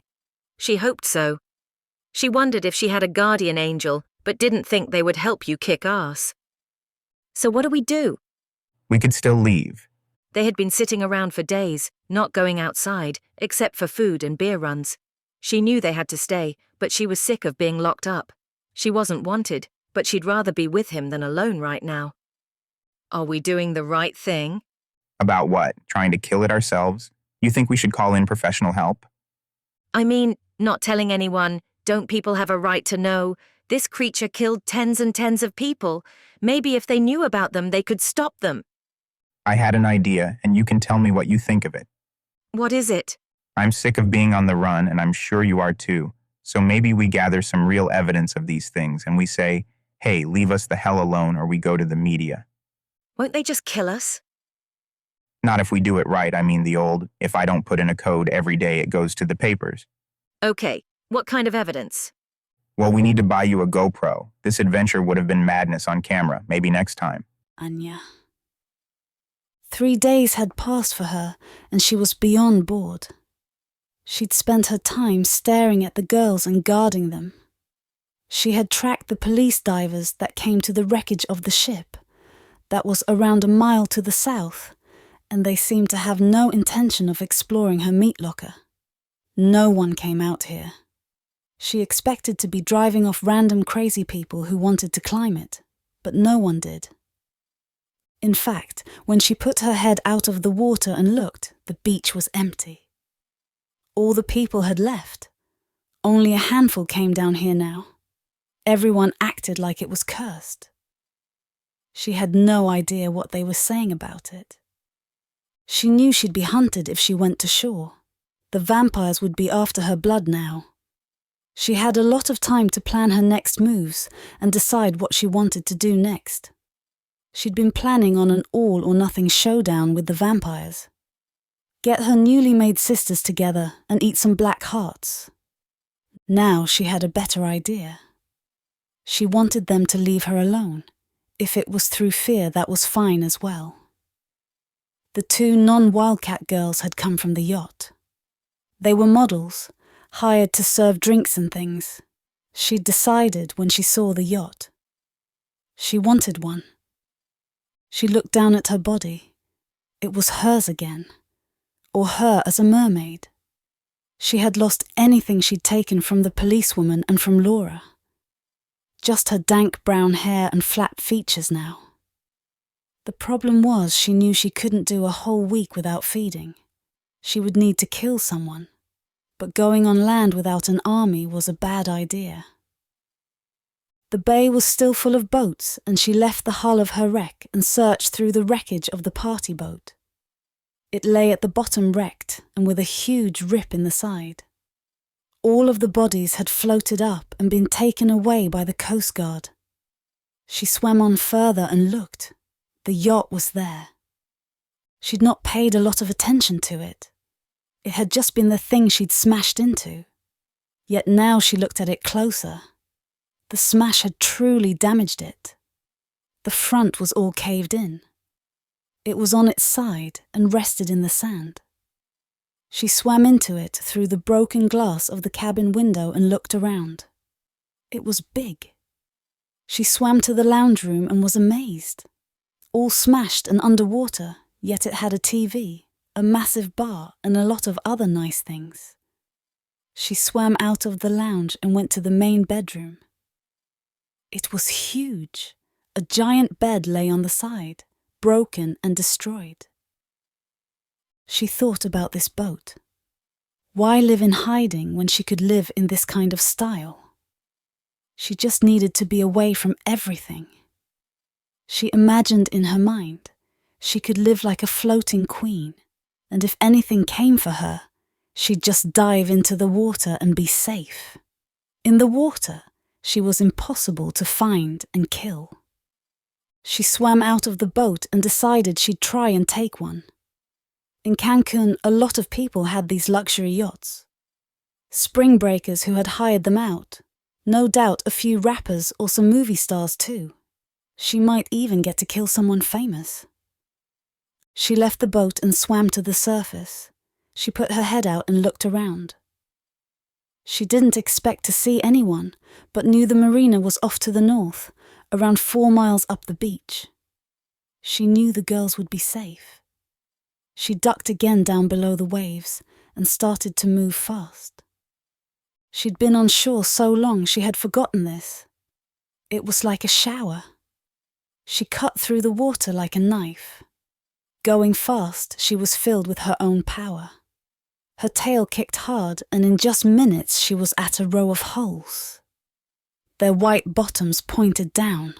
She swam to the biggest one. It was also closest to the shore. She was deep underwater and went to it.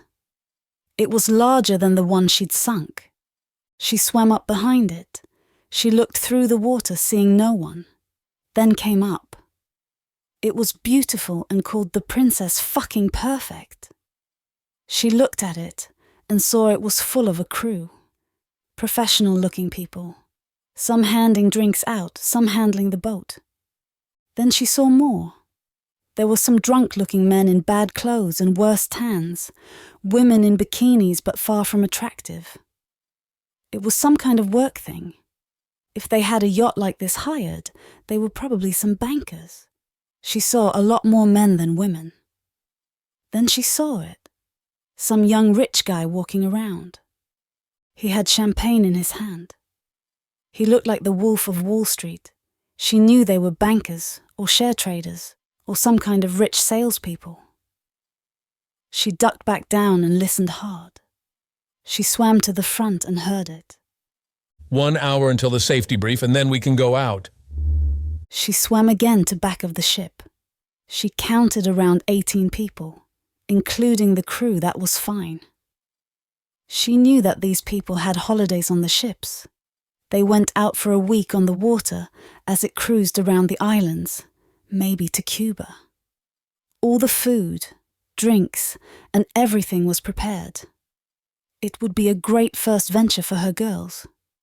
She needed to take someone, and she planned on a member of the crew. Then she'd know all she needed to sail it. Vicky.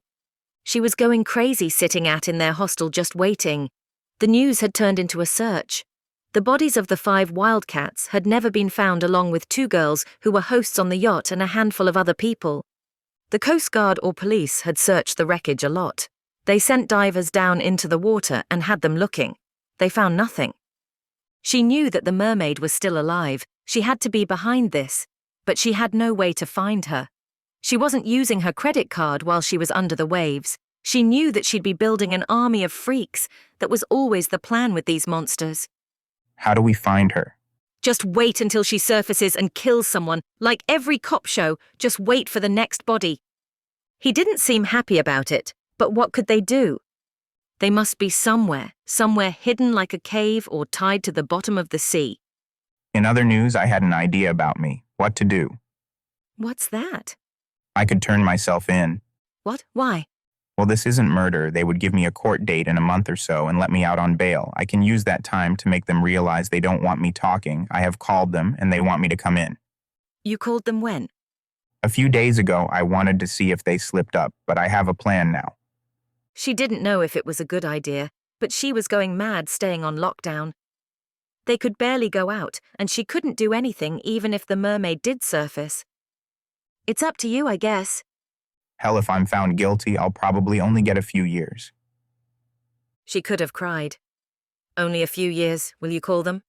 Yeah, I need a law firm. Okay, I'll come with you. You can stay outside. Carl. Being on the run was wearing thin. He was strong enough to do it alone, but he wasn't dragging Vicky into it. Also, he doubted they'd let it go all the way. He assumed they wanted to scare him, and it hadn't really worked. Carl went on the darknet and found where Jennifer had helpfully left a phone number. He called it. It rang once. Eternal, this is Jennifer. It's Carl Hurst again. I want to hand myself in. Okay, we'll set up a meeting with your legal counsel and discuss your options. She had a professional voice. They never discussed why they'd help him for free, or that he knew they were behind the charges. He knew about them now. They had been behind a lot. They had represented Ted Bundy and more serial killers. They were off. He'd talked to them a few times before, trying to get something, but now he knew what to do. Sure, when? Come in today if you like, around 2. I got off the phone. Vicky was there. They said 2 p.m. It could be a trap. They could kill you. Maybe, but I've been thinking they are covering this shit up. What do they think of her and you? I mean, you're trying to stop her and she's bringing all this attention to them. We're not doing a deal with them. They are probably monsters or demons. I think they are probably vampires. As mad as that is to say, they own a business called Clean Co., which buys blood from hospitals.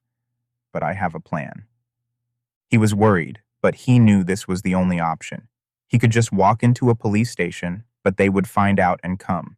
Now he was at least in their hands and would find out if they really wanted it all covered up. He waited until 1-ish, and then they took a bus to the hotel zone. Eternal had a very nice law firm. It was part of some office buildings, and he went inside while Vicky stayed outside. He went in and saw a guard at a desk. There was a sign for level 6. He went up in the elevator. Carl walked out of the lift and went to the front desk. Jennifer was there, the receptionist, it seemed. She smiled at him. She had a name tag. Hello, Mr. Hurst. Angela will see you shortly. He sat in the reception. He was early, and then a woman came to get him. It was the one who had seen Vicky. He'd seen her on the precinct video feed. She was professional and smartly dressed. She walked up and shook his hand. She looked flustered and busy. I'm Angela Davidson. I'll be representing you. He followed her back to an office and sat down. She handed him some iced water. So you want to hand yourself in? I do, but should I pretend I don't know you're behind it all? She looked at him and smiled. She pressed a button on her desk, an intercom, and a guard came in a moment. He roughly searched Carl and took his 2 phones, one which was recording. He left. She smiled again.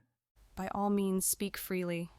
I know you think you can stop me, but I have files and photos, your employee meeting with Joseph. I have lots and lots. Kill me, and it all goes out to the press. We know what you have, and it's nothing. You're nothing. The only reason you're not dead is we need Vicky, and she'd be unhelpful if we killed you. But I have proof. I have proof of monsters, said the madman. Besides, we own the media and have an army of hackers better than you. You really shouldn't have come in. The woman stood up and pressed the button again. This time, 2 guards came in. They both held batons and held them out. I guess you went crazy when we refused to represent you. Carl looked at them both and let them take him. He just hoped Vicky did what he asked. Vicky? She waited in the car park for him. She knew they'd done it wrong. They should have gone to the cops. He could be in the legal system now. She looked up at the glass and steel and shuddered. It felt evil. They had done it wrong. She knew it, as if to confirm it. She stood and saw the woman, Angela, come walking out of the building. She was alone and smiling. It was a smug smile of someone who normally won and was winning now. She walked up to Vicky and stopped. Good to see you again, Victoria. Where is he? He's fine. Not dead. Not yet. But if you want him to stay that way, you need to help us. Kill the mermaid. Indeed, find it and kill it and call us. How can I do that? You have people, staff. What can I do? You're special. We can't find her and we can't stop her. Let's just say my boss is in debt to her boss, but she's fucking up our plans, so you find her and stop her and then we'll let him go. Drop all charges, pay you, and it's done. I couldn't kill one, let alone more if she makes them. She is. Those girls are being made right now. They will turn tonight. It takes 7 days, get it done, or Carl is dead. The lady walked back into her office. She felt such sadness, and then anger. What were these things, and why did they think they could just run around hurting people? How could she find where it was, if they couldn't?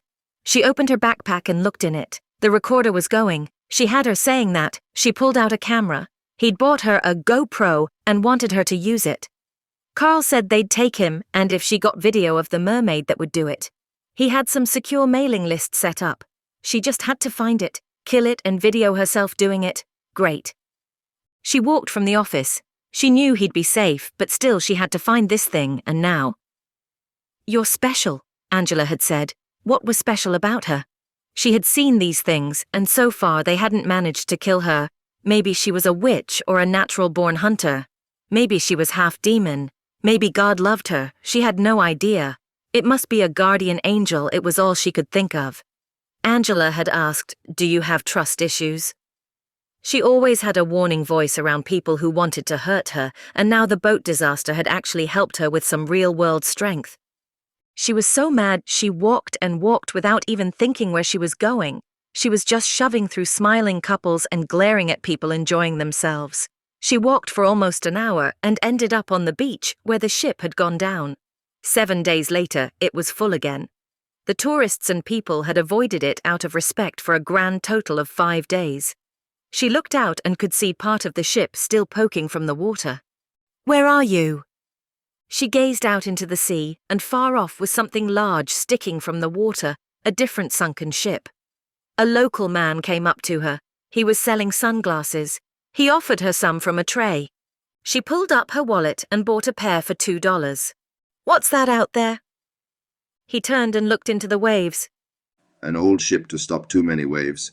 He walked off and she looked at it. "Is she there?" she said out loud to herself. The weirdest thing was she knew the answer was yes. She didn't hear the words "not really." But she knew. The creature was in there. She pictured it in her mind. She saw the bodies in the hull. They were coming to life, waking up from a watery sleep. They would come alive. She had to go out there. Anya. She'd done it. She'd been patient, and now had everything ready. The girls lay in the hull of her ship, and they had changed. She looked at their bodies, and they had tails and sharp teeth. Their looks had changed. The water had degraded their bodies. They were a week dead, but they'd be good. The cruise ship was only a few miles off. She'd help them feed and then guide them to finish off the ship. It was perfect. Poseidon must have been pleased with her. She had just the right amount of victims for them to turn, but still be mad with hunger. She could guide them to the boat, and they would kill and eat all the people. Then she'd have a luxury yacht and be free. She went from each girl to the next and looked. The first she'd infected wasn't the first to wake. She was taking a little longer. Yet the redhead girl seemed the fastest. She had the least human blood in her to begin. She died from a cut in her side and had bled to death on the deck of the ship. She looked at her. She was glorious, long tail, armoured bone on her chest, hair still holding colour. Her eyes snapped open as she watched her. They were still a deep blue. She was a looker. Her teeth grew into a rabid smile and she leapt at her. She was strong, but weaker than her. She grabbed her snapping face and pushed her at a dead body. Her teeth sunk into his flesh, and she saw the madness leaving her as she drank and ate from him. It was her first taste of the power. A man didn't give much, but was good to sustain. The new maid ripped at him. She let her claws grow, and she tore chunks from the body and ate. She soon had ripped it apart and turned around. She wiped her mouth. It was bloody, but she looked satisfied. She spoke. Not words, but she heard them in her mind. They were linked. "I need more." "You'll get more when they wake up." She held her hand out and showed her the rest of the girls. The redhead swam to them and looked at them all. She looked at one, a blonde one. "She's a bitch. You'll regret turning her." She was amazed at the knowledge the new ones had. She had been born and ready, filled with dark purpose, no crying over her lost life. "Kill her then." The redhead grinned. She reached out to the blonde girl. She slashed her throat with a clawed hand and bit into her. Her body twitched, and her head dropped to the side. This one would be good. It wasn't an exact science. Some got more black than others. Some were better suited to it. This one was angry, and that was good. She went to the next one. Her body started to twitch and shake. In moments, her eyes opened. She held the body of some party girl before her, and she dove at it. Her teeth were in its neck in seconds. She looked and saw the redhead had done it for another one. She smiled. This was good. Vicky. Never before had she been fueled by such a rage. She went back to her hostel and saw it was now getting dark. She knew it was now or never. She had spent the last few days making weapons and getting ready. She and Carl had made a few Molotovs, but she'd a new machete. She strapped a knife to her ankle and even had a pipe bomb. It was scary. They had built it from the anarchist cookbook. It was called a pipe bomb, but was really a Coke bottle stuffed with gunpowder, nails and a fuse that was a shoelace dipped in some gas. She loaded it into her backpack and left the room. She caught a motorbike taxi to a marina that had a lot of nice boats. She didn't know how she'd get out there, but knew she needed a boat, and here they were. She went to the main dock and looked. There was a nicely dressed guard on the gate. He was an older Spanish man. He walked out from a little booth room and smiled at her. He had a clipboard. Beyond the gate, she could see a few people walking to a boat. It looked like a party. You late? Sure am. Sorry, wrong pier. Grey Finance? Yes, sir. Best in the industry. Ha ha ha ha. Okay, all your friends are on the last boat. Have fun. She walked in through it and down the pier. On either side were very nice boats, big and plush. As she passed the last one, she saw people on the deck laughing and drinking. They were clearly going out in the water. Some of the men had life jackets over their suits, but many didn't. It was a life jacket optional kind of a country. She saw it had a sign that said, "The Princess." It was a very nice boat. They were having a party, it seemed, probably the firm's best salesmen and women or something. Sell 20 subprime mortgages and win a trip to Mexico. She walked past another guard at the boat. He looked at her. Coming aboard? I want to smoke first. Okay, go up the end of the next pier. They have cameras everywhere, and they don't like it. She walked to the end of the small pier that was off the next one. She looked and saw it was some maintenance thing. It had all buckets, mops with big sticks and cleaning gear. There was a metal gate in the middle of the dock. She walked up to it and looked past it. There was a little boat tied up, for washing the big boats, she assumed. She went to the gate and tried it to open it. It was locked. That would be too easy. She looked and saw it was a small padlock. Maybe she could break it. She looked. The gate was dumb. It was blocking the pier, but only the width of it. Around it was barbed wire, so you couldn't shimmy around, but on either side was water. She looked at the boat. She could just jump in and swim to it. Of course the mermaid could be waiting in there, or a shark, but probably not. She thought of her weapons, no water. She took off her backpack and climbing down the side, she eased herself into the water. It wasn't even cold. She held her backpack above her head with one hand and swam to the small boat, very slowly and ungracefully. At the side of the inflatable craft, she threw her bag on and managed to climb up the side. Getting her stomach over and dragging herself in, she needed to start working out. She was wet, but the bag wasn't. She'd never driven a boat before, and now she looked at this one. It had a single motor and a rudder. She'd seen it in movies, and everyone knew. You pulled the cord and steered it. She knew the guard would come running when he heard the engine, so she had to be quick. She put her hand to the cord and pulled it back as hard as she could. She was surprised by her own strength. The cord ripped back easily, and she let it go. The engine fired to life in one go and started to move straight away. She pulled the rudder stick and steered it away from the dock as the man came running. He was trapped behind the gate, but was going for his keys. Miss, stop. I'll have to call the police. The boat was heading away from the dock, and she saw a rope tied to it. It ran out and then pulled tight, stopping it. He had his keys out and had them in the lock. He began to open the gate. He could jump to the boat. She looked back at the rope. It was tied to the dock, and it undid under the pressure of the craft. As soon as it dropped, the little boat that was pushing down at the back shot forward. She almost lost her footing. She was 10 meters out by the time he made it. She looked back at him and he yelled some insults in Spanish. Good luck, she thought. Now she was free to get murdered. At least it was a nice night for it. Anya. She had turned a grand total of 2 of her kind before. Both of them were dead again now. They had pissed her off in various ways, but now she saw having a group would have saved them from her annoyance. The sisters had woken up and begun to feed. The hull of the ship was a disgusting mess. She actually swam outside of it to avoid the floating bits of flesh and blood that filled the water. Now she had 6 sisters and her. It was a good amount. They all mostly knew each other and they left her alone. They didn't complain that their lives were snatched away. They just waited for her to tell them what to do. The ones she made before were the same. They had a bond with her. She had created them and could destroy them. She knew they were hungry, and now was the time to feed. She simply let them know she wanted to leave by banging on the side of the ship. One by one, they swam down and out of one of the holes in the side. She looked at them as they passed. They looked dangerous and pretty. Their bodies had all turned well. The bitch one they had killed and fed on had been slow anyway. Following her, they headed away from the hull of the ship. She saw the joy as they felt the water.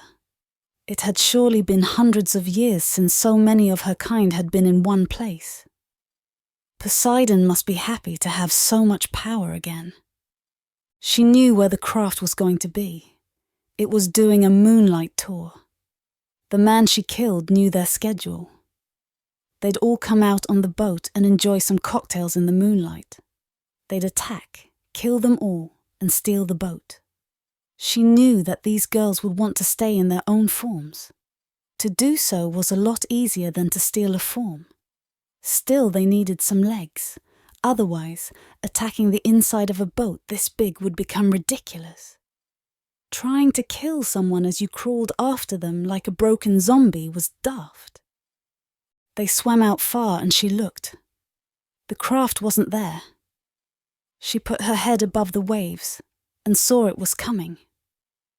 It had left the marina and was heading to them. Her eyes saw even better in the dark. She saw the lights and could hear the laughter and music. I'll go up first. Soon enough, the ship was further out, but not close enough. They swam under the water until they were right under it. She looked up and saw the vast white hull and could hear the laughter and music much more clearly. It was a lovely night. The water was warm, and they had been stopped for only around 5 minutes before the anchor was down and the first 2 idiots were off the back and swimming around. They all heard the splash. She saw them perk up as they smelt it. Some woman in the water. She wasted no time. She swam low and went to them, looking up. There were just 2, a man and the woman in her bikini. She struck fast, showing them how it was done. She swam up and grabbed her ankle as it stuck down. She yanked her struggling body below the waves. There was a cry from the ship, and it increased as she held her down for longer and longer. She looked at the struggling face of the woman. She wasn't pretty, just some office lady, a bit overweight, and now her face contorted as she drowned, taking in the seawater. Anya dug her claws into her face and pulled off a strip of her skin. It was messy. It came off in a rough piece, but she fed it into her mouth. She ate it down. She was focused on it and took in her power. She wanted to do it fast. She sank her teeth into her neck and drank from her. She felt the change coming. Her tail was losing its form. She ripped into her face and took her eyes. She ate them down. She was changing, and she stripped the woman, putting on her clothes as she became naked. She was glad it wasn't a one-piece. She swam up as fast as she could. Her tail had legs, and her face and hair changing. Anya let her face break the surface. She'd done it in less than a minute. She gasped for breath. Her lungs were still hers, but they didn't need to know that. Her head broke the water and she looked. There was at least 10 people gathered, some ready to jump in. A man looked at her. Shit, Fran, are you okay? Fine, but I think I swallowed some water. She kicked her idiot legs and made it to the boat as they pulled her up. Vicky. She steered her little boat away from the dock and went in the moonlight to the big wave breaker. It took a long while to get there, and in the meantime the big party yacht had also left the docks. She saw its lights, and for a mad moment thought it was chasing her, but it didn't. It went off into the darkness. She aimed for the hull of the big boat. She opened her backpack and laid out her weapons. As she came up to it, she let the engine go dead, and it just coasted until it was next to the ship. Now she was next to it. She saw how old and dangerous it was. It was rusted and broken, mostly under the water, with the sides showing a few meters up, and then its damaged deck. She half expected them to come swimming out and to attack her shipboat, but gladly they didn't. She couldn't really figure how to get into it. If she tried to climb up, she might fall through. There had to be a hole in it, but hell if she was swimming around. The ship was deserted. There were no signs of life. If they had been here, then they'd be surely attacking her by now. She reluctantly fired the engine again and went around the ship. At the back of it, she saw someone had put a rope down. Someone had been eager to climb it. She looked up at it. Maybe they were here and not yet turned. She guided the boat close and turned the engine off again. She threw down the anchor and it hit the bottom. She reached out and took the rope. She yanked it and it stayed firm. She wished it had knots, but no. This would be hard. She left her backpack below in the boat and putting her feet to the side of the metal hull, started to climb up. She went as fast as she could and thought she just wouldn't do it. Yet her arms moved and she was climbing it. It took a good few minutes of cursing and her arms burning, but soon she was at the top. She pulled herself over. She was glad the moon was out. The deck was a wreck. It was metal and rusted. It had huge holes in it. She walked a few steps, trying to go slow, and she walked another few steps, and the floor just gave. She fell down through the air and landed in water, lucky to avoid cutting herself on the rusty floor. She was inside of the ship. She started to scream. All around her were bodies, at least 8 or 9 people. To say they were bodies was being nice. She was hit by the floating arm of a girl. They had been ripped apart and left to float. She screamed underwater as she saw a face of someone floating, dead, bloated and destroyed. She kicked and swam as hard as she could. She was against the wall. She got her head out of the water and paddled. She tried to calm herself down. All these people were victims, no mermaid beings made. Was she too late? She saw the moonlight shining down and looked up to the hull.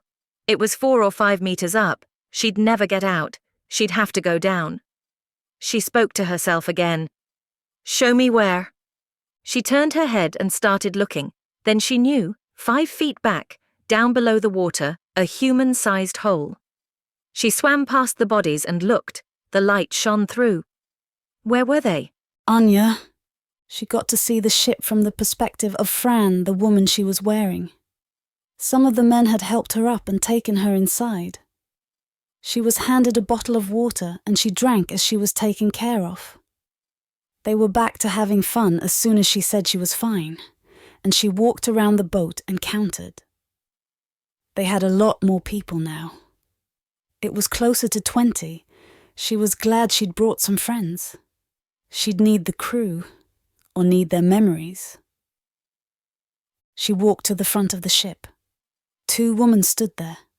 They had smokes and tossed them overboard when they saw her.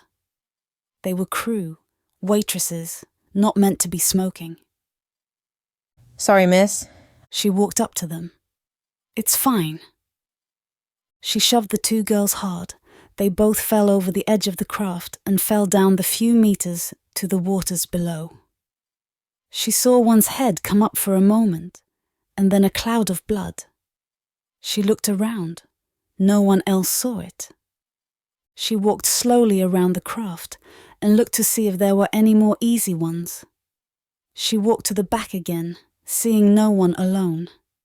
The 2 waitress girls had come back. They swam at the back and yelled for help. She could have laughed. They were naked. They should know about clothes. Oh well. She pushed through the gawping men and helped them onto the deck. They stood on shaking legs, but one's face started to turn as she smelt the people. A man who had helped took a step back in fear. What's going on? She turned to him. She let her nails grow into claws and slashed his throat. She shoved him back toward the girls. They had let their fangs grow and sank them into his neck, both biting him and forcing him down to the deck as they ripped. She turned to the horrified people. "You should run!" They did run. The 2 naked girls finished eating the man and walked into the ship with her. She still had 4 sisters who needed forms. She went to a door to a bedroom. She could hear people crying inside. She kicked the door open. Inside were 5 people, 2 men and 3 women. "Take them and put some clothes on." The 2 girls dragged the women away. She heard them screaming and a splash as they were cast overboard. She looked at the men in the room. One of them picked up a knife that was laying on a table. It was a butter knife for food. Why are you doing this, Fran? She laughed. She still looked like her. Just her hands were claws, which she kept looking at. She let herself turn. Not to a mermaid, but what she was. Anya, the Viking warrior born 900 years ago. She took the strength of Fran's form, but kept her own looks. "This is me, Anya, and I just like killing people. Sorry." She leapt at the man. He stabbed his blade out, but she dodged it. She head-butted him, her forehead smashing his teeth. She still had all her power. He fell down to the floor and she simply stamped on his neck. The other one started crying. He retreated to the floor. She grabbed him off the ground and let her teeth grow sharp. "Face your gods like a man!" she yelled as her teeth sank into him. "Vicky." She made it back to her boat and climbed in. She was shaking, not from the cold. It was warm, but her visions of the hull and all the ripped-up bodies in there. She knew now this thing was pure evil, all of them were, and while she was just some girl from London, she was going to have to try to kill these things. She knew she wasn't alone. Something was with her. She didn't know what, but hoped it was strong. She fired her engine up and went away from the boat. They had gone somewhere. As she looked into the water, she could see a faint red streak in the sea.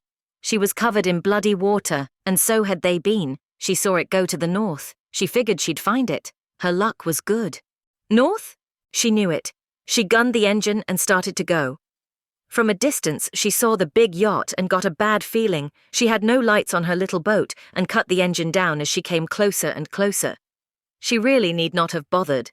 The ship was well lit up. They wouldn't see her, and music pumped out loudly. She looked and shuddered. It was extreme, a vision that would give her nightmares for the rest of her life if she survived long enough to sleep again. The mermaids were having some sort of murder party on the ship. She could see they had turned back into their old forms. She saw the Wildcat girls, faces she'd seen on the news 100 times now alive and walking the decks. They drank champagne, laughed and danced and stepped around the dead bodies. In a corner of the main room she could see there were still a few people alive. One looked like a captain. He was a man and they might need him. She strapped the GoPro to her head with the band and let it take in the murders. The world would be horrified if they saw this. It was a good plan. There was no faking this without a few million in CGI. If at any time she needed help, it was now. There were 6 of them.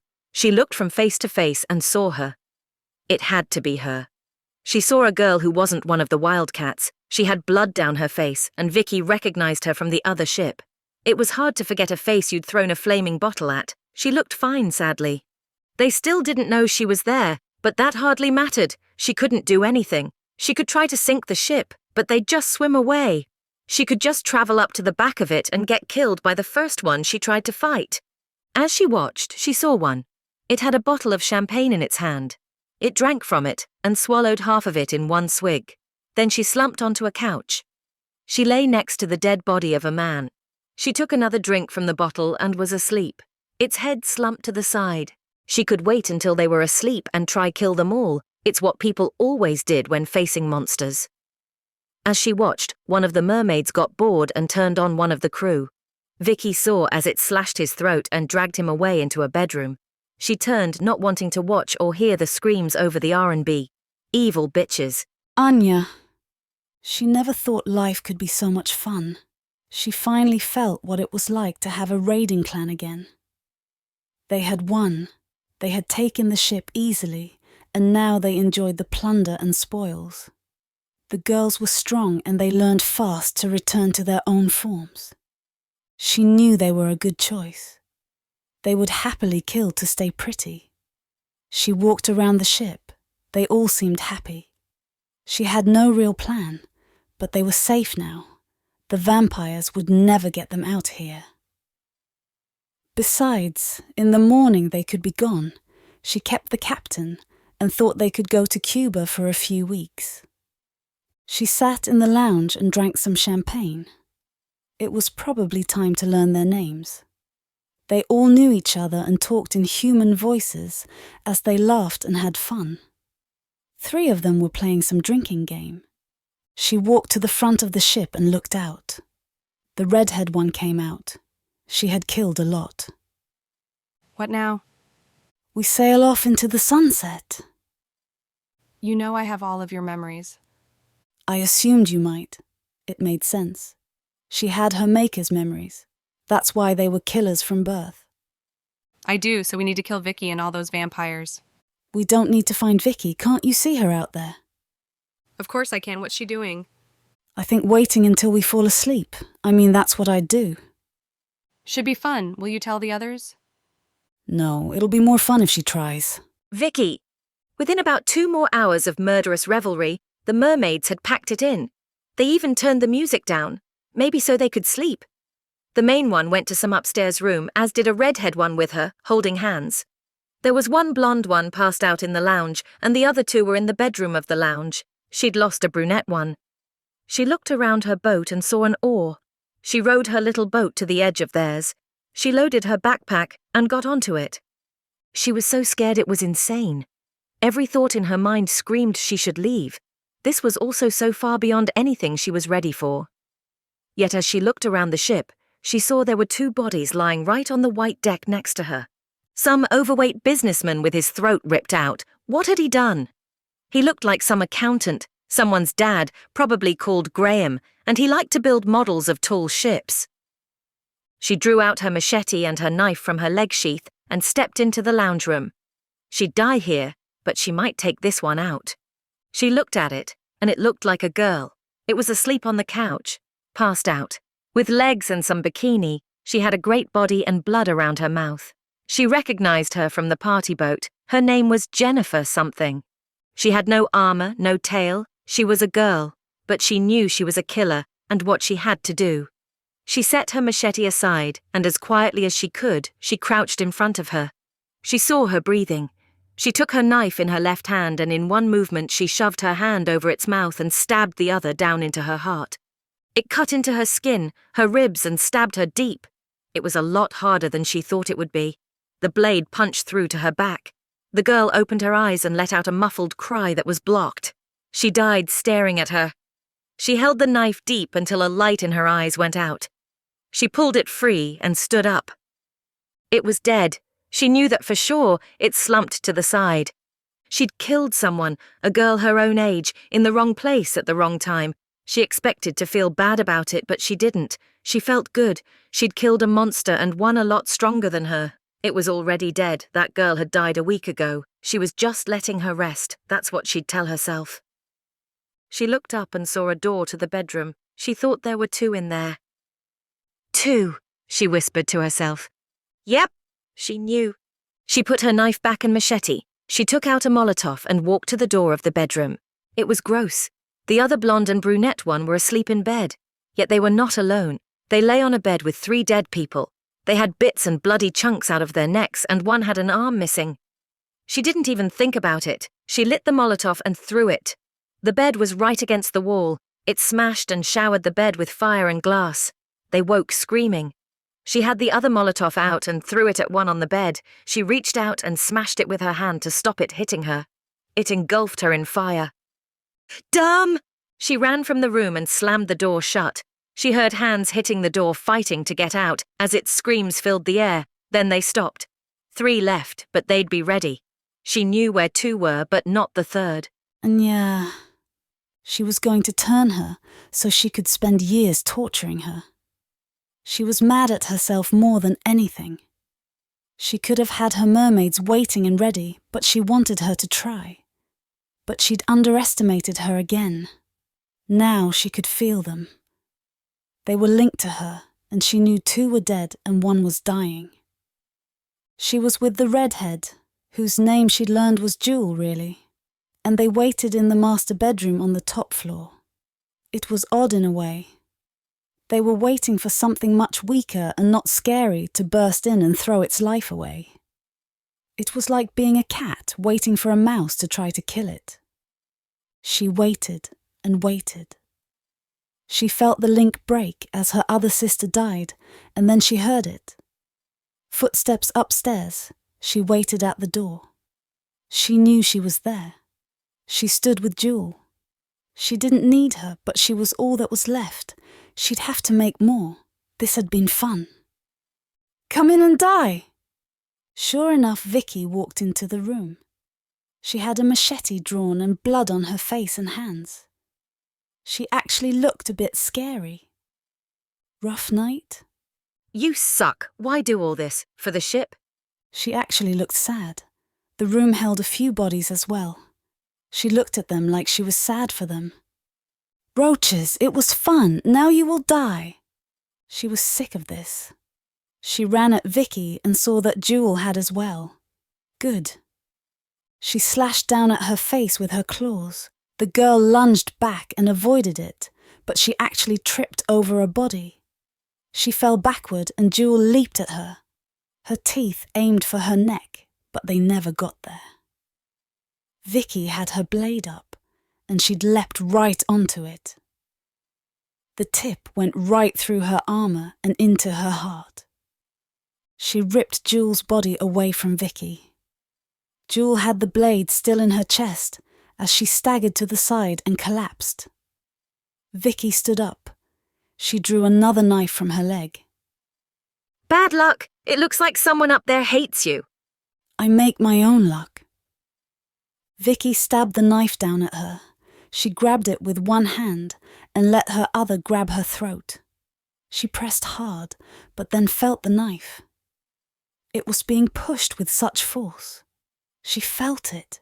Vicky was so much stronger than she should have been. Anya let go of her throat and smashed her head against the wall. Vicky fell into a dark sleep and the pressure stopped. She looked at Vicky. What are you? Vicky! She woke and she was tied to a seat. It had been dragged out onto the deck of the ship. The mermaid stood in front of her. She looked like a pissed-off Viking girl. She was tied at the wrists and ankles with rope. The mermaid walked before her. She had a broken bottle in her hand. She waved it under her face. She was mad. She saw in her eyes she was gone far away. So you're a something. No wonder you've got this far. I'm not anything special. She was getting a feeling. Something was helping her, no doubt, but it wasn't her. When she threw a knife, it hit. The redhead had leaped at her, and her blade had gone up into her itself. She had pushed down, and someone had pushed with her. We'll see. We'll see. I'm going to turn you. Then I'll learn the truth from your memories. Besides, I want you to live a long time. She looked at her. What's your name? It's Anya. Leave now before I kill you. Get back into the water and swim away. She didn't know where the feeling came from, but she felt a coldness. This wasn't a girl, it was a beast. A wild, rabid dog that tore at humans and needed to be stopped.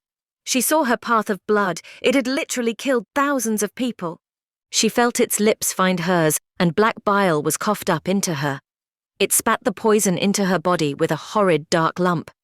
She felt its hand on her. Lord Poseidon, change her and make it hurt. She felt it. There was something in her. It was a piece of pure evil, and she screamed. Then she puked. It was like fingers were in her throat. She vomited the blackness out. She saw the piece. It was hard and round. She looked, and Anya stepped back. She stood up. The ropes were untied. They fell away from her hands and feet. Anya stared at her in shock. "How can you do that?"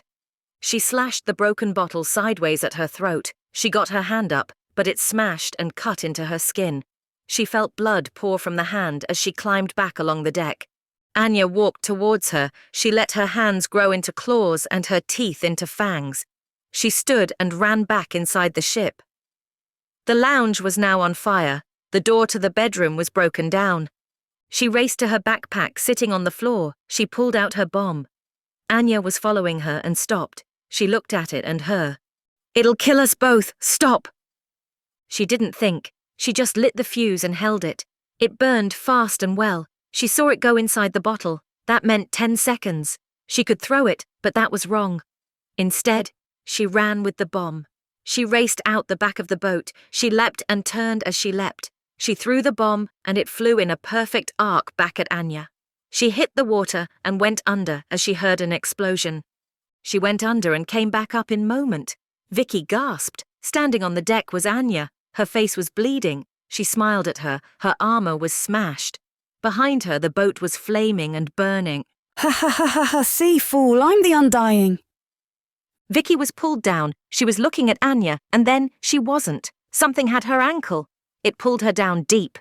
As she looked up, through the water, it lit up, and she heard a massive explosion as the boat went up in flames. She struggled for breath. What had her? She thought it was the last one waiting for her. She looked around, but there was nothing. She let the panic pass and she swam back up. She looked around. Her little boat was fine. It had come untied and floated away. Near it was Anya's dead body. She swam to it and looked. She was a ruin. She dragged herself up to her boat and dragged Anya into it as well. She checked her head. The strap was still on. She'd gotten one hell of a movie. She started the boat up and steered away from the flaming wreckage. As she did, a head popped up from the waves. She'd been there all along. She saw it all and she turned swimming away. She had to go to her master, her father Poseidon. He had to know who had killed his children. Vicky. She walked back to the offices of Eternal. She'd driven her boat to a beach and lit a smoke from a new, not wet pack as she went up in the elevator. She had her backpack on and a bloody machete in her hands. It was late, but that was okay. She'd taken the camera with her phone and uploaded the footage and added it to Carl's mailing list thing. Now she came back to them to see what they would do. She walked inside and was greeted by 2 guards. She was in their office. It looked like any corporate office at 12 at night. It was deserted. "I'm here to see Angela." One of them went and got her. She came back smiling. Very messy, we said quiet. Vicky tossed the backpack at her feet. She opened it up. Inside was Anya's head. She'd cut it off in the boat. It oozed blood, and she was a little shocked at what she'd done. "Now I want my man and you forget about us." Maybe not, he has proof. You know so much, sorry. The guards pulled out weapons and pointed them at her. Vicky laughed and threw her the GoPro. She caught it and looked at it hard. "I guess the video will go mad viral. Mermaids killing everyone and me killing them. And you telling me to kill her? I recorded that too." Where is the copy? "On the cloud, on a mailing list, all high-tech stuff. Needless to say, if I don't put a code into somewhere at some time, everyone will know." Angela walked away, taking the backpack. She was gone for a few minutes and came back with Carl. He had a busted lip and was limping. She put a gun to his head. "Tell me how to stop it or he dies." She was scared of this woman. She looked a bit crazed as she held the gun. The phone in her pocket started to ring. She handed the gun to a guard and listened. She watched for the next 5 minutes while Angela was royally reamed out by someone on the phone. It was long and crazy. Everyone stood and watched. She looked like she was going to cry. When she was finished, she handed the phone to one of the guards. He took it and nodded, saying, "Yes, sir," and turning, shot Angela in the head. She dropped dead. She was stunned. The man turned to her and he gave her a card. It was a global number. You work for us now. Call this when you're ready. As he said it, he looked in her eyes. His gun still smoked. She knew it was a take it or die kind of offer. Carl's charges? We'll get them dropped. You might need him. Fine, thanks. She took the card. She took Carl's arm and went down in the lift. Carl was beyond happy to see her. What happened? Was that the mermaid's head? I won is what happened, and yes, it was. Seemed like a good idea at the time. I have to show you something. It was hard to explain now she understood it. She felt stronger. She knew whatever was guarding her was serious and wasn't leaving. They left the office and went to a bar. It was good, and she could see he was glad to be free. No more charges from the cops. Now what? You found her and killed her by yourself? She went to the wall. There was some darts. Not alone. I had help. She threw the dart and it went dead center. Nice shot. She closed her eyes and threw the next dart. She heard a yell and opened her eyes. It had stuck into a door, just missing someone. Ha ha ha ha ha. You're mad. What are you doing? And she has a sense of humor, it seems. Her? What? I'm sure it's a girl. Just watch. She closed her eyes again. Please help me, she said. This time she turned around and threw the dart over her shoulder. She heard Carl gasp. As she opened them and looked, it was dead center. He seemed impressed and a little worried. What does it mean? Monsters best be warned. I have a guardian angel.